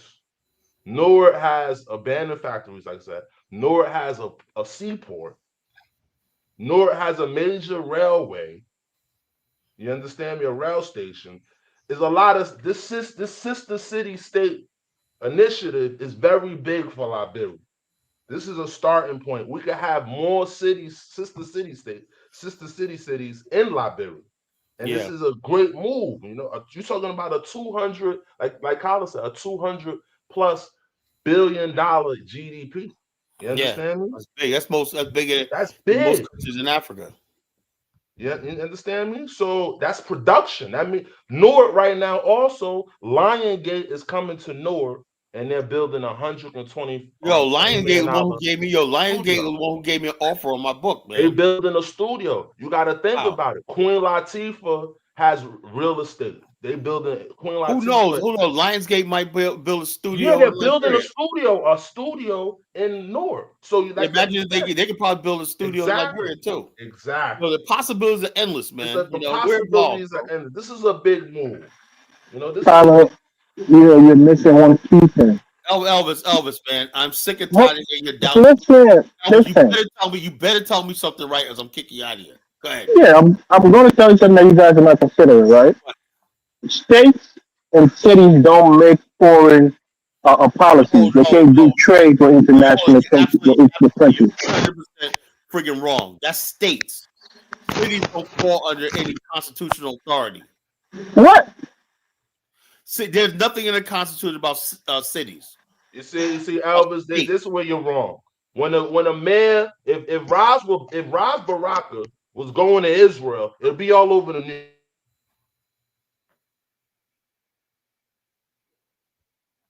What you call it? Bottom line is, look, Sister City Project existed for a long time. So that's how we know it's an attack on Pan-Africanism. A state can't do it, Carla, this trip. Carla, this trip didn't hit a major news outlet. Yeah, of course not. They want to cover this up because now I know they're attacking. They're attacking the movie. Yeah, they want to attack it, and they want to use FBI, but we're not going to stop. Yeah, they're not going to stop. This guy didn't go on no major news outlet. Get the hell out of here. Well, I smell blood, man. I smell blood in the water. Yeah, so that's how we know it's an attack. It's an attack, Carla. Yeah. A major move like that, a major city on the East Coast, linking up with an African country, the Sister City Project, going to work on things like police and all kind of stuff like that, and cultural exchange and business opportunity, tourism, and all shit like that, education, whatever. Like Newark and New Jersey got a lot of resources, And those are resources a country like Liberia can build off of. You're talking about you got access now to experts in the city of Newark who can help experts in every field, You understand me? You got access to intellectual properties. You got And access to that's brain, what the Sister City Project brain is. power. You're gonna mentor every sector of Liberia's It's a good development. look. It's a good look. Oh, I need help with the airport. You got experts in Newark who can help you with the airport. And the city will give these people incentives, tax breaks and stuff. That's what the Sister City Project does. We had it in Virginia. Look, check this out, Dave. I remember one time, it was like 8 years ago, 2018. I was part of the Sister City Project. I tried to create the BAO chapter with Sister City Project, right? And I sent my guy, Ron, man, my big homie in the BAO, right? He went there. I said, so what happened, right? He said, well, there was a lot of French there. They were cooking up and whatnot. He said, the only African country was Ghana, right? And the only thing they were talking about was dancing and libation and shit like that, He was trying to ask them about business one. He said all the people like the Filipinos, when they were talking business, trade, whatever like that. He said with the Ghanaians, all they were talking about is, and the black people that attended it, all they were talking about was the El Mino Castle and the food and stuff like that. And cultural exchange, but the bringing other that was the city of Virginia Beach. He said they were talking business, man. From people from Germany were there. He said France or not. And all these people from Europe, they were doing serious business, trying to get into city contracts and shit like that, going back and forth, in exchange, right? He said, man, the black people, all we were talking about was just fucking food and shit, at the time, there's food and dancing and whatnot, and all stuff like that. So what about land? What about infrastructure? He said, man, they want to talk about none of that, But now you got somebody like Baraka, who's a mayor, talking about, I want to basically build, and this guy's a revolutionary. This guy got balls the size of friggin' bowling balls, You see his thing, Dave, when he's doing his thing. He does his thing with. Kyla, wasn't Ras Baraka? Wasn't he the man that got locked up or something like that at the detention center? Yeah, he got locked up. Yeah, he was at the detention center. Yeah. So bottom line, the guy's no joke, man. And also, he was on the one. I voted for him in 2016. He was on a ticket with Jill Stein. You notice how when he ran, he never showed this picture. They never showed his picture, right? The Hillary campaign made sure his picture never showed up no place, Ras Baraka, you would not see you see Jill Stein picture, and they would have his face blank because they thought the Hillary campaign made sure his face was blank on every ballot, every advertisement, everything. He tried to run for governor in New Jersey, but they stepped on it. They stepped on him. Yeah. Now I think he's in a better position. He tried because if he had a governorship, he couldn't do this because your governor cannot enter a foreign agreement. However, Virginia is a commonwealth. Virginia does it though. Virginia, they said we're becoming more international. Virginia is like basically tries to be like more international. They're the only one see that get away with that shit. About doing things internationally and whatnot. Virginia is like the only state that does that. I was surprised that no major news outlet hit it. Right. Like, ABC usually hit news like that, but I noticed that nobody hit it. It's only local news networks. Yeah, because bottom line, they don't want it to grow. Because if it hits, it basically become a viral thing. You can't have that. Black people doing a Black Power move. The mayor of Newark, Ras Baraka, signed the Sister City agreement on the highest level with the city of Monrovia, Liberia. That's then black people in America gonna start researching Liberia. That's the revolution. I think that's the move. That's the move they don't want. This is probably the most revolutionary thing I've seen in my lifetime. Kyla, you got an article for it? Because I'm reading one thing. It don't really say nothing about investment. It just say mainly like. We didn't say nothing about investment. It's a Sister City project. It's like those projects normally work like. Okay, like a city like Monrovia is not intact. So this sister city will be Newark. They'll be trying to help revitalize the city areas where they're whatever needs help in. whatever they need Okay. help in, they So assist. They'll therefore, be like, out of that yeah, will come opportunity.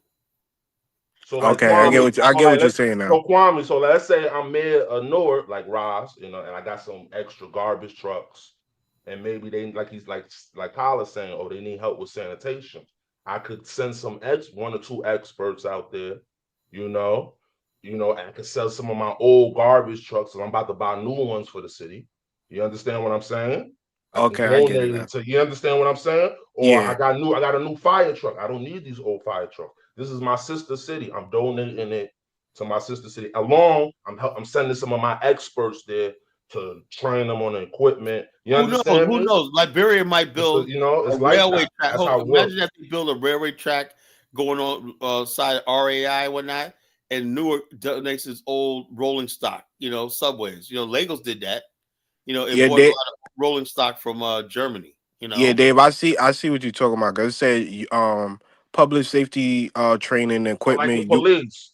Yeah, youth like development, workforce exchange, university partnership, digital learning, climate resilience, environmental leadership, and transportation yeah, so they support going. such So as school basically, buses and logistics. I'm gonna be the brother city, the big brother city, and that's gonna be my sister, and I'm gonna be helping my sister come up basically on areas where they not efficient in.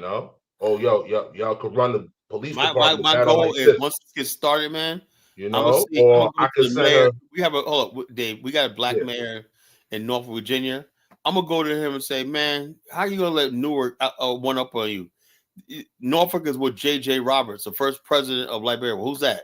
Well, sit down. Let me tell you. I'm gonna start doing seminars. Yeah, Like I do go seminars show the for a living. statue. I'm Go gonna start show the doing statue. seminars and PowerPoints promoting Liberia in my area. You watch. I'm gonna start doing nightly seminars. Promoting Liberia to certain key people in this area. Promoting Liberia. So it's on, man. It's on. Man, this is a great move, man. I Yeah, mean, it's a great just time, man. and then what'll happen is what's gonna happen because like I said, in Newark, you got Shaq. He has real estate, major real estate here, and also Queen Somebody's Latifah gonna has buy the major Duke real or estate. Hotel and rehab that shit. Somebody's gonna, you understand me? That could bring other investors. An investor can be like, oh, that's your sister city, or you helping them? Oh, let me take a trip there and see what I could do. It'll attract investors. You understand me? Because once you on the books in Newark, oh, okay, well, let's go out there and see what we could do. You know, Yeah, and man. that even, hello, Yeah, you're absolutely right. yeah. Now, I don't want to ruin the show. Should I let 1776 up here for? Let him up, man. Let him up, All right, man. I'm gonna let him up You know for what I mean? 2 minutes. Because But he's gonna. he said I'm I know he's kissing gonna fuck up. ass. He's gonna say something I'm stupid. just, I'm just telling. I'm around the block. I'm around here, so I know how was looking at this. I'm gonna let him up for a minute. He's gonna Yeah, prove let him up, exactly what I'm man. saying. He's gonna prove exactly what I'm saying. Watch. I'm gonna give him a minute.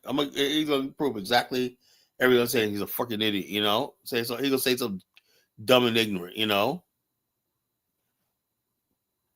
I started talking about black women and whatnot earlier, and older black women aging out, whatever like that. He started talking about, yeah, a lot of people like them black cougars. Why the fuck you gonna use that language on my show? That's a language you see in porn sites, I guess. Cougars and whatnot. This is a good initiative, Kyla. We just need you on the policy board. Oh yeah, I'm Get gonna be there, going, bro. man. Trust Just me. need to, The Association of African Americans of Liberia, I want to create it into an institution. I want to create that thing into an institution. Where we have weekly events and whatnot. Conference calls, letterheads, podcasts, all stuff like that. We want to basically build Liberia, create the momentum and the enthusiasm for Liberia and Black America. Kyle, I wanted to hear what Elvis thought about it because I know Elvis also Liberian. So why you never? Why you? Like this, but he just so everything Elvis says is, you got to understand, Carlo. And he never says anything positive about his own country, man. I don't like that, man. Nah, but I mean, we got to get different perspectives so we can have a more holistic. We Point know of that view. nothing guaranteed, right? What Liberia right now and Newark needs is young men to get involved. That's what other people do. They see the opportunity. They said, "This is where I can help." That's what young Japanese did. The government had a master plan. They got the gist of it and say, you know something? Young Japanese went out there on their own, say, you know something? We need to build a railway right here. You know something? We need to build this port, this airfield in this country right here. And sometimes they take their plans to the government or whoever in charge, say, this is what we came up with. I never heard Elvis talk bad about Liberia. He always does, you know. That's all he does, you know.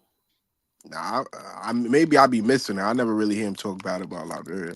He go doubtful, like, oh, it can't be done. Nothing can be done. Like Liberia's hopeless. Elvis, you feel like Liberia's hopeless?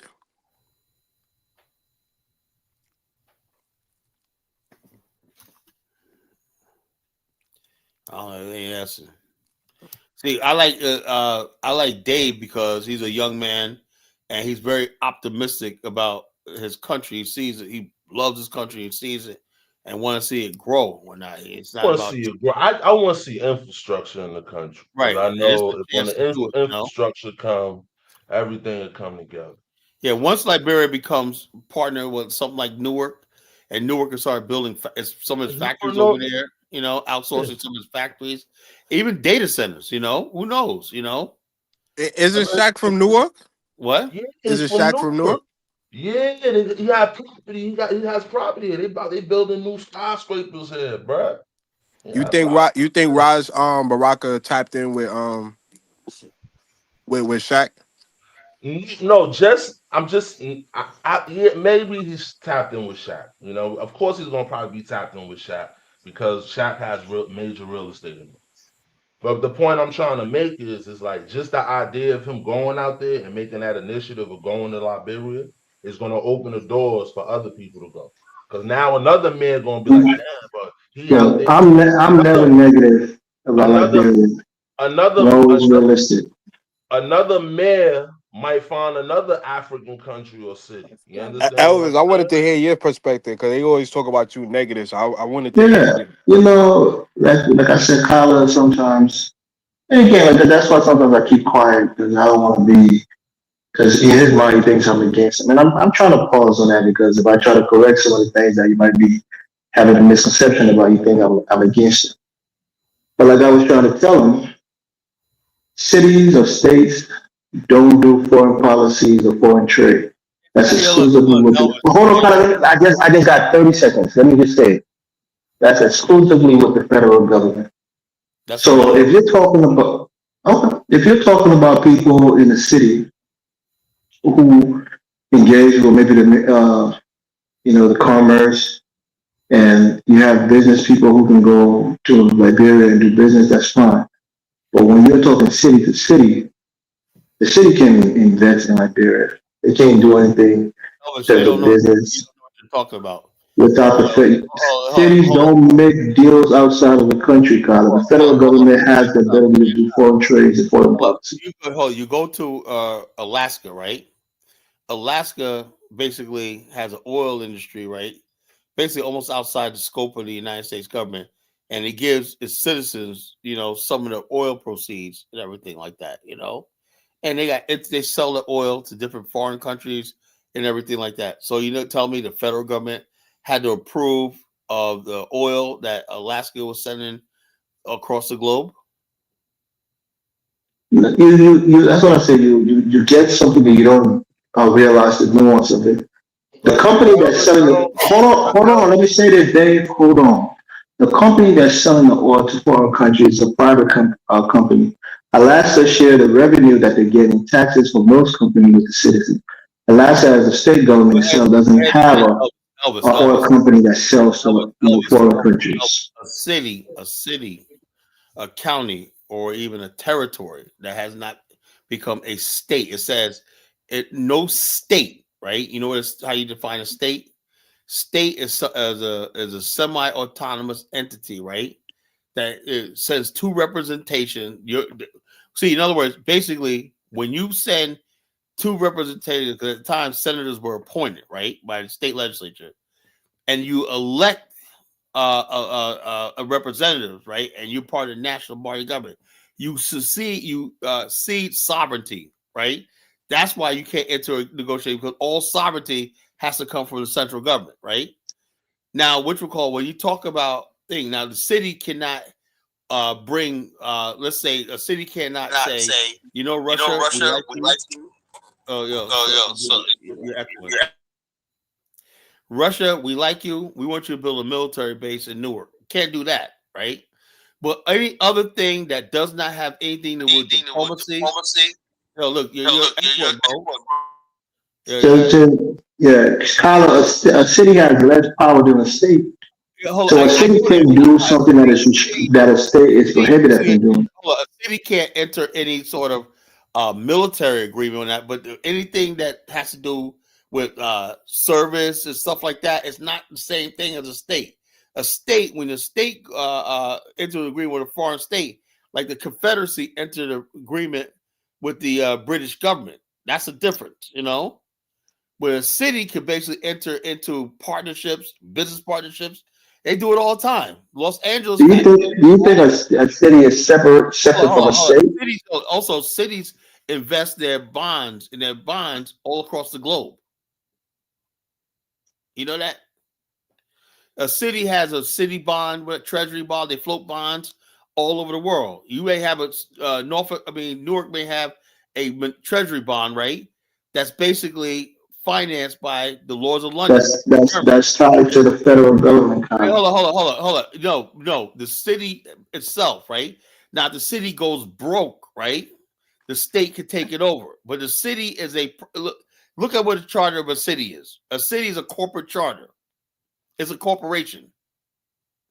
It's really just a corporation that is allowed to have a municipality operating like a government. That's all it is. It's not a state. It's a legal municipality, right? It's not subject to the same limits as a state is. Hope you guys learned something, Let's see. 776. Dude, man, you gotta get a better connection, bro. Yeah, Kyla, I think you are correct about a city being a corporation, municipality. It's a municipality, a corporation. It does not have the same restrictions as a state. But I think state is a geopolitical entity. I think y'all both saying correct things. Maybe Elvis could expound more so he could get it. Cause I can't. So I can understand Elvis' point a little bit more I clearly. think Elvis is misunderstanding what this initiative is. It's just basically assisting another city. You could do it like that. It's not no military insurrection or anything like that. Not a military direction. Oh, I have extra police cars and extra police equipment because I just bought new equipment. I have it in my warehouse. They do that all the time, man. They do that all the time. I want to donate it to the city of Monrovia. Sending some experts there. Boom. That's that's not good. Yeah. That's not good, Elvis. That's bad too. No, listen to what I'm saying, right? Here in Minnesota, for example, right? We send old fire trucks for Brooklyn Park, old fire trucks and old ambulances to Liberia. So it's not, it hasn't transformed the country, so to speak. It's helpful. What are you so against it? Hold up. Liberia. I'm not against it. I remember Liberia got fire trucks from Brooklyn Park one time. They got these things are not India. new to Liberia. They got buses and whatnot. They've been doing it a long time, So why is it such a big deal? And you know what happened to them, Carla? I don't know. They broke down. Yeah, they broke. That's what I'm saying. You have to understand the wider picture. That's why you train people to basically do maintenance and stuff like that. It's the thing. Newark has a lot of mechanics. We're not AFC certified. They can send them over and say, we're going to make sure all your public vehicles are up to par and whatnot. There's so much resources. I don't know why you keep trying to condemn everything like it's friggin' something bad, I'm not condemning. I'm telling you, the people don't have the means to repair it. Even the parts that's needed to repair it, they can't afford those parts. That's a lie. Hey, Dave, tell me, out of all the mechanics that you've seen anywhere, what place would you count on if your car breaks down? Who you think will figure it out? Somebody in Jersey or somebody in Liberia? I got a Mandingo mechanic over there. So Yo, which we call it, when you go over to Liberia, ain't no car stands idle. They're gonna figure out what the fuck is wrong with that shit. You know, they will do it. I don't know how they do it. Boston mechanics. They know how to fucking take cars apart, find the least little problem, and put them back on the road. Ain't nothing said. Computers too. Wait, Carla, you saying there's more mechanics in Liberia than Yo, man, there's so many. Yo, dude, you have no idea. These people, all they do, not just mechanics, woodworkers, metal workers, all this stuff like that. They're there. You know, they got so many skilled laborers sitting around doing nothing. You know, trust me, this is going to be good. You know, they got a lot of mechanics there. A lot of mechanics, you know, that can fix equipment, can fix anything, man. You know, it is what it is. So wait, I wanted to ask Elvis. So are you saying that the city of Minnesota had like a sister? What is it called? A brother, sister? Yeah, we have a sister city, not really a sister city per se, but we have Brooklyn Park, which has the largest. Hold on, let me finish, bro. Man, I don't want to shout. I don't want to get into an argument. I'm just saying, let me speak. We have Brooklyn Center, which have the largest concentration of Liberians in the United 1776. States. Your mic is fuzzy. Can you repeat that again, Elvis? Couldn't hear you. Brooklyn Park has the largest concentration of Liberians in the United States, right? So the chief of police, Gregory Coleman, he lived in Brooklyn Park. He's a kind of a dual citizen, right? So he has connection with people here in Brooklyn Park. So when the new government came into play, he has some connections. They say, even before that, even during Ellen Johnson's relief administration, they took some fire trucks, older equipment, like Carla was saying. But the issue with those equipments is that they're old, they need repairs. The Liberian government don't have the ability to maintain those equipment. Elvis, man, why are you going to say they don't have the ability? Because I'm giving you evidence, Carla. All of those fire trucks have broken down. The government can't afford to fix them. You have not been in Liberia in years. How do you know that? Carla, you think you're plugged into Liberia more than I am? I'm on a political talk show in Liberia every week, Carla. You are. No, you're not. Shit, man. The bottom line is this. You're not, Carla. Look, everybody basically, all the government vehicles run just fine. Police vehicles, everything like that. I never seen no police vehicle broke down. Well, do you know what the vehicle policy of government officials are in Liberia, Carla? What I'm saying is this. No. What is the policy? They basically. I know what you're trying to get at, but I'm saying you don't. The bottom line is this. You keep saying they don't have like this. If somebody donates something, Liberia just got a whole bunch of buses, right? Now they got a full scale. Carla, a fire truck is not the same as fixing a Toyota Corolla. It's not the same. What I'm saying is this. First of all, before you build a fire truck, you really got to build an upgraded fire department. That's can come in Newark, right? Because they got a good fire department, And who knows? The Newark people might send experts over there to help with the repair and the operations and maintenance of that stuff. So, what's the difference? Whatever it is, I believe the resources are going to be there to solve it. That's what we're talking about. You said which one to be there to solve it? I said the resources from the city of Newark, right? With the city, this man Ras Baraka is dedicated to helping build Liberia. So is that what he said, Carla?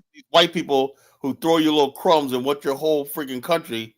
He just saying we're gonna make the city of Newark our resource everything, and that's what brotherhood and Black Power is all about. Something you need to learn about. We're not even asking for nothing in return. We just want to be able to contribute, to Liberia, out of love and duty. That's something you guys don't freaking the African mind doesn't understand. They don't. Carla, come on, Carla. Let's be honest, right? You're saying because he's a Black man, he can just use the resources of the city to invest in Liberia? Who's going to stop him? He can do that. Who's going to stop him? Oh, Carla, come on. We're having a serious conversation, right? Oh, yeah, I am having a serious. Who's going to stop him? The citizen. You can't just allocate money for foreign country. He's a mayor of a city, right? If he has, it's not. Yeah, but he's not an emperor. He still has to account to the city council. If it goes through his legislature, whatever, like that, his councilman, for approval and whatnot, it's a done deal. Nah. Of course, he got to get freaking thing, but a mayor, he's an executive. He steers the agenda. Just like the Yeah, mayor, but there's look, checks and balances even for the mayor. mayor of Virginia Beach, what the city council had to vote on something in the water with Pharrell, but it was a mayor that had to make the case and steer the agenda for the city. He had to make the first case, and then he has to go through the city council to get it approved. The same way anybody else. We're living in a civilized country. Of course, Yeah, but those are based. Those are not investments. The power of the purse well, is not nobody's in the even hands of the saying that. mayor. It's like this: if you're participating in mutually beneficial programs, right? Then naturally the private sector is going to get involved and stuff like that and lend a helping hand. And there could be programs available. It's not an investment. You know that, right? Wait, Colin, can I just read this real quick? The power to officially allocate substantial financial aid to a foreign country rests primarily and almost exclusively with the federal government of the United States. This is a matter of the national foreign policy. Hey, can you hear me? Right, and yeah, that's constitutional national foreign law. policy. That's what I've been trying to tell Carla, but you think I'm against this him. has nothing to do with foreign Not an policy. investment, Elvis. It's Hey, not can y'all hear me? Nothing I said, bro. It's not an Okay, investment. okay. I'll pass the mic. Since he said what you want to speak on it, he can speak. You looking at it as an investment. It's not an investment. It's going over there and doing consistency. It's been doing all the time. You know how many fucking white cities, white people have sister cities with places like Milan, Italy, things like that. But Carla, It's be a fashion show. Carla, from what I'm reading, it says the municipality can allocate funds to a foreign nation. That's a lie. That's a bunch of exclusively to a. nonsense, man.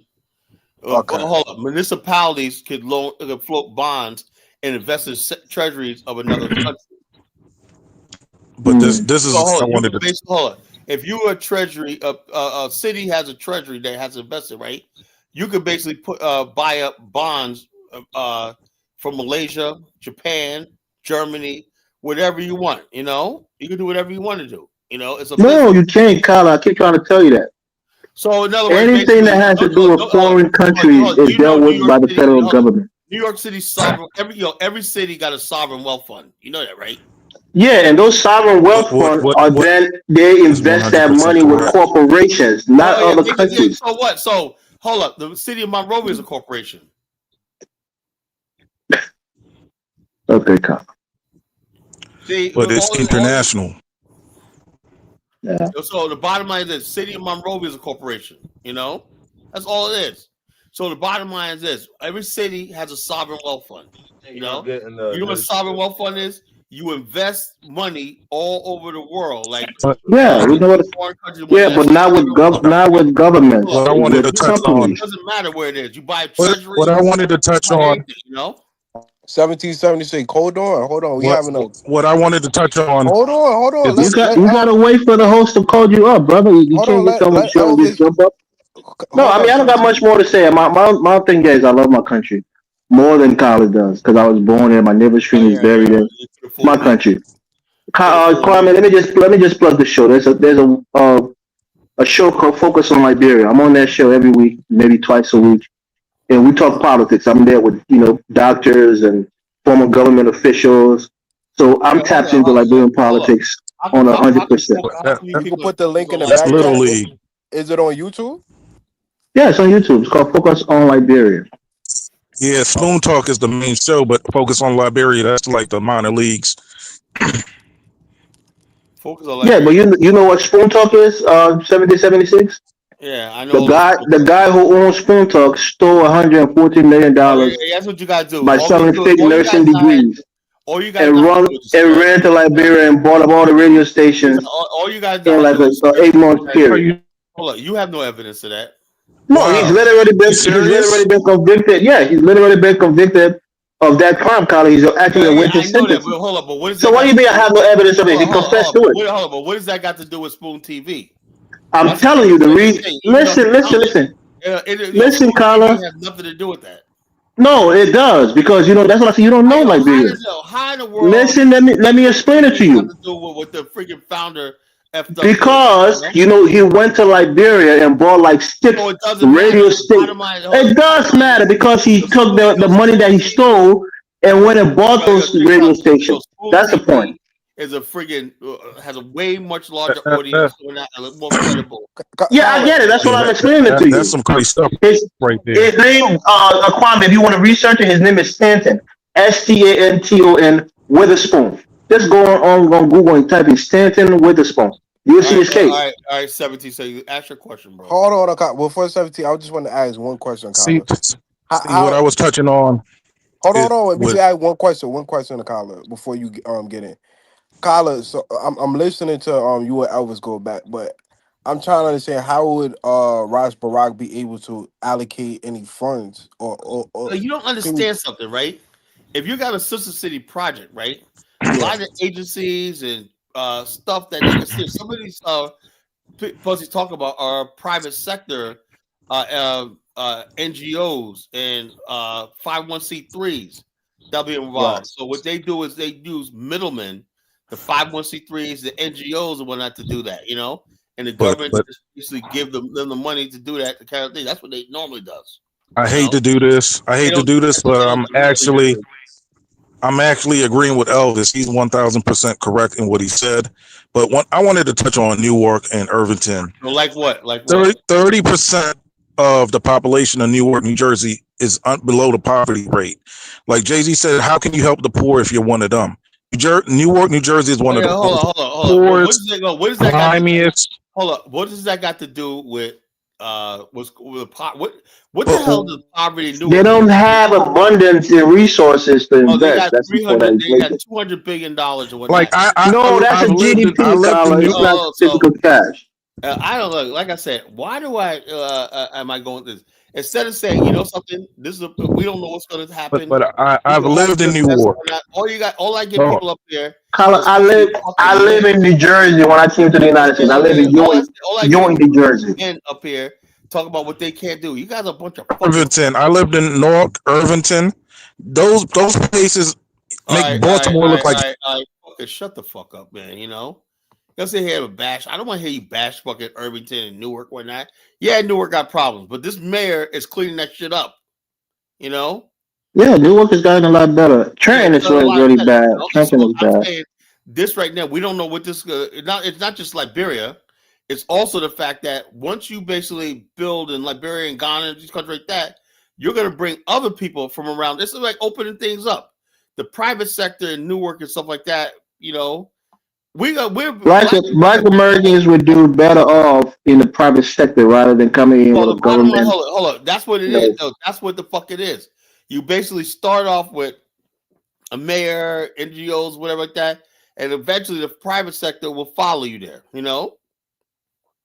That's what they're hoping it will happen. But when you have a sister city agreement, that's halfway there. Both parties agree. We agree to this, and the government of Monrovia city government believes that is going to basically receive and give facilities and stuff like that, and that's basically will be attractive to somebody building IT, somebody building fiber optics and stuff like that. All that stuff is in Newark, right? Wait. Can I ask one question, Kyler? Stuff like that, Elvis, did the private sector follow with the Minnesota program? Did they follow the private sector follow into Liberia? Of course not. There's no private sector investments there. It was just, a city, since there's a high concentration of Liberians, wanted to do something. It was like a charitable thing. They kind of donated old equipments to the Liberian government. That's what it was. Okay, did the mayor of Brooklyn Park go to Liberia? I almost want to say yes, but maybe that was a couple of mayors ago. Yes or But no? I think it was a fat mayor. I forgot his name, but it was real heavy set. I think he went to Liberia. Well, of course, every couple of years you have a mayor, mayoral election, you have a new mayor. But I don't know if the current mayor has gone there, but I think there was a mayor maybe 8 to 10 years ago who visited Liberia. Yeah. Well, of course, Brooklyn Park is a small city. It's not a big city like a capital city of a state. This is a big initiative, Elvis, and I think you should be proud of Well, it. that's what I'm saying. Okay, fine. What's the tangibles, Dave? It's good image and perception, social and politically. It's a good image and perception. You take what you can get from it. You understand me? And you move on. That's it. It's all it is an initiative. Y'all have the fire department needs help. Okay, I can send some trucks and send some experts. That's it. Oh, your airport need help? Okay, I can help with the airport. I can send some people to help with the airport. That's it. There's Hopefully, Ras Baraka could garner some, the private yeah, sector or some yeah, investors. and The real private the real sector, benefit will be in the private sector. Now, the private how sector. long the Raj Baraka has left on his term as But I mayor? know you're hoping he's out next week, No, right? I'm just because you have to be a I know, multi-purpose I know people, you're Carla. hoping. I was like, I That's hope I'm he's not out. There I'm for a not I hope hoping while. he's for out, that. man. I'm I hope he's saying out. I hope He's he's been there out, for man. over no, 12 I'm years. saying government changes, right? No. He's been there for over 12 years. So Okay. he's been there for a while. He I ain't don't going think nowhere. he's not going anywhere. Like the last man in there stayed like 30 years, man. Trust me, He's not going anywhere. So Uh, yeah, he's not going anywhere. Okay, Newark City. Okay, I want to play a video. This is Wait. incredible. I'm Why about is to play that? the Well, whole I thing. just Google. I just Google like how much more he has on his term. Why I said he's no longer the mayor, or is this incorrect? No, he's still the man. He's still the man, North. All right, let's see. Share screen.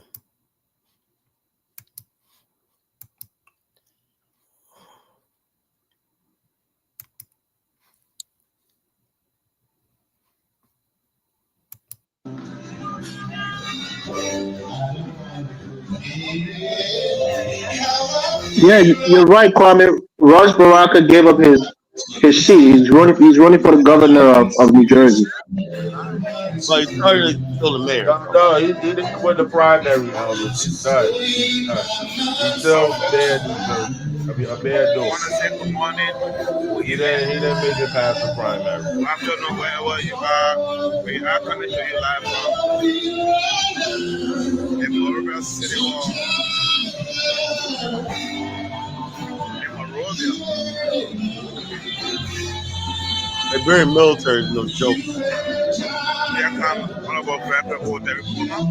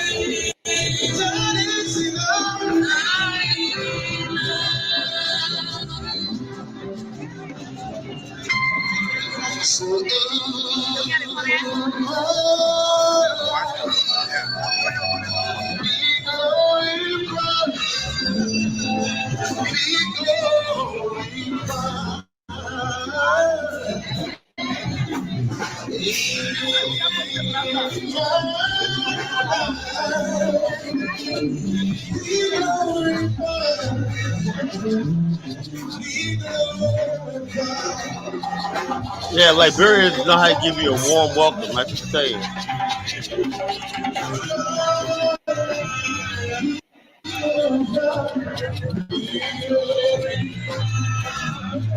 Let me push this along. Well, See folks, what he we comes are with.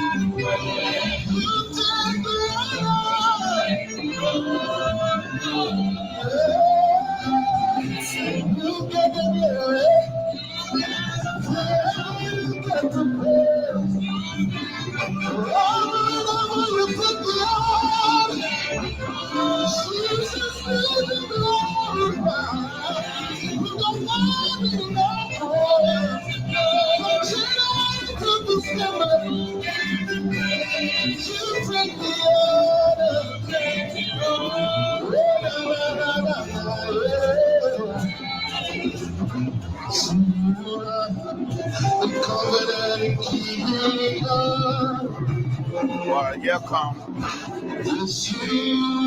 Honorable Mayor, the city of Newark, America.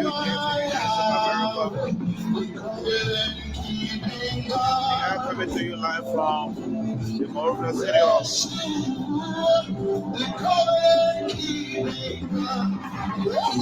Official welcome ceremony of Honorable Ras Baraka.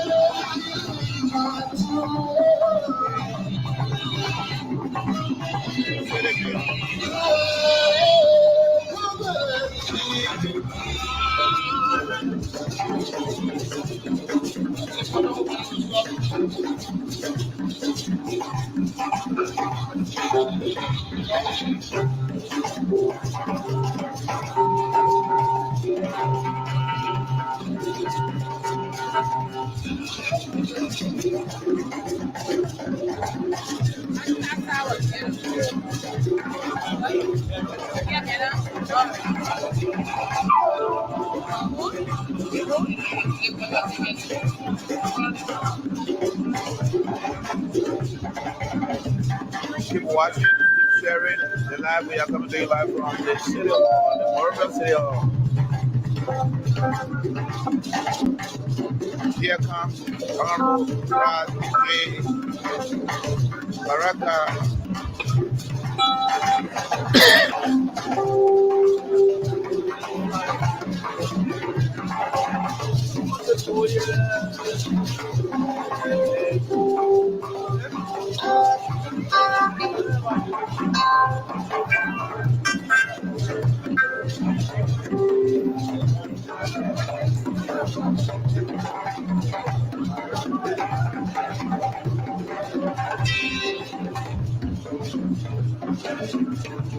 Well, folks, keep watching, keep sharing the live. We are coming to you live from the Monrovia City Hall.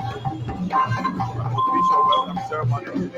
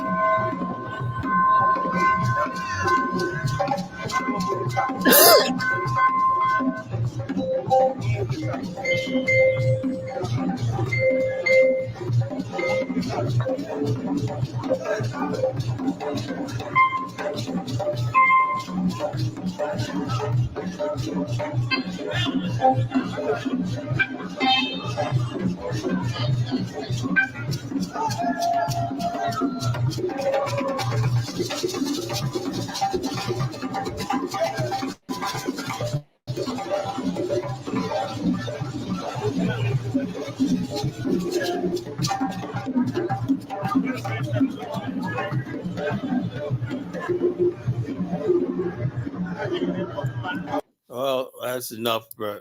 I definitely you can see Liberia's back. I said Elvis had to drop off because he can't handle the truth when Collar, man, you gotta understand, Collar. Dave, you hear this motherfucker? Ras, you gotta look at the messaging to it. This good image. He met with the city mayor of Monrovia. He did not meet with the president of Liberia, which Right. It making wasn't it him. is which making it a city to city initiative. All it Right. is just an assistance. It's not even an investment. Nobody said dollar amount.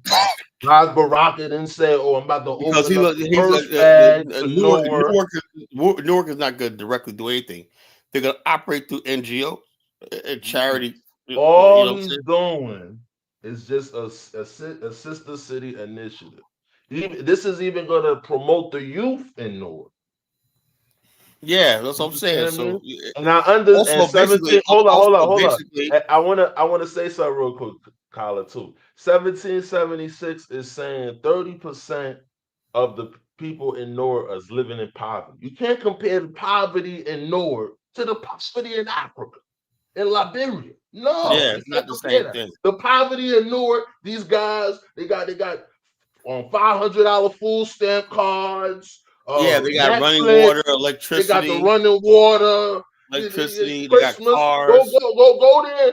Go see Christmas now in North in the hood. Guys gonna lit off fireworks. Yeah, so poverty in America, I don't hear nothing about poverty in America. We don't have poverty in America, I'm sorry, I don't believe it, Our poverty, Until you go to Africa and see real poverty, don't talk to me about poverty, the poverty is I think 18,000 a year. That's Yeah, poverty. 18,000 a year is poverty. And so What's that in imagine Africa? That right there 18,000 a is year in hold Africa. on, only less than 5% of less than 5% of Africans make that a year. Imagine the average African making $18,000 a year. Oh, the They not economy gonna be come here. booming, man. It'll be booming. Oh, I'm not You going. know another thing, right? When people talk about Oh man. $30,000 for poverty, hey Dave, less than 5% of the world's population makes over 30,000 USD a year. I didn't know that, Kyle. I didn't know that. 5% of the world's population makes 30. Is it 90% of the people who make over 30,000 reside in the United States? No, something like 70%. 70% of all the people making over $30,000 reside in the United States. The United States has most of the world's wealth and money supply. That's the truth, So of course that's going to trickle think down. about Of it, course, Kyla. people. So Of course, people are the richest if you people make in the world. between 16 to 18,000 in America, you consider a poverty-stricken person. Yeah. If you make that in Africa, you rich. You got a You're mansion. rich. You got a house, $18,000, man. You're fucking rich in Africa. $18,000 a You year know how that much you naira? You know how much that is? That is in naira. Oh man, you're a millionaire. Try see how much that is in Liberian dollars, man. That's like You're a $1 million millionaire. in Liberian Man, dollars. you're a millionaire. You're just a millionaire in Liberian money, I don't know. I see. I knew Elvis would come up here with his doubting Thomas one. That's why he dropped off. He can't handle that. That was a beautiful sight. See the girl handing him the flower. That's a powerful image right there. He did not meet with the president of Liberia. It was not a foreign. Y'all not understand. It's not an investment. What's the dollar? If it's an investment, what's the dollar amount? Elvis didn't know how sovereign wealth funds work. Yeah, I wanted you to elaborate more on that, so I could. Well, a sovereign understand a wealth little bit fund better. is a sort of like when cities, states, or any sort of municipality has a fund, right, that they collect from taxes, maybe private investment, or whatever, right, and they got a surplus. Let's say a city or state has a lot of oil, right, and they need to do something with that oil money. They wanted to put something because if you don't do something with the money, you're gonna have inflation, right? So the money has to be invested someplace, right? What you have is a sovereign wealth, like Angola, right? Gave Portugal $32 billion of its sovereign wealth. 32 billion, it invested in Portugal. Portugal was a good investment because despite being rich, Angola being richer, Portugal has a lot of things like infrastructure, which Angola's bought a lot of their real estate, invested a lot of sovereign wealth in Portuguese real estate. That was a safe investment, you know. That's what you do. But cities also have sovereign wealth funds. New York City have a sovereign wealth fund. They invest all over the globe. Why? Okay, Kwame. Let me ask you a question. Why? You know, the mayor of New York usually go to Israel, Right. right? Yeah. So what they doing in Israel? Yeah, a lot of I mean, the Jewish you state understand what gets I'm a lot saying? of You got there's a sister. It's not a sister city state, but you got a lot of Jews have Jews. in Dave, Brooklyn. Jews have wrote the book on Sister City projects. You feel That's why they right, say they Kwame? create Jews. Right. Every city they reside in, So they try to you got steer a lot money of back to Israel. Jews that work in NYPD, FDNY, right? I'm not sure about No, that. They mainly in the real estate. Jews work there too, right? Yeah, They live in the I'm quite city. sure they are Yeah, Jews that work in they that. work in the police department. They Yeah, work I'm in quite sure they do. They probably got right? some Jews. Yeah. Okay, so they gonna look out for Homeland. And it's gonna be Sister City, you know, it's gonna be some type of initiative to help, you know? Right. Exactly. So that's how it is. That's what we're trying to do over here. You know, emulate some kind of plan like that. Jews have mastered the Sister City project. They got them from all of Miami and all shit like that. They use the wealth of a city, institutions, everything like that to penetrate the whole entire globe, you know? Hopefully, Ras Baraka could get to somebody next to somebody like Shaq that got a lot of investments Well, it's already. not even about the investment, it's about It'll establishing a come. relationship. That's not going. It's going to come down the line, Kwame. This is just the, to crack the door. You got to build a open, relationship crack first. the You got door to build a open. relationship. Crack And the now door come open. organically. You got to build a relationship. You got to get black people It's just knowing about Liberia. You got to know about the history. You got to say why we're going over there. What's important? The people right now, people should be doing their research and stuff like that. What about Liberia? What is this country and whatnot? Kwame, why they didn't hit no major news outlet? Why they don't want this to NBC spread. was out there? Why BBC wasn't out there? Why nobody was out there? Man, they don't want to cover it, you know. Man, you know what they're I'm not saying, trying bro? to. You feel what I'm saying, bro? You feel what I'm saying? Hey, answer that. Why did Phil Scott out there with African Disaster Network? Exactly. The locals. Tyler, don't bring up Phil Scott in your show. Come on, but man. we said You no, better but than that's that. something good. Why they didn't bring that up? Oh shit! Why he didn't bring that up? I'm the only one that did a show on this. You know, I'm the only one that did a show on this. Yo, Kala, I just randomly was just looking, down the blog. Some of my peoples was talking about, That's how I found out. So you the one who told me about it, right? The one who told me. Yeah. Oh, did you know this happened? Yeah, it's not even reported. So Yeah, but that's how you know. don't bring up Phil. Phil Scott is I'm a just saying, grifter. but that's how you know it's an attack on positivity and stuff we're trying to do. People trying to do. You cannot have a situation where everything you like can have Elvis a is big doom and gloom. situation like this going on. Elvis is all doom and no gloom. publicity. You understand? Elvis is all doom and gloom. He says Liberians can't fix nothing. Why you can't create Tyler, I order? don't think he said that tonight. That's what he said. Did you hear him, Dave? He said, "How you gonna fix these trucks and everything like that? You train the people." Yeah. And so he's like, "Oh, it's just hopeless, man. Elvis is just hopeless, man. I knew he would come up here and find a reason." My thing is the lack of publicity for the situation. Not Colin. He actually came up here and said he would much rather the private sector. Yeah, but that's the whole thing is you understand something, right? All of that's Hold on, Dave. Let me say this, right? Do you know that the city is not going to directly do anything? It's going to be done through private sector, like whether it's a non-profit private sector or for-profit. That's how things work. They're going to be done tons of NGOs and 501c3s that's going to get on this. Say I want to go to Liberia. Some people are probably getting their filing that 501c3 right now. because there's gonna be funding for this. That's what City probably does. They find funding for NGO. That's why I want to get the Association of African Americans of Liberia up, so I can tap into some of this money. And that's African Goddess she just raised a good question. She said, "What about the money for the parts?" well, Liberia has a parts stores and stuff like that. Why does everybody think that Africans people, whatever it is, they don't have fucking money or they can't? Because they don't. We have a national budget of about $800 million. I know. 90% of that money goes to reoccurring expenditures, Skylar. Hold up. That's why in every other society, right? Funny for Elvis. You Don't start worry, taxing the people for goods and services.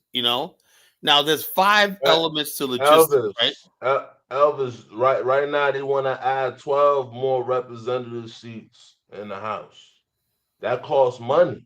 Yeah, so you got to. You telling me they ain't got no money for you got no money. parts? Oh, what about the fact that the average senator in Congress is making like $40,000 a month? That's insane. They make more money than Congress over here. Also, let me say this, Dave. There's 5 elements to logistics, right? 12 more seats. Hold up. Let me say this. There's 5 elements to logistics, right? It's an acronym called EPCOM, right? And you follow the EPCOM model just like I follow the LARP model, right? The first thing is engineering, right? You got to have an engineering plan, stuff like that. Then you got to have procurement. That's how you purchase things, the parts and supplies and everything. Then you have construction. That's how you build things. If you're a mechanic, you doing repairs or, you're building buses, whatever like that. The next part is called operations, right? That's the day-to-day human labor, human resources, the payroll. Also, it's operations, transportation, transport, logistics from A to B, whatever like that. That's operations, right? The last and most important part is maintenance, right? Maintenance is the upkeep with a scheduled upkeep on everything. Once African master EPCOM, right? They wouldn't be going through stuff. In 3 years, you have a scheduled maintenance, right? That's what happened in America, right?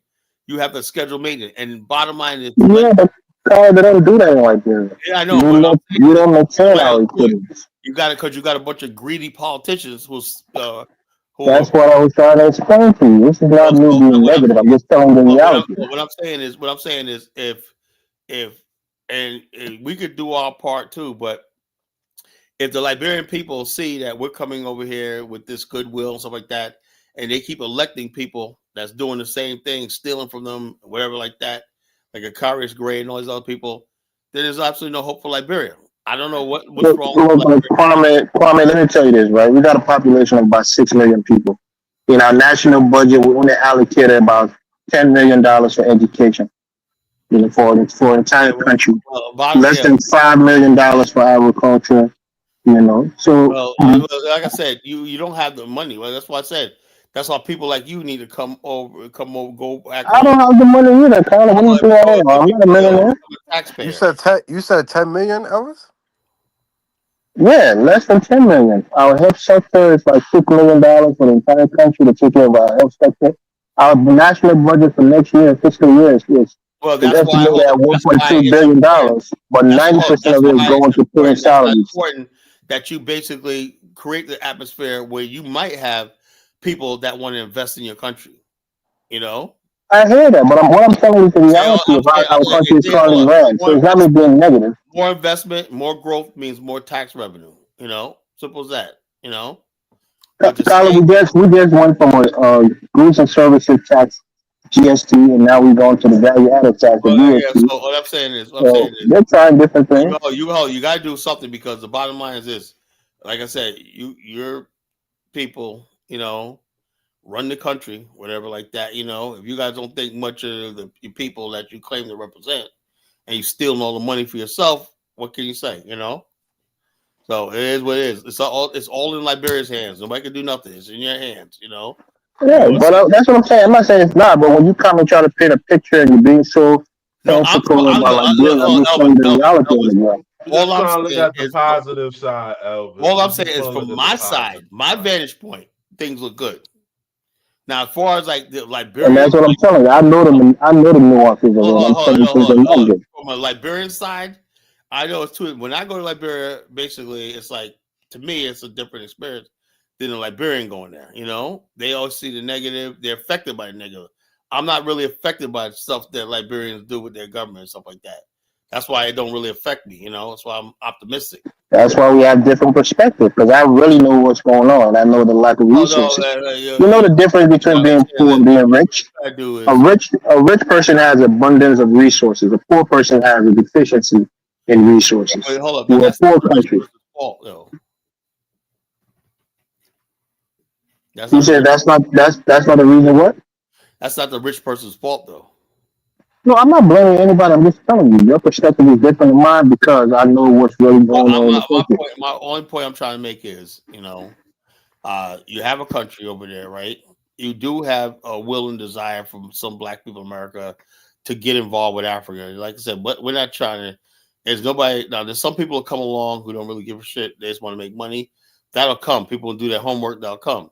But for the most part, you got to take Baraka as thing that, you know, okay, we got cities in here that they went over the things with him. The city of Mayor went over with Baraka. We have these problems right here. We have these problems right here. He probably said, man, okay, we can help you out with this. We can help you out with that. And it'll be done through private NGOs and private 5133 corporations and organizations and whatnot. That's how it's going to be done, you know? And so it's not going to be done directly by the city of Newark, you know? That Sister City Project is a private entity, you know? It's a private thing, you know? It's not really official, but it does have. There you go, Connor. There you go. Now you're being honest and you're being honest. Look, It's I a said that symbolic. from the It's a beginning. symbolic thing. It's a It's private not thing. really. Yeah, it's a Hold on. symbolic thing. It's not tangible. Hold up. But the government of these cities basically fund private initiatives. They do it all the time. They fund Planned Parenthood. That's a private organization. Planned Parenthood gets funded by the government, right? So the bottom line is just so therefore, America's about institutions, Elvis, right? If you want to build something, when you create an institute or a think tank and whatnot, and how do you longevity? You put a plan in action and you look for funds, right? Sometimes it be donors. Sometimes you get money from the city, you know, say, hey, look, okay, we got this. You got to prove for this. Are you guys saying, Carla? I don't know if it's me or not. No, you get grants. You act like you don't know.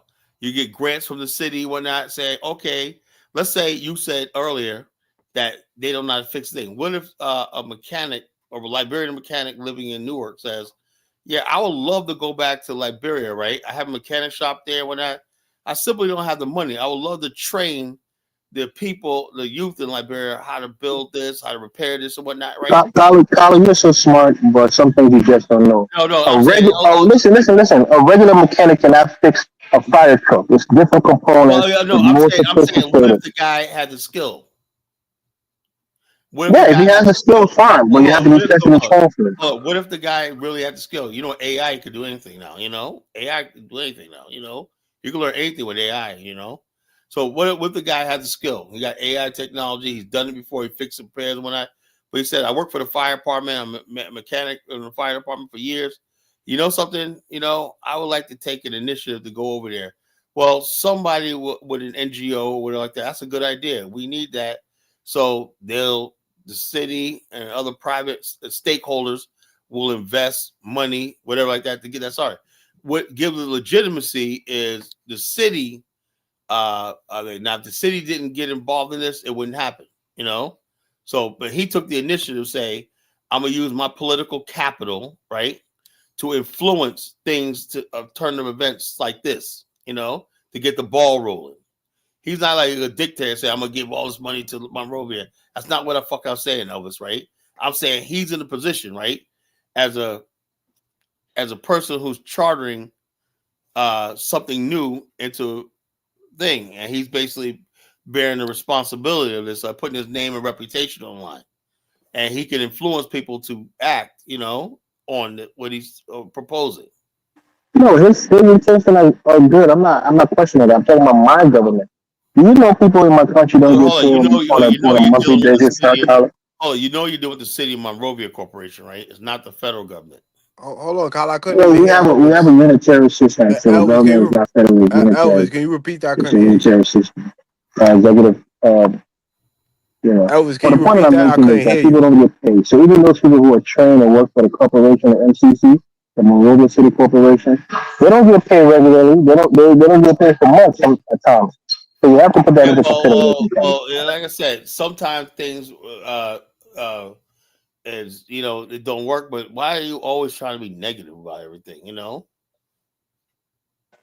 Like assume it's negative because I'm telling you the truth. The truth is there just anything good? Hold on, that's not the truth, right? That's what you choose to that's say. the truth. Hold on. If it was like what you say it is, there wouldn't be. I wouldn't have plane loads of white people. You saw the white people coming out of the restaurant when I was fucking there. They wouldn't be there. You know. If you I take say so. five Yeah, you thousand go dollars for Liberia. You to go to Liberia Liberia. for a month, You go to it's Liberia. good for You see so many you. white people living their best life, Asians, Yeah, everybody else. if you can save They a making money, $5,000 or they're take investing three and whatnot. thousand, So what did they see about Liberia? You can't. they know what they're doing. Mostly they're in the extractive Oh, industry. whatever, They're Elvis. doing mining and timber and those Elvis. kinds of things. Whatever, Elvis. Right? That's what They they're can believe doing. in your country that you They claim is yours. don't. They're there to exploit the country through the natural You know minerals what I'm saying? from the You hinterland. want to say, oh, what can't be done? Why I see all these I'm not foreigners? saying anything that can be done. I'm just saying be honest when you're analyzing the country. Don't just pin everything as roses. There's a lot of problems there. That's it. So all right, focus, Dave. What's on your mind? I mean, I just like the initiative. Like I said, Nothing in kind, just initiative, right? We'll see how it it's turns just out. a way to crack the door into Africa to make to bring the I know island if it's successful, and it'll grow into also something bigger Liberia. things, concrete things, private sector thing, You know, major investment. You don't know who might be watching this. don't know. Yeah, At Ras least he's Baraka making is a making a move. lot of deals in Yeah, Newark, at least he's making a move. so a lot of people see that and it'd be a good move for Liberia. So it's just a good publicity. That's all. It's good. And also action, that he also has a plan. He has a little policy that he wants to implement. So it's a good thing. Let's see what it could do, let's see what could happen. That's it.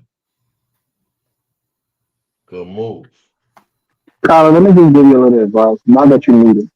But bring back 1776, right? I don't I don't want to. Let me He's bring this different he perspective just and you can knock oh, him down. he gets on my goddamn nerve. And you can't do that, Colin. You're a man. Don't let another man trigger you like that. He gets on my freaking last nerve. He's not a freaking he just fucking asshole. He has nothing Let's original to hear say. it. He got a completely different All he does perspective. is He makes troll. it feel interesting. He brings nothing to the freaking conversation. All he does is He troll. does. He does. I don't like him, No, he but I'm doesn't. telling No, you, he doesn't. All he does is for the fucking sake of the troll. show, Too bring him up. bad. Let's have a I conversation. basically like Elvis. I go back and listen to these shows, right? And I'll be like, where did this rushment happen? I'll be seeing such a flow of conversation and whatnot. And I say, why does shit go left, right? And every time shit goes left, man, it's always this motherfucker in there, just saying belligerent shit and whatnot. Like he tried Oh, to talk Kyler. about 30% of people in Irvington. Believe it or not, he actually has learned a lot about Liberia. So I want to get his perspective on it I don't care about him and learning see about what he Liberia. thinks about it. I don't care about him learning about Liberia. But Colin, you are changing the man Don't, from yeah, his. don't be an echo chamber, Tyler. I'm not interested in changing him. What the hell y'all think this is, man? Don't be an echo chamber. Don't only bring people that agree with you. What's that? Reach out and hug a coon day? Nah, but Tyler, Colin, just bring him on. He makes the show interesting. He brings a I'm lot starting of to look at you side fire eye. to I'm starting to look at you side eye. Maybe you're fucking undercooked. Post the link, man. Let it come on, Tyler. Colin, but your coons of a feather flock together. Starting to look at you side eye. 1776, please, man. Make your points, but don't ignore Tyler. We want to hear the perspective on this conversation. You want him more because he agree with you. So I No, agree with you, Elvis. That's all. He agree with you, so I know. And 1776, chill you with gotta fix you your gotta mic, man. chill. Damn, what's up with your You mic? gotta 1776, you gotta chill, man. You know Kyler. You know how he be, man. Yeah, Chill. you can hear me though. Yeah, but you gotta Oh, chill. you good now. Go ahead, man. Like not, but I have a lot of family from Newark. That's why I can speak with it with authority on What does that Irvington. got to do with the topic? No, what I say, what I'm That's a saying, fair question. What the fuck does that got to do with the topic? What Ras Baraka is doing is like an olive branch it sounds good, but like Elvis said, it's really not practical. They haven't done anything yet. All he did was go there and said, "This is what we plan on doing," and whatnot. He can't solve Liberia's problems Holly, you overnight. gotta The let him land his plane. yeah, you're the one that was bigging it up and thought it was transformative. It's a major I'm move. saying, from my standpoint of view, from where I stand, in my vantage point, this is a huge win. You know, Like I agree with you. States can make economic decisions. Like if you live in North Dakota or Montana, they have policies with Canada, but that's right across the border. But when you go international, that's a different jurisdiction that states doesn't have to but make international. hold on. Do you understand that cities like Newark, whatnot, got sovereign wealth funds? New York City's sovereign wealth funds is in the hundreds of billions of dollars globally. Yeah, they have money managers managing it for them, Carter, not the states themselves. Hold on. States, cities, major municipalities, and government entities all have sovereign wealth funds. You know, so the bottom line, what they do is invest in other countries, put money in developing countries, right? And that's why they do it. They loan money out to the IMF or the World Bank to get money back, whatnot, a return on their investment. That's what Yeah, but that's not dealing with countries. Those are dealing with companies, right? look, Banking and well, that. hold on. If Anything you that have a has to do Sister with another City country, you project, have to go through the federal the government. point I'm trying to make is a Sister City project can invest and do whatever it wants to do with sovereign wealth. That's what it can do. You know, if it wants to take the sovereign wealth, invest in a particular country around the world, whatever, it can do that. You know, it's free to do that. So, Kyle, you're basically saying that the state of Texas can make business deals with the country of Colombia in South Well, the America. state of Texas basically has business deals with Mexico. They have all kinds of deals with Mexico. A lot of No, the corporation in Texas can so what I'm have saying, I'm not business talking. deals Look, when you talk in about Mexico, state, not the state government. come on, state. You know, look, each state, some states got sovereign wealth funds. You know, and Virginia is very, very international. You got people. Virginia's sovereign wealth is all over the world. We got investments in the Philippines, Japan, Singapore, some everything. That's what people do. They take their. But usually they go through Wall Street, and those Wall Street guys will make a trade and That buy and a lot shares of in people different companies. out of Wall Street, whatever like that. You can go and have a future sovereign wealth on any stock exchange in the world. We're living in a global economy, you know. So you can basically take your sovereign wealth and invest Kyle, in we, it. we want we want to hear 1776. We didn't get into a point. Let's hear Hold it. on, Kyle. Let me just read this real quick. What I Yo, was Kwame, I don't want to hear what African. you read. Yo, stop Not, reading shit. Come here with you no. I'm gonna actually take right. you the fuck off because every time I hear you, let me see something. I want you to come here You one time. actually right. You No, actually right. That's look, what. look. Let me read something. You're reading something, right? I want you to come up on my platform and see how Dave comes up here and we could talk about shit. He ain't always quoting something to me or reading something to me. Tyler, Dave don't count. He's a bootlegger for you, so he's You on the know, chat. all you do Tyler, is fucking come up I here was actually agreeing with reading something and I found Let this him color. read it, This is not Tyler. this Let him whatnot. read You it. know. Let Tyler. I was Kwame read it, actually Tyler. agreeing with you. You Let getting so mad Tyler, for let him what? read it. Let him read No, it. I'm just. And But even if Tyler. you agree with me, I'm sick and tired of you. I read something. I'm just Know something giving yourself. I'm just Well, giving nuance to the the conversation. reason the reason I wanted to come up tonight is what Kaizo said. Did the panel agree with what Kaizo said? Oh man. Oh. No, Kaiser said was I would wrong say. because I would say. African culture is I communal. would say. Look, hold on. I would It's say not this. I would say. individualistic. Look, in the African mind and some parts of the African American mind, they don't understand space. Right, ghetto people don't understand space. Right, poor rural people in Africa don't understand space, and they don't have a concept of time or the value of time. You Because know, I was listening to. time I and know you. space. Oh, look, time and space are important. You know, to master. I You know know, I know you don't like the guy, so I wouldn't mention his name. But he was saying that there's no word in Africa for maintenance and build. Like build and maintenance were two words that wasn't consistent to the African language. So that's the but they problem. did something else. I'm sure they built. They built the Mali Empire and maintained and sustained it for many years. They built Nubia and sustained it for many years. They built Oyo and sustained that empire for many years. The Africans can build and sustain and maintain. But the professor said they don't have a word for maintenance. You know, And what No, he's a Kaiser was liar. saying, He's a We don't have a lot of liar. words in our different languages for a lot of different things. Mainly and is the what French. It has a French root. It's a Spanish. And It's a how and Latin word. how and how Africans don't understand space when they clearly had neighboring borderlines for Nubia and Egypt, for example. Are you but sure? that's Yeah, that. But the like, first so like cataract, Oh, the but first yeah, but we cataract never. separates Hold on, we Egypt never from Egypt. established the fact that those Kwame, are actually Africans. Huh? that's debatable if they were actually us, you know. But Africans use rivers to demarcate their space from other tribes. So they understand space. They understand boundaries. Who said they don't understand these things? Yeah, that won't make no but like sense. I was talking to African goddess in the chat, and I understand arbitrary countries that people create, Nigeria, Liberia, all these are arbitrary countries. I think Africa needs to divide into 2 to 3,000 different countries that coincide.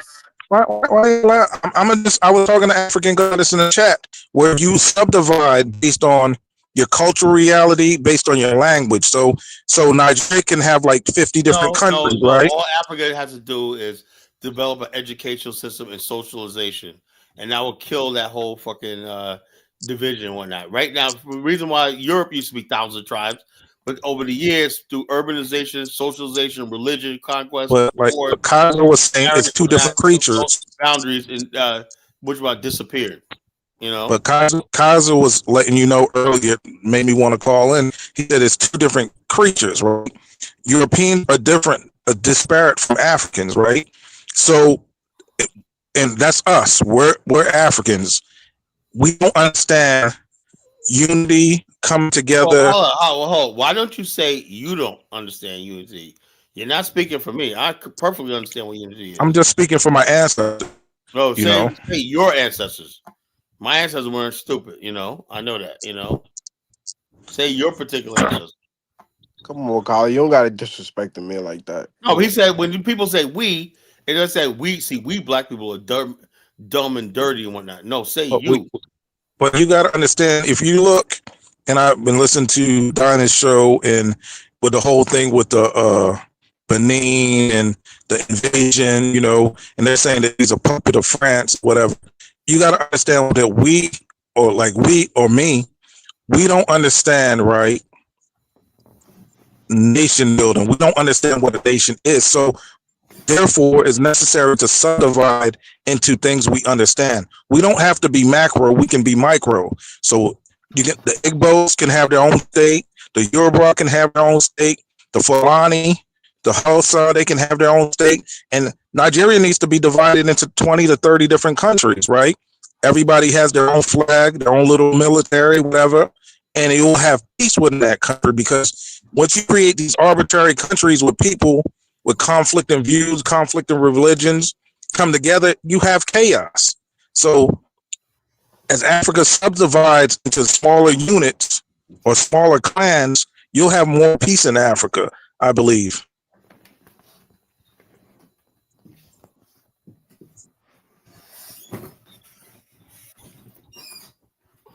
So you want Africans to have an ethno state, and call them countries.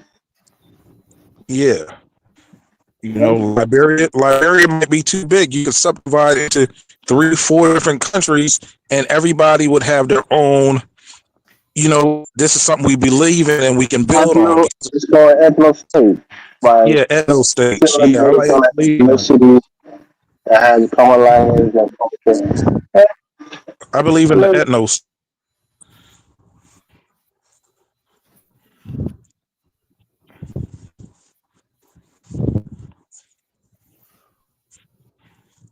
What do you think about that, Kwame? Nah, I agree with you. In some instance, but it's 3,000 states, man. That ain't gonna work, bro. That's nuts, man. 3,000 states. You know how many different? The UN meeting to take 2-3 months. But Yeah. the thing, Dave, you have Nigeria. You have a lot of people who don't even believe in that country. Like, they believe in their clan, they believe in their group, but they don't have no real, like, you know, if you from Minnesota, you from New Jersey, you from Maryland, we all believe in the United States, right? To some degree. But if you're Igbo, you don't believe in that white and green shit, that flag. You don't believe in that. So why would that be forced on you? You know, to believe in something you don't believe in. You know, so I think at least 2,500 would be nice. 2,500 different countries, right? Damn, that's too much. That's chaotic, bruh. You know what I think? Africa needs to adopt something like America, where they have different states and they have one federal body that govern all these states. But you heard what Kaizo said. We're different creatures, right? That concept of a nation union under God, the republic, that's not innate to the creature that's an African, you know. Well, But let I me thought, ask you a question, right? Let me ask you a question. Was ancient Egypt an advanced civilization, a developed civilization? Yeah, that was Okay, pretty. well, yeah, that's fine. That's fine. Did they have the same architecture as Rome or Greece or in Athens? I think probably better. Nah, they had different architecture, but both countries were developed, both civilizations were developed, right? So even in other places like Mali, when you come to West Africa, the Mali Empire, they had their own civilization that was built up and developed. They had roads, they had agriculture, But irrigation, all of the those Mali different things. Empire, did they all speak the same? Did they all speak the same language in that empire? Mostly the Mandinka, they spoke a Oh, Mende language. They mostly were related to the Mende people. They ran the Mali Empire. well, that But can work. other people came who saw the prosperity of that empire. They came and tried to join and live within the empire. That's how empires are built. That's why immigration, is a problem. Once you're the big boy on the block, people who are not related to you, who might be different from you, they want to come and be a part of your economic success. One of So the things that makes this nation work is we have one language. We have one language. But when you have a country with 5, 10, 20, 30 different languages, it's hard to bring solidarity because the language is so important to it's like a family. We all speak English. Like, when you're dealing with a Latino, you don't even feel like, man, you're like, get the fuck away. You don't feel a part of a Latino because they not speaking shit you understand. So I think language is like one of the main things for nation building. But people can learn languages. Most people who go to a different place, after a couple of this years, they guy, learn a language. If they have kids, the kids tend to grow up with that language, and they man, this tend to guy, assimilate after a Mr. couple of generations. Man, this guy, Mr. Sandman, he don't know what he be talking about. The concept of time was a European concept. No, it wasn't. It was Babylonian and Egypt developed their own system of time. These people don't But know the what they be talking about. but the African creature didn't understand chronos. Like that's time comes from the Europeans, chronos, the god Chronos, right? So like Africa Nigga, had they understood the sun. y'all gotta stop thinking Egypt wasn't an African civilization. I don't know what would be wrong with y'all. Yeah, certain dynasties in Egypt wasn't quintessentially African. Some of them was the Ptolemaic, the Hyksos, some of them was Greeks, and others were Nubians, and This this others were already Ptolemaic Arabs. this already been settled by scholars. The consensus now is that Egypt primarily came out the Green Sahara region. It didn't come from Arabia. It didn't come from Europe. These were indigenous African. It's an But indigenous African civilization. this guy, Zanu, man, he opened my eyes, man. Like that guy's like him and Pastor Man. Those guys are like deities, man. Yo, Pastor Man, I know Pastor Man is Because those guys regurgitate anything about black people and black people inferiority. So I think you tend to like them because you have a similar mindset. I don't look at it, Elvis. I don't look at it like that. I think what they're trying to do is make black people look in the mirror and say, we got to get our shit together. All this romanticizing and No, they're That's forgetting the black same people shit is we do when uniqueness. we built shit. The architecture Kyle, in you say the Asia, same. Kyle, you not the say the same. same shit. Africans No, never I'm built saying no like, stone structure. Look, Elvis, Kwame, I'm like this. I am a fair person, right? I'm a fair person, right? When I look at the simple things that Africans can't do, and we engage in technology, like let me give you an example. Some people say the Somalis were the ancient Egyptians, right? That's what they say. Somalis say we're ancient Egyptians, right? Ancient Egyptians, they took what they had. They had a river that flooded all times. They learned irrigation, right? Beautiful civilization. They built cities. The first real government with county clerks, administrators, bankers, everything. Like Egypt was the first model civilization, modern civilization, really. Now, when you look at Somalia, right? They live in cold ass Minnesota, right? And they got a whole goddamn giant country sitting out there doing nothing. Why don't they even the It's being destroyed by insurgents and terrorists, Carla. That's what it's doing. So what about Ethiopia? I know y'all get upset when I say this. Why don't Once you taste the American dream, once you taste the American dream, it's like heroin. It's addicting. You don't want to go back. 1776. Kala. So what about? No, he's right. He's right, Carla. Most people don't want to go back. The country is comfortable. It's developed. They may go back to try to build a few things, but they stay here for the money. Why did you use Ethiopia as an example? What? Why didn't you use Ethiopia as an example? Why you got to use the worst? Well, first of all, country in Africa. Elvis, the Ethiopians, for the most part, were Persians and white people. You know that, right? Yo, Kala, you gotta stop. Indigenous people. Kala, you gotta stop. You can see. Yes, Ethiopians are the ones that you see are Afro-Asiatic. They're mixed with. Yeah, that's one tribe. The Tigray, the people who act the Tigrayans, the Amharics. They don't even speak, Kala. They don't even speak a Persian language, Kala. You talk about they speak a Semitic language. They speak theirs and Amharic. The thing about America, Persian is Indo-European. It's not Semitic. Let me say this: there were black people in Egypt. There was black people in Ethiopia, right? But that does not mean black people built the temples, the monuments, and stuff like that. But they sequenced the DNA already. But the thing is, you want me to? But that everybody on the earth would know about that. That was okay. Time out. I'll put it. Y'all are going back to the past. Hey, Kwame. Oh, you got this from Amos or Sinetta? But Kwame, you look at everybody who comes to this country, right? Once you come to this country, you become a new man. Right? It's like being born again in a spiritual sense. Your fullest potentials can be achieved in America, where you can't achieve that in Mexico. But as soon as you cross into Texas, you become a new man. And then you become an entrepreneur. Your skills that God gave you comes to full potential in America. No other country in the world can you come here and become a new man. Like the spiritual experience is like being born again when you become an American. So just the infrastructure, the education infrastructure, the private sector infrastructure. We could do that in Africa. Let me get Steve on. He's been waiting patiently, man. Steve, rescue me, man. What's going on? Kyle, I put the link in the back chat for you so you can check it out yourself. I told you about that. I don't want to read anything you got to link to me. Now, I'm gonna call you LinkedIn.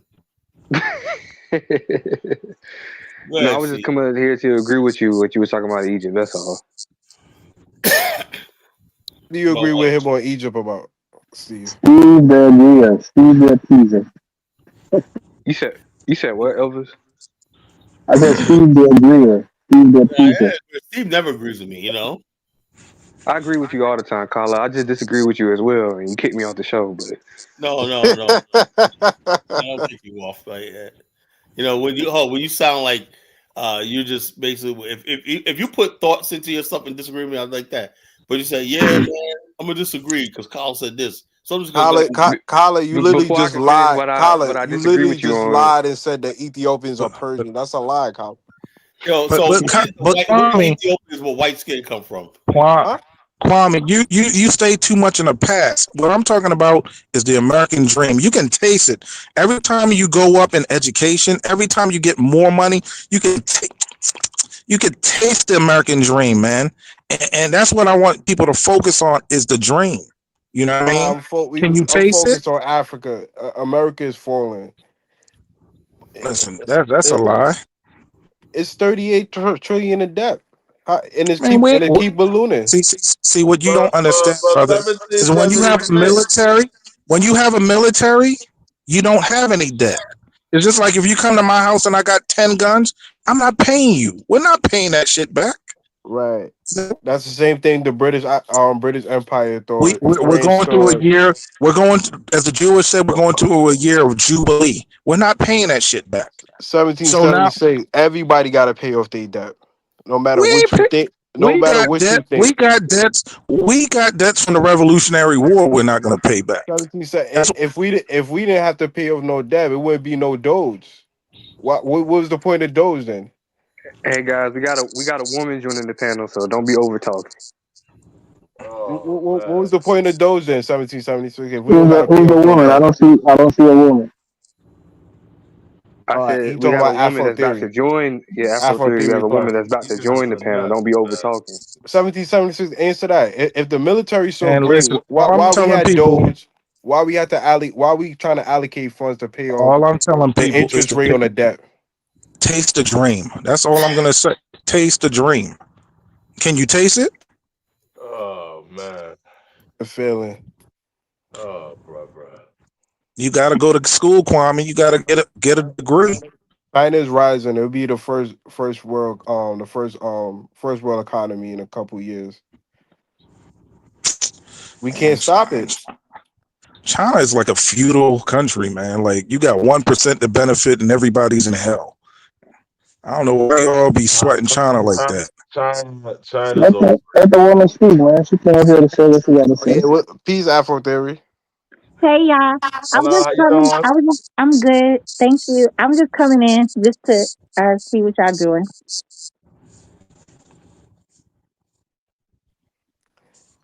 Yeah, so You giving college at 1776. You work. ain't answer you ain't answer my question yet. I'm 1776. What's listening up? to what the lady has to say. She said she just tuned in. She, So she said she Afro want to know what Afro we were doing. theory. I'm telling her we're giving college at work. That's all. Afro theory. What do you think about this topic? What do you think yeah, about this I ain't gonna topic? lie. I was giving Collar to work earlier. I try to stay out of it. I try to be neutral, but Man, Carla damn. about to get back on the mic, man.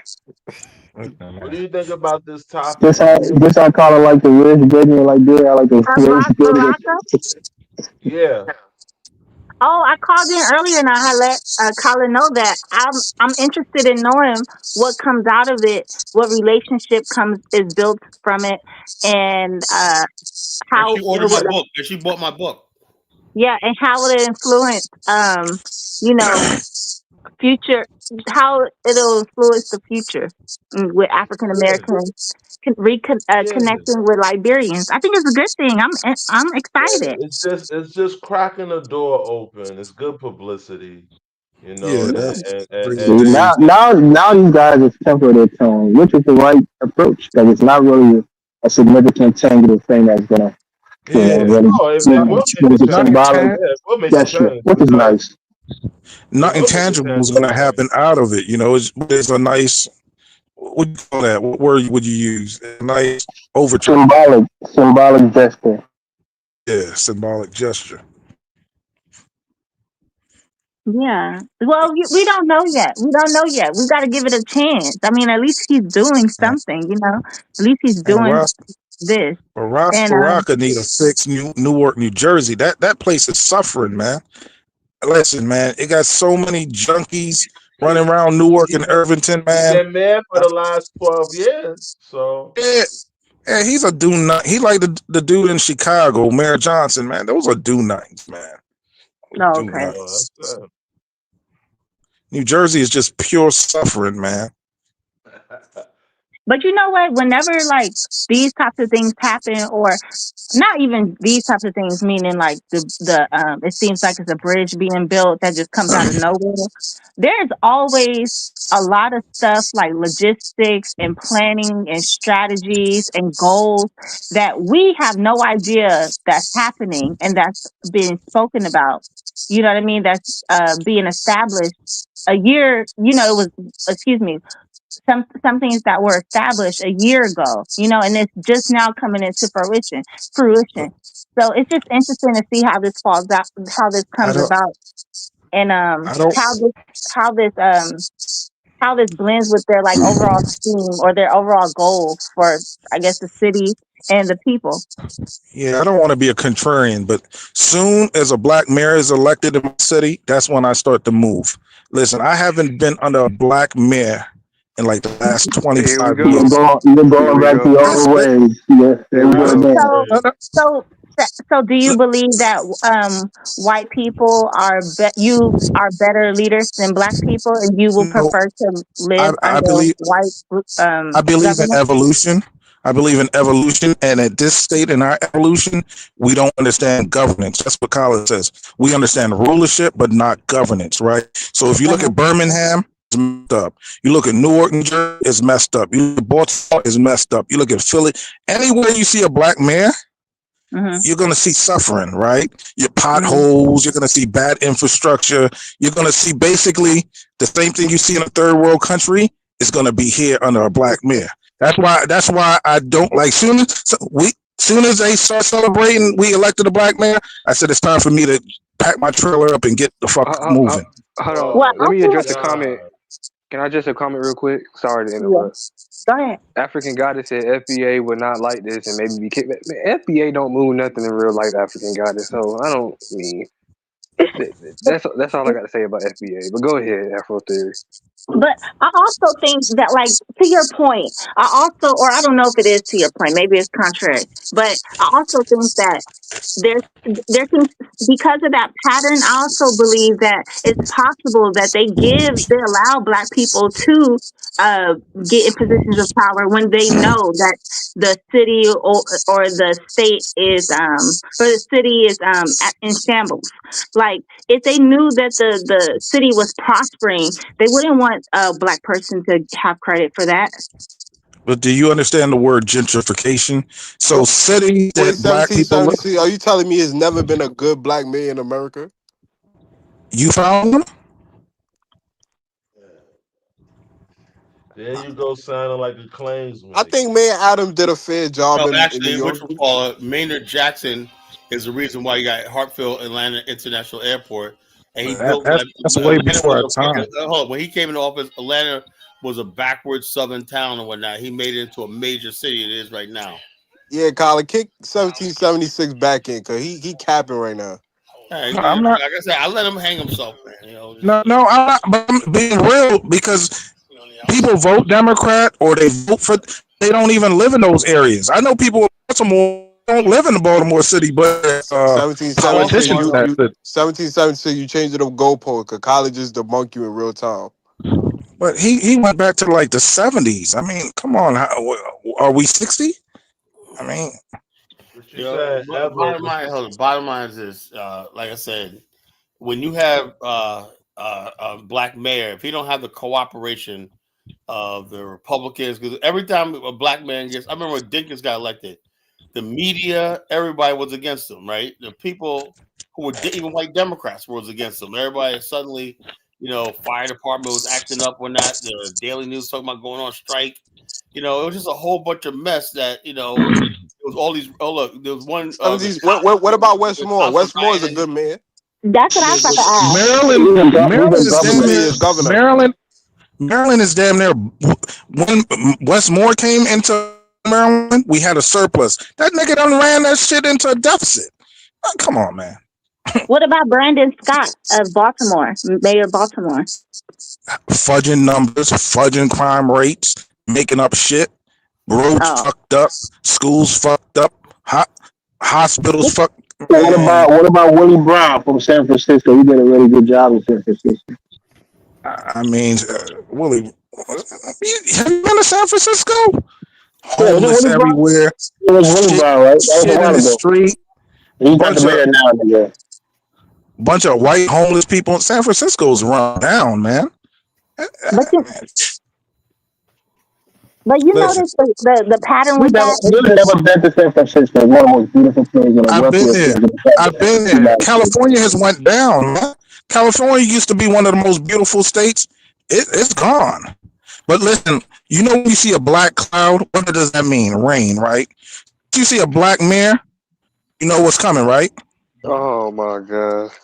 Well, I'm just oh wow. asking. Well, you know what the pattern is that it's Democrat. It's and it's a certain mentality. Oh, But black equals I'm, Democrat. That's what Joe yeah, Biden said. He said if you're not voting for me, you're not black. So black is synonymous with Democrat. It's the yeah, same difference. yeah. That's true. Yeah, that's true.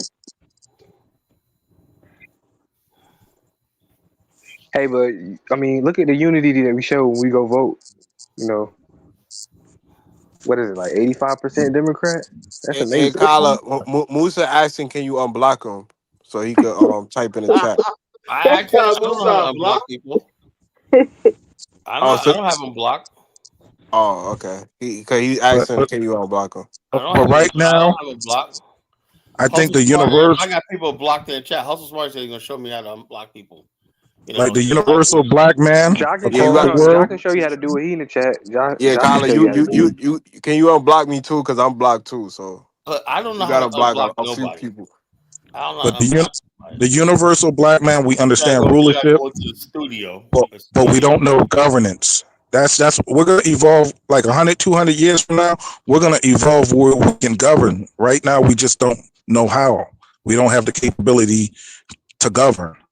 So what are some things that or qualities that we need to be able to govern, or what is it that we need to think of? I don't know how to ask it, but how could we govern? What should we look for? Like I said, you don't have to reinvent the road. You just have to Hmm. copy. So you look at once you see somebody doing something effectively, you just copy. So you look at like Kyle always talks about Singapore. You always about certain cities you see in this country that's running right. You just copy it. You know, it's Yeah, copy and paste. yeah, But when I come to the city, like you go to Camden, New Jersey, and there's a pothole where you can fall into it and get out the next 10 years. Like you went from 35 to 45 by the time you get out of a pothole. That's crazy. Some of these yeah. cities is crazy. Trenton, crazy. All these cities are crazy. And we always have a black mayor, you But know? yeah, that's true. That's true. But you know, like I would think that I've never been the mayor. I've never been in the political office or anything like that. But like with working with a organization, for instance, like if there's a protocol, and it's the same with governance. And yes, the mayor is the leader, but they also have to take into account and get things voted on. So it's like they can't just you know dictate exactly what it is that they want, or like they have to take into consideration the other people. So I think that Like that like probably Kyle, also gets in the way. like Carla said about Maynard Jackson, who America has a lot of power within the city. Like Maynard Jackson created that airport in Atlanta. Like But America has, people ask me, Elvis asked me, well, Maynard Jackson brought international investors to he also brought international stakeholders to build that airport. He Hmm. thought outside the box. Yeah, those are businesses, Colin, not that's not the So he government. could do what I'm saying. He entered agreements, long-term agreements with Swiss company. He saw. Look, Maynard Jackson saw that Detroit companies were not going to invest in the city because they're black, right? He saw it. Was he said he found out that he toured Europe, right? That there were companies that wanted to get into the American market, right?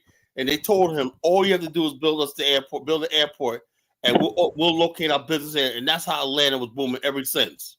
He entered an agreement with Germany, Sweden, Switzerland, a lot of countries in Europe. And he told Those companies within those countries, not the government of those countries. he worked with governments of the country. You got to do that on a like government level.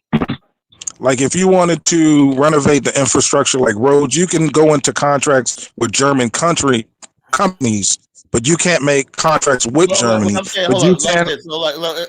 Check this out. But the Constitution also says Congress has to declare war whatever like that. When's the last time that's been? When's the last time we But actually the declared war? the And we've been police in Yeah, can't war but put the the Afghanistan president and can't that war. the Congress president can approved put that war. the presidential powers. The president can put troops Yeah, into but a he only country has a for. certain amount of time. He has to get congressional authorization of time. Look what's going on in the thing. There's a full scale war going on in the Caribbean.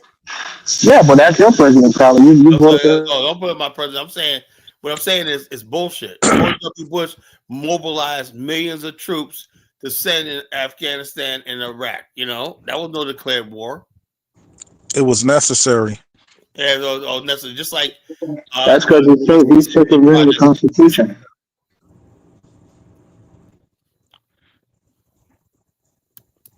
so. No, I don't know how Yeah, to do this. yeah, but we have to evolve to governance. You know. Mhm. And you said it's Yeah, gonna take that's how a good long? point.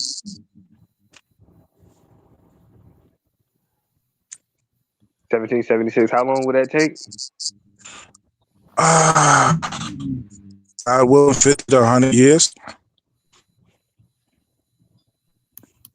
Yeah, black people, Steve, we don't should. start with that shit again. Don't dig him up here. 50. My fault. My fault.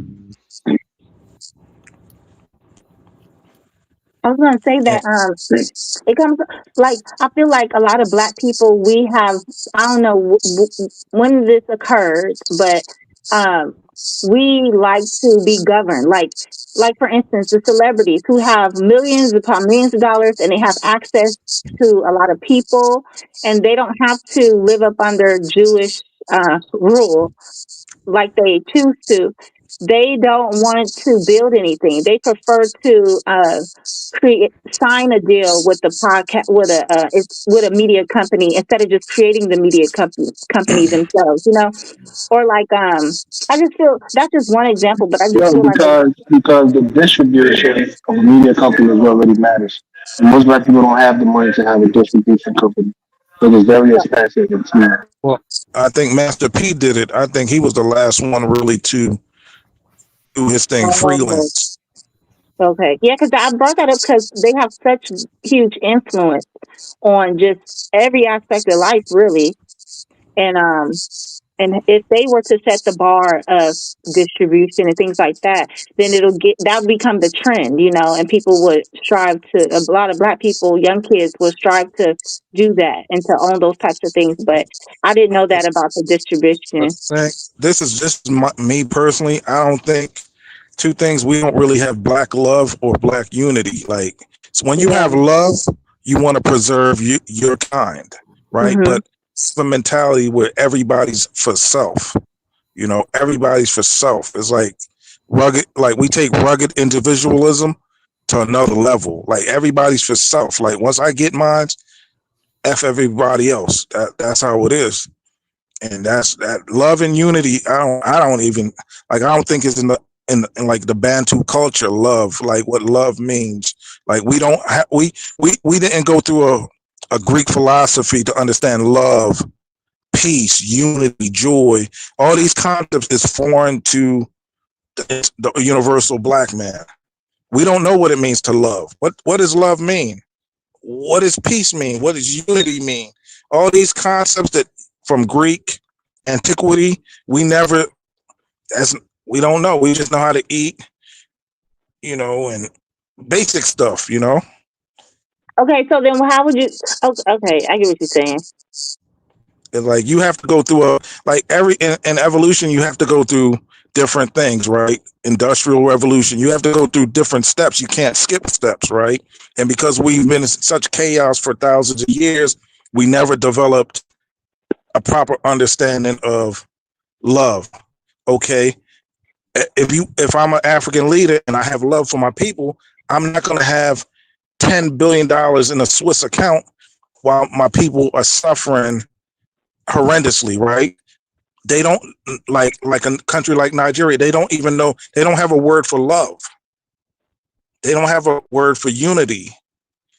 But peace, they, joy. That's not true. They have a but love I'm for sure what you they talking know about. what that is. I'm sure they know what that feeling is and the action.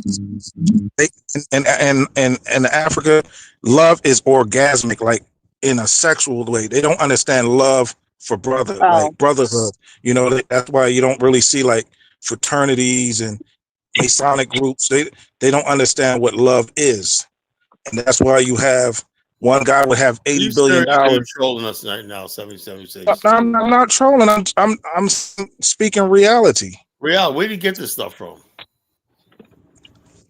Yo, How does a it's Nigerian just opinion. how does a I was in Nigerian leader Liberia. have 80 Yo, billion? back in 2023, I was just witnessed, right? A girl, little school girl, got killed because the construction site worker on the road on area 2, I don't know, one of the construction vehicles, whatever like that, ran over a little girl and killed her one night. And they said there should have been school safety passing over. People were driving with kids were passing the thing, but the whole country was in mourning.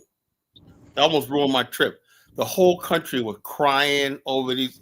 Some people didn't even know the little girl, but they were just crying. So how you gonna tell me Africans don't know love? Their word for love is Ife.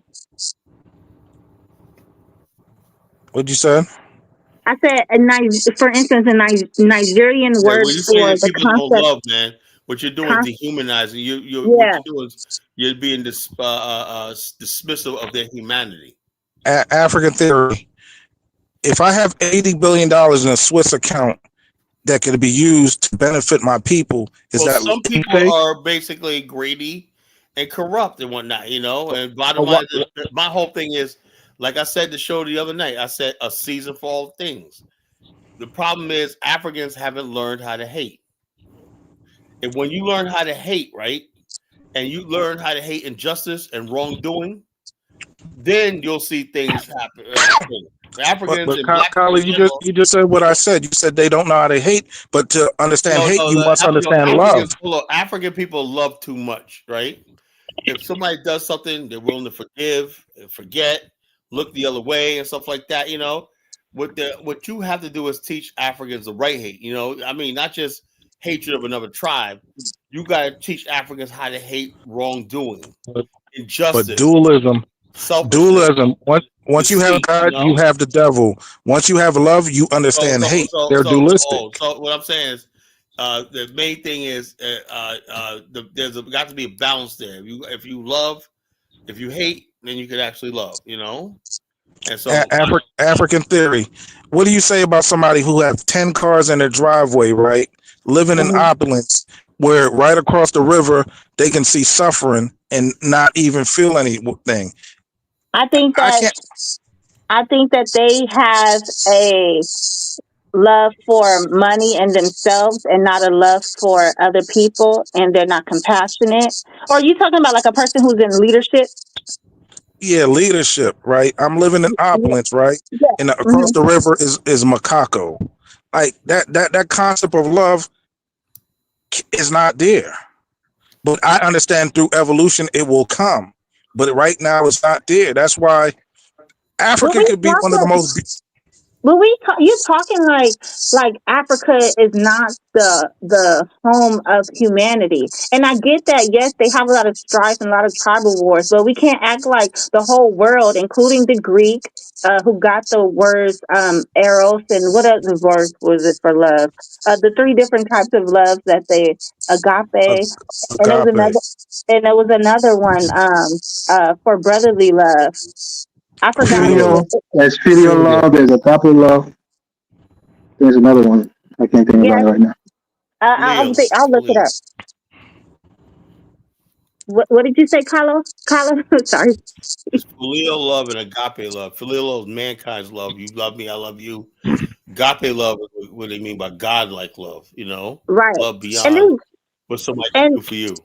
That's and the agape love. and the Okay, thank you. And the Europeans, they got all those concepts from Africa.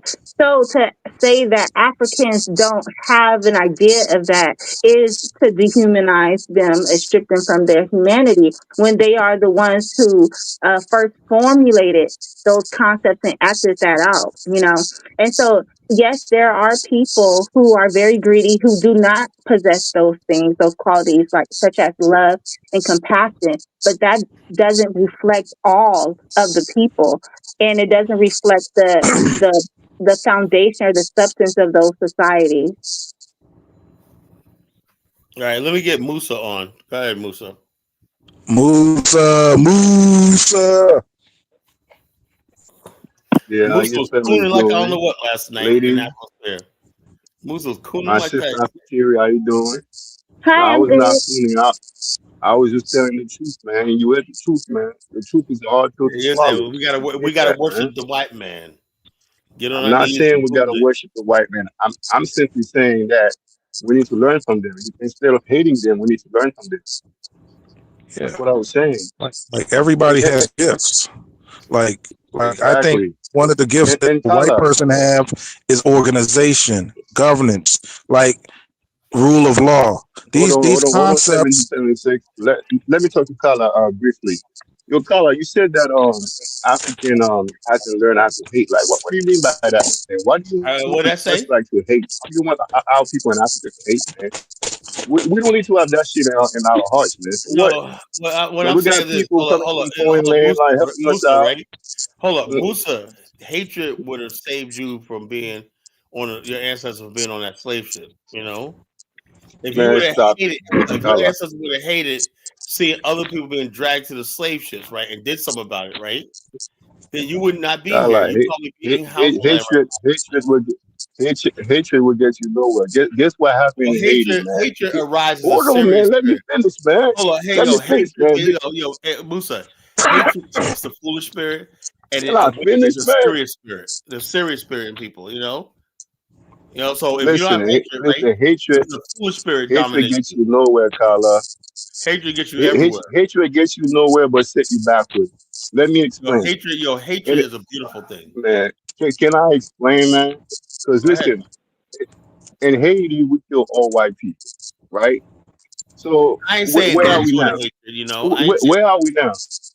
Well, I'm Where not are we saying. now, man? Hold on. You're talking about. I'm talking about primitive It's the type of poorest hatred, country right? on the earth, man. Hold on. We I should have never never said. killed all of I'm not talking about them. genocide, hatred, genocide. What I'm But talking about that's is what we did. We hold on. commit Listen, what I'm saying. genocide on them. Hold on. I'm not saying you're saying that, right? I never said that, right? What I'm talking about hatred is the hatred for injustice. That's all. Injustice. That's called But righteous the thing is, indignation. It's not hate. That's called righteous but the thing is, indignation. And Carla. hatred is hatred. But the thing is, Carla, like the very same people you came from Africa, like the language is still there, like the culture is still there, the custom is still there. It's just that you don't want to go back and claim it.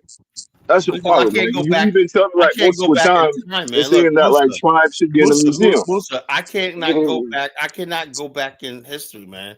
If Africa would have kept up with the rest of the world, it'd be no problem, man. I can't go But back, man. So We went through 2,000 years so of because of that, you feel the need that you don't need to go back and claim like I don't look. Bottom line, your bottom line, ancestors. it happened. It happened, right? But I cannot go back and claim something that has no use to me nowadays in 2026. Are you I'm happy. serious? but I'm happy. Look, y'all I'm, need yo, to I'm, You yo, can't yo, be serious, embrace. man. Musa. I'm happy with what the But connection y'all my need to ancestors embrace. made 40 years ago to Liberia. That's it. All the other stuff, man. I'm just like, look, it was a loss, man. But y'all need to embrace stoicism. Musa, Y'all need to Africa, embrace It's Africa, not stoicism. a loss. What's It's not a supposed to loss, Carla, happen? man. What's Musa, supposed Africa did not protect to us. happens. You say what, Carla? Hold on, 17 Look, seconds. everybody, okay, I'm gonna have a conversation with Musa. Nobody interrupt me, right? I said, Go ahead. problem is, right? When the white man created his world, right? Right? In every civilization, right? There's an unwritten rule called a social contract, right? And that's ethical, right? That means we're going to govern you, right? We're going to protect you. You're our subjects or citizens, right? You got certain protections, right? We're going to make you feel included. We're gonna make you feel, you're gonna be encompassed, right? You're gonna be a part of. You're going to be protected. You're going to be provided your general welfare, your general safety, and everything like that's good, right? You don't have to do that. The contract is you have an obligation to be loyal and pay taxes and obey the law, right? With that you're safe and protected. See, we never had that from America, and we never had it from Africa. So that's a conundrum we're in. Africa didn't protect us, right? They allowed the slave trade to happen, and America didn't have us. We were killed by the Klan, burned out, killed, murdered, everything like that. So we're dealing with two continents. It was a trade, man. What? It was a trade. What do you mean that Oh, Africa just a didn't trade. Oh, protect look, us, it man? was just a It trade. was So what, So trade, what? bro. Human beings. This is what I'm saying. When you talk like that, you sound like a savage. You know that, right? But can I No, interject? I'm telling you what You it is, sound like man. And you all of us are not the sound same, like you man. have bushmeat in your Hey fucking Musa, mouth. when you're a black stoic, you accept things for what happened. Stoics, we can't. What's supposed to happen happened, right? We lost the Right. war. Get over it. We lost, I right? know that, but I'm saying, but at the same time, I'm not going to sit here and say, although we lost, you learn from your mistakes, right? And What Musa, Musa's saying is, 500 years from now, this could happen all over again because nothing to see here. one of the things I like It's not gonna happen again, Musa, bro. let me If slavery happened again, you wouldn't even have a problem with it. Musa, let me You interject. fail to understand what I'm saying. But the thing is, Tala, it's never gonna happen again. So why How even do you saying know, that? yo? It's not gonna happen again. So how do you know that? What makes you think it's because gonna happen? we have TV, we have the What makes you internet. think it can't happen? What makes you think slavery can't happen again? It can't. Tala, in this modern world, man, it's not It's gonna not happen, bro. practical. Stop it, man. Okay, whatever. It's not LARP. It's not Whatever. logical. It's not practical. It's not going to happen. All right, we got some more people on. I got and look, it's been past 6 hours, man. So let's wrap this up. I got Jonathan, then I got Mike. You're about to sleep. Go ahead, Jonathan. Say your piece. Then I got Steve. Then I got Michael Olawale. For sure. What's up, y'all? Now, I agree with Kyler. Kyler's right on the hate part, whether y'all want to admit it or not. The fact of the matter is, the most developed countries in the world right now, they hated another group of people, and they use that towards pushing it towards their development. All them countries in Europe, they hated each other. They every single time they bombed the shit out of each other. The Europe only had difference is 1,000 years of war. But constant Jonathan, war. why are we focused on the white man? Let's focus on ourselves. We ain't got to Like, focus on that them. book- Let's focus on that's the every other Buddhist group man. on the planet. The Turks hated other people. The Iranians, the Persians that hated other people. These people have long-term Hated enemies. other Only people. in Africa. Only in Africa. We didn't hate each other to a point at which we tried to push for development and tried to outcompete each other. Do you have your proof that he hated other people? Like I said, hate is not gonna get us nowhere, man. I mean, we are still back, man, in everything, man. In terms of Musa, sin, Musa. in terms of Love a is lot not of getting other you things, nowhere. man. We are still back, man. If the We white, are far if back, man. the white, We the white man is only cannot have 3% hatred of in the our world. hearts Love has gotten hated so far, man. I love the when we results. have yet to learn from the world. But can I ask Jonathan a question? The white man is only 10% of the world. 90% of the world is colored or black or whatever, right? If you took the white man out of this world, we're still going to be fucked up, right? So the white man 100%. is a boogeyman that's irrelevant. If you took the white man out of the world, ain't shit going to be built in Africa, We're not even talking about the right? white man. Just talk about a corrupt system. Man, listen, But 776. the I'm European not on that system, hate, man. I gotta live. I That's gotta that part leave. that they hate. The European system is the best system ever created, and as you gravitate towards being European, a black European, the more civilized you are. No, I'm sorry, 727. Nigga, you crazy. Niggas nuts, man. With that, 727, nice to have you, man. But good night. Get the fuck out of here. Man, don't kick him out, man. He's a big No, brother, he's man. gone. He's gone. What he That just man's a said, man. dictator, man. I've been telling him about that black Ku Klux Klan shit, man. Yeah, that's what I'm saying. It's not on this platform, bro. You guys want that? Go on after dumbass show. You can have that all day. All right, Mike Olawale, go ahead, bro. Honestly, I don't know what you guys been talking about all day. I just kind of calling, but On the Oh point man. you guys just made, I don't think anybody hates anybody. Someone only hates you when you get on the way on their interests. Oh, I think hatred is look. God gave you hatred, anger, all these things because you're human. Exactly. God And gave that's you all these emotions. God gave you the ability to hate for a reason. for a reason, exactly, for survival. So Oh you yeah, mean survival instinct. Shit. yeah, that kind of prove my promote point I'm making, that someone will only hate you if you get on their way on their interest. If I have interest in something, I'm trying to get it done, and you get in my way, I'm gonna hate you for getting in my way. So anyone that hates anyone is only because you're on the way of their interest. Well, And that's now how we hold up. tell I don't people like, believe in yo, hatred for when you selfish reasons, right? I say it do again. believe. Look, if I'm a righteous person, right? Let's say I'm part of a community, right? I said, look, I do everything right and everything like that, right? And then let's say I see some kids, right? They're doing drugs, they're playing with guns and whatnot. Now I'm gonna not hate those kids. I'm gonna hate what they're doing so much, right? That I'm gonna try to pull them in or mentor them or have them But it arrested depends though. to do something like that, right? But it Now, depends. hold on. Or you can say, okay, look, I hate what they're doing, right? Let's say the kids are shooting off guns and whatnot. Or let me perfect example what I'm talking about. I am sick and tired of seeing black mothers, right, crying because their child got Before you hit go by a into that, bullet and stuff let like that. me That before you go into rises. that. And the people who's doing that lifestyle, that culture, the gangbangers and stuff like that, tearing up. I hate them. Yeah, of course you hate them because you're not into drug dealings. No, no, not because it's drug dealing. Even if I was into drug dealing, the Kind of fact like if that you were people into have a drug dealings, callous you will look, not hate people them. that have not all drug dealers are violent.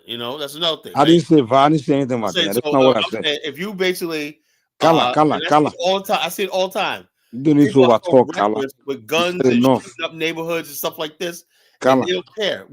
We have 4 incidents in the last month, right, where black people were killed at large gatherings. You Kala, think you don't I need to like over talk. what do you think I think We when get I your point. like Kala. gatherings? Calm down. People We get get your killed. points. You and I definitely we're on the same point because we are not drug dealers. You understand? So we hate all that shit. But what I'm trying to say is the drug dealers, if Kala today he becomes extremely broke and whatever, something leads you to like, oh, I gotta sell drugs, you're not gonna feel the same way anymore. Because now the old drug progression becomes your interest. You're not gonna give a fuck. So what I'm saying is we get that. That's evil. That's taking the evil path. So if you decide to take the evil path, your interest is gonna be for everything to be destroyed for you Well, to let me give you another get back. example, Mike. Right? Hold on, The Kala, the calm down, reason calm why down, calm down, calm down. Let me land so they don't I never got misunderstand what into I'm crime saying. because I always hated criminality. I agree with you. I'm with you on Straight that, and and narrow. that's why you and I. Yeah, that's why you and I connect. We hate criminality, and we have to get rid of that shit. And so the So bottom line is when people tell you not to hate something, they're a fool. You got to calm hate down. something. Yeah, I'm with you. I'm I with you. hated criminality so much I stayed away from it my whole life and whatnot.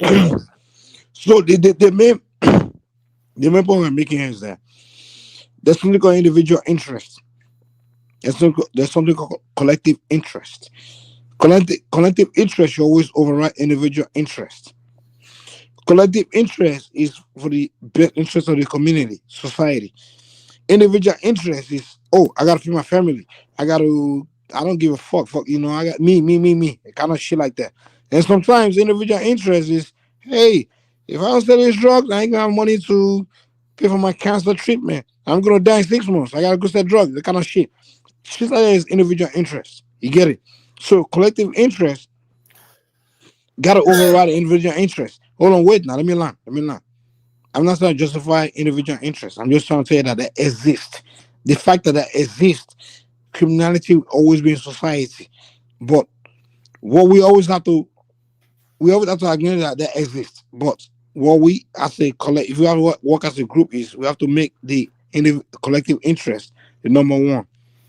But what I see in our society is that sometimes we are so sympathetic towards each other that we want to condone individual interest and play this politics of trying to protect someone that did something because of his own individual interest. And then we start looking ridiculous as a group to other people. You get what I'm saying? Yeah. We do that. We do that with lots of people as black people. Other races don't really do that much. We go on TV. We're trying to give excuse for why somebody did something terrible for his own individual interest. Where we should just shut the fuck up, even if we agree with him. But you should never argue for individual interest. You should always argue for a collective interest. And that's why white people always make black people look ridiculous because they will invite somebody on TV when an individual black man does something fucking terrible. They will bring one stupid rapper to come speak for his behalf. He'll be like, yeah, he had to do it because hey, mama couldn't pay his bills. He's no, shut the fuck up. We agree with that, but don't say that shit, man. Keep it to yourself. It's always arguments should always be for the collective interest. The collective interest of a black society, whether it's in Africa, Black America, whatever, anywhere, Yo, right should now, always be the Black fuck America. the individual that gotta die, whatever. No, we can't accept that you sell drugs to kids because you gotta save yourself or save your family. Yeah, that's the point. Fellas, anybody want to wrap it up, man? I've been 6 hours, 13 minutes, man. This is 13 straight days. Tomorrow will be 14 straight days, 2 weeks. I want you to But take. Kala, before you run, I can't argue this. So you want this abolishment of tribal entity Yeah, hold on. You got nations to in call Africa. What's up earlier. with that, Mike, man? I've been on for 6 hours, man. I'm falling asleep, man. When Oh, I yeah, can't, you're not do gonna it keep your tomorrow. ass on that Do one. it That's why you tomorrow. want to run Go away. ahead, So ask Mike, me a he's question. like, I gotta run, I gotta run. No, I'm not trying to run, man. I'm just tired, man. What do you want to ask? Go ahead. I better say, Nah, do Go it ahead. you tomorrow, no, Carla. go rest. I'll give it you another day. Don't give me another excuse for running. Because you and I'm your not running. buddies, you always say this bullshit about we gotta get rid of tribes in Africa or some shit. Yeah, we do gotta Dude, get that's rid of our that. identity, homie. Yeah, You can they get rid got of my Mike, identity. man. They need to go into a museum, man. No, you gotta go Sorry, into a man. museum because you don't make no sense. They Your got Mike. tribe don't Mike, make man. it. There's a Mike, tribe I gotta go like to a to Mike, see. museum. I Mike, like to Mike, see you're you Kala, doing, Kala. Mike, civilized. If there's a Mike, I tribe, they like you're to gotta go see to a doing. you guys museum. It's civilized. your Hey, tribe. look, Mike, look what you've done to Musa, right? He was born in Haiti, right? Lives in America. What do you mean, Mike me? hasn't done anything to Hey, me. but Like, listen, listen, hold on. listen, And, Kala. but he's attached to Mike some. is Yoruba. I have He's nothing to do. I attached have to some nothing to do fucking. with Kala. Yoruba people. I'm No, of Hausa he's ancestry. attached to some He fucking doesn't anti. understand that. That's the problem. He doesn't know. He know nothing about Listen, Africa. That's listen, the problem. Kala. Mike is He see Yoruba, Africa as a and one I'm of small Hausa village with a bunch ancestry. of ant tribes. The Hausa and Yoruba are not the same people. I have nothing in connection with Mike except Yeah. for So the skin Carla, keep bottom it color. line That's is pushing. it. this. Like I said, you should. The bottom line is this. I You mean, might. I respect Mike. You know, he's an elder. I respect him, Kala, but what do you we mean have we should? nothing in What do you mean we common, should, Kala? What and you you saying? fail to understand that. What I'm saying Kala, is, Kala. This is what you need to understand, Kala. You, as an FBA, you ain't a tribe. I'm not a fucking FBA, please. Okay, as a Black American, you ain't a I'm tribe. not a black American. I'm African Okay, what is American. No, your ethnic no, you group? gotta stop Kala, this, Kala, Kala. Mike. What is your ethnic Mike, group? you gotta stop I'm this, African Mike. American. That's my ethnicity. Kala, okay, yo, that's not That's my ethnicity. ethnicity. Look, And you're Mike. always Hold proud on. of it. My Kala, answer. Oh, look, Mike. Let me say this for once and for all. My ancestry is the original African story to North America and America. what is your ethnicity, Kala? That's African Americans. Okay, cool. That's your ethnicity. Yeah, I'm My an African ethnicity, American. okay, Kala, calm down. My ethnicity is Yoruba. But that's beautiful. You can keep So that. why are you telling me to move my ethnicity to a museum? What the I'm fuck saying does there's that a mean? difference between an ethnicity and a tribe because you can have an It's ethnicity. the same thing, Kala. What the hell are you talking about? Let me say this. So let me difference is this. Difference is this. A tribe is right. I see It's somebody the over here in ethnicity. background. A white man just call it tribe. Mike, let me say it. See if you can figure this out, bro.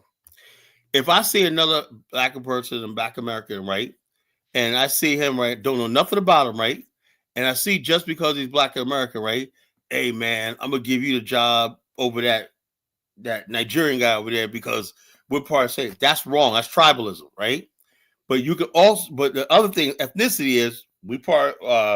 Hey, look, we're African American, right? Hey, do you like blues? I like blues. Hey, yeah, let's go to this cultural center, and they're doing 1940s Harlem. Kala, all you just said to make an That's ethnicity.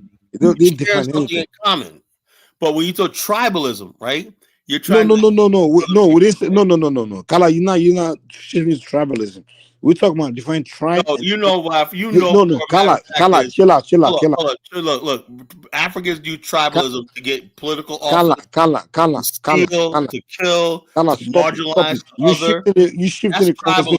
tribalism. That's Kala, why I said we have to be. Kala, stop it, Hold stop on, it. hold on. Let me Don't ask over Mike. talking. It doesn't mean anything. Let me ask Jonathan Miller. Jonathan Miller, do you agree Now with you want everything? to run Jonathan Miller because you're not about to debunk your bullshit. Oh, okay. Oh, first let me ask Jonathan. Jonathan, you believe what There you go. I Yeah. said?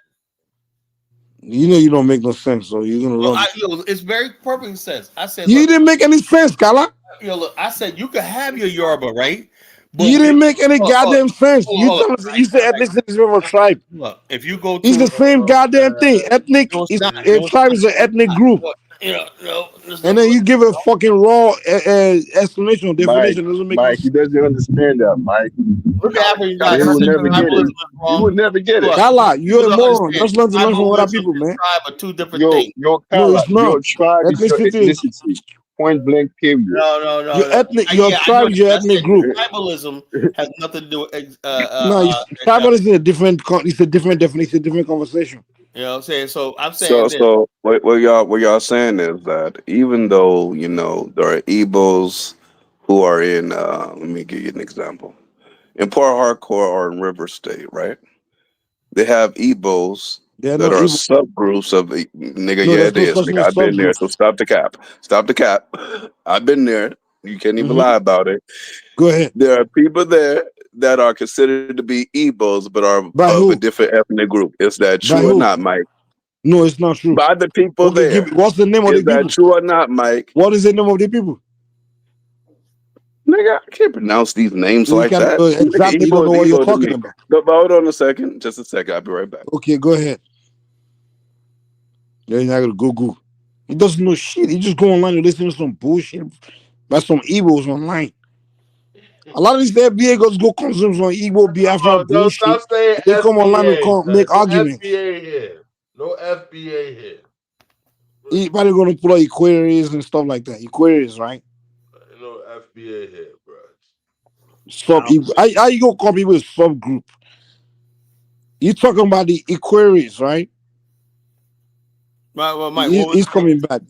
Jonathan you could be proud of your. Jonathan went and spent 2 weeks in Nigeria. I think he has learned some shit. He doesn't know. Hold on. What you call it? You could be proud of your ethnic group, whatever like that. That cultural heritage is fine. Kala. The problem is when you use that to other people, discriminate and But Kala, bully. everybody does that. No. I see it a lot. Italians, Kala, Italians, listen, Kala, Italians. Oh my We put goodness. interest of Italians against the French. Are you The justifying? Chinese will put interest of the Chinese. Hold on. The Chinese will put interest of the Chinese against the Japanese. The Black Americans will put interest of the Black Americans against the Jamaicans. People looking for their own group. But You lying about this Kobayashi because you want to go conquer people. I have a relation. I can have a normal relationship with Jamaicans and whatnot. I'm not gonna be Everybody does. I'm not gonna be like you're Jamaican. We can't do business together, or you're Jamaican. No, but no one else does that. Chinese don't tell Japanese they can do business. Yorubas don't tell Igbos they can do business. Right? Mike, it's not even business. It's like embracing somebody as a human being, right? Well, everybody does that. Somebody as a person, he don't have to Carla, everybody embrace others as human beings. No one. But it seems like you only value people as far as like what money. No, you look out for the interest of your own people first. Yeah, but everybody does that. Yeah, but the thing Even is, though, countries do that. I don't look. United States look out for the interest of the United States over another country. Look, I go to Liberia all the time. Those aren't actually my people. So you care for more interest of Liberians than the Black Americans? No. I'm like this. I have no obligation. Look, I being the best Black America I can is my contribution to Black America. Making people feel. Wait. Whose interest you care most about? The Black Americans or the Liberians? Colin, answer that. The tribe I'm talking about is called the Equerry people. Equerry. I knew you were going to mention the Equerries. Equerries are their own. Wait. So if you knew it existed, why'd you just lie and say it didn't exist? When did I say it didn't exist? They're one group, one ethnic group, but they have different tribes within the ethnic group. They're not sub-Igbos. They're not. They're Equerries. They're all their own group. You don't understand Nigerian story. They're Equerry that speaks Igbo. They don't speak Igbo. They speak Equerry. Oh God, Lord, what's the difference between a tribe and a clan? Jonathan. In Africa, their tribes that their language sounds similar. That's all it is. Like in the tribe called Ishakiri. they sound similar to Yoruba. The tribe called Igala, their language sounds similar to Yoruba, right? Now, what the Igbos are trying to do is they want to create a country called Biafra. So any ethnic group within the Niger Delta, they have oil well. The Igbos want to claim them because of their oil and say because their language sounds similar to their own, they belong to them. And that's what they did in the 60s. They invaded those territories, trying to take them and claim them. They invaded their territory, trying to conquer them and make them Igbos. And they said they rejected it. And till today, say rejecting it. But you going to listen to Igbo platform on the internet telling you stories. And that's the problem. A lot of you non-Nigerians, they go online, listen to all this fucked up propaganda. And you think you're learning something about Nigeria. You don't realize you're learning propaganda. And you begin to think you acquire intelligence. And you don't realize you're sounding like a moron. So You everyone else is Nigerian. wrong and you right, Mike. Is that what Equaries are it not is? equals. Equaries are Mike, that's equaries. not the real world. And then your very own Yoruba, it's the same damn thing. You know this shit, but you just denying it for the What do you sake mean of the the same thing in platform. terms of Get it what? together, What do you mean? nigga. What do you mean? Dude, Jonathan, you're not Nigerian, man. Just leave Nigerian problem with Nigerians. We take care of ourselves, okay? Focus on your ethnic group. FBA, that's your ethnic group, okay? Oh man. You know nothing about other people, man. FBA Stop trying to don't be the superior Negroes. You're lying about your own people, even your own people You don't know discounting what you're saying, and that doesn't make sense, Mike. what is a But lie. Mike, Tell I've me what learned a lie. something about you. You got a problem with lying. You got a problem with lying, Okay, explain to me. Prove even it. though you know the truth. You're a lie. What kind All of right, shit prove is it to that? me that I'm a liar, then prove it. I just did. How? By saying it? I made a You're black. statement. I You think said the black statement Americans. wasn't true, and then later You came back and said the statement was true, while also trying to say the statement wasn't true. okay, prove it. Did that not just happen, Mike? What happened? Oh Lord. Exactly. You see, for black Americans, you want to rule the black world. You have no knowledge of nothing. Your view of the black world comes from white man's media, and you think you understand everything. Just calm down, man. You listen. You don't know more than the Caribbeans and the Africans. We're ahead of you. You're just a group of people that only consume information from media and what movies and all this dumb shit. Mike, Mike, And y'all you are think just 100% because ahead of us. you're white man making the Mike, superior I'm agreeing with you. I'm celebrities agreeing with you. of the You're black you're world, you you're think you're you're so ahead of us. intelligent. If there You think was you're a so race called intelligent. backwardness in the Olympics, y'all will be winning that motherfucker Listen. hands down. Jonathan, let You me will tell you be something. ahead in the backwards Olympics Jonathan, let me tell you. because you're constantly running backwards. You know the problem of black Americans. You think Mike, you're Mike, so Mike, Mike, Jonathan, Mike. calm down. I want. Are you in America, Mike? You're in America, right? Jonathan, yeah, I'm in America. Jonathan, the problem with you Okay, black let's both Americans. walk. Wait, let's both walk outside. Let's both walk outside. You show America, and I'll show Nigeria, and you tell me who's backwards. Let's go. Kala, sorry, Jonathan, here's the deal. Here's the deal. No, no, no, no, Mike. I'm going to walk Yeah, no, outside. You're going I'm to just walk answering you. outside, Can you and allow we're me to going to talk? show Jonathan, what we see. And we're going to see what's backwards. Jonathan, can you allow me to Kyler, talk? just go ahead and end the show, man. Just go ahead and No, end the show. end the show. Let me just allow me to do this. Allow me to say this, please. these guys. Jonathan, the reason why you think you are Hold on, superior Mike. I'm putting my shoes on. okay, let me talk, please. Allow me. Just give me 30 seconds. Jonathan, the reason why you think you're superior to the Caribbean man and the African man is because you live in white man's environments. If the white man today decide to take you, Mike. hold Last on, time let I me land, checked, let me land, let me last time I talk, Kyler, checked, bring man. Lagos is Elvis up. white man's Kyler, bring environment. Elvis Please, up. They Elvis want to come just developed let on. me talk. Lagos. They built Lagos. Last time I checked, Listen. I've been to the Caribbean Jonathan, countries. They Jonathan, developed that shit too, and they built that shit too. So every time you try to be like white man's environment, nigga, we all grew up in white man's environment, Jonathan, whether you want to like that or not.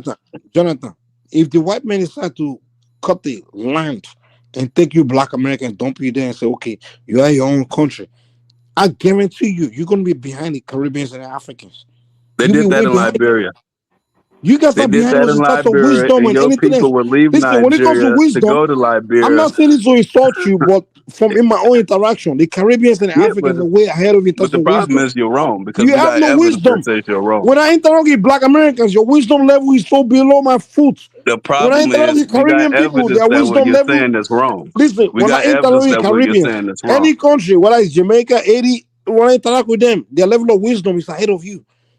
Or the African, their level of wisdom is ahead of you, Black Americans. You have Mike, zero take it wisdom. easy, Mike. You guys, your Don't do it wisdom like is so that, Mike. low, and you think you're superior to us. Your level of wisdom is low. You wear Nike and all this Gucci and all this shit Shit, because you Mike. live close to white men. All right, Mike. Mike, you just said we wore Nike and Gucci and all of that shit? Yeah, because the white man provided to All you right, nigga. welfare and all Now, that Mike, bullshit. I'm about to walk outside and about to show you a whole bunch of Jonathan, people your level of in wisdom Baruchi is Gucci so and dusty Nikes, that my nigga. I can't even look at Once you and respect again, you. you're making statements about Black Jonathan, America that 100% ultimately Jonathan, Black applies to American your level of people. wisdom That doesn't is make way below the sense. Caribbeans and the Africans or any other group in the world. I would Your like to see wisdom, you that don't have wisdom. wisdom. Is it in literature?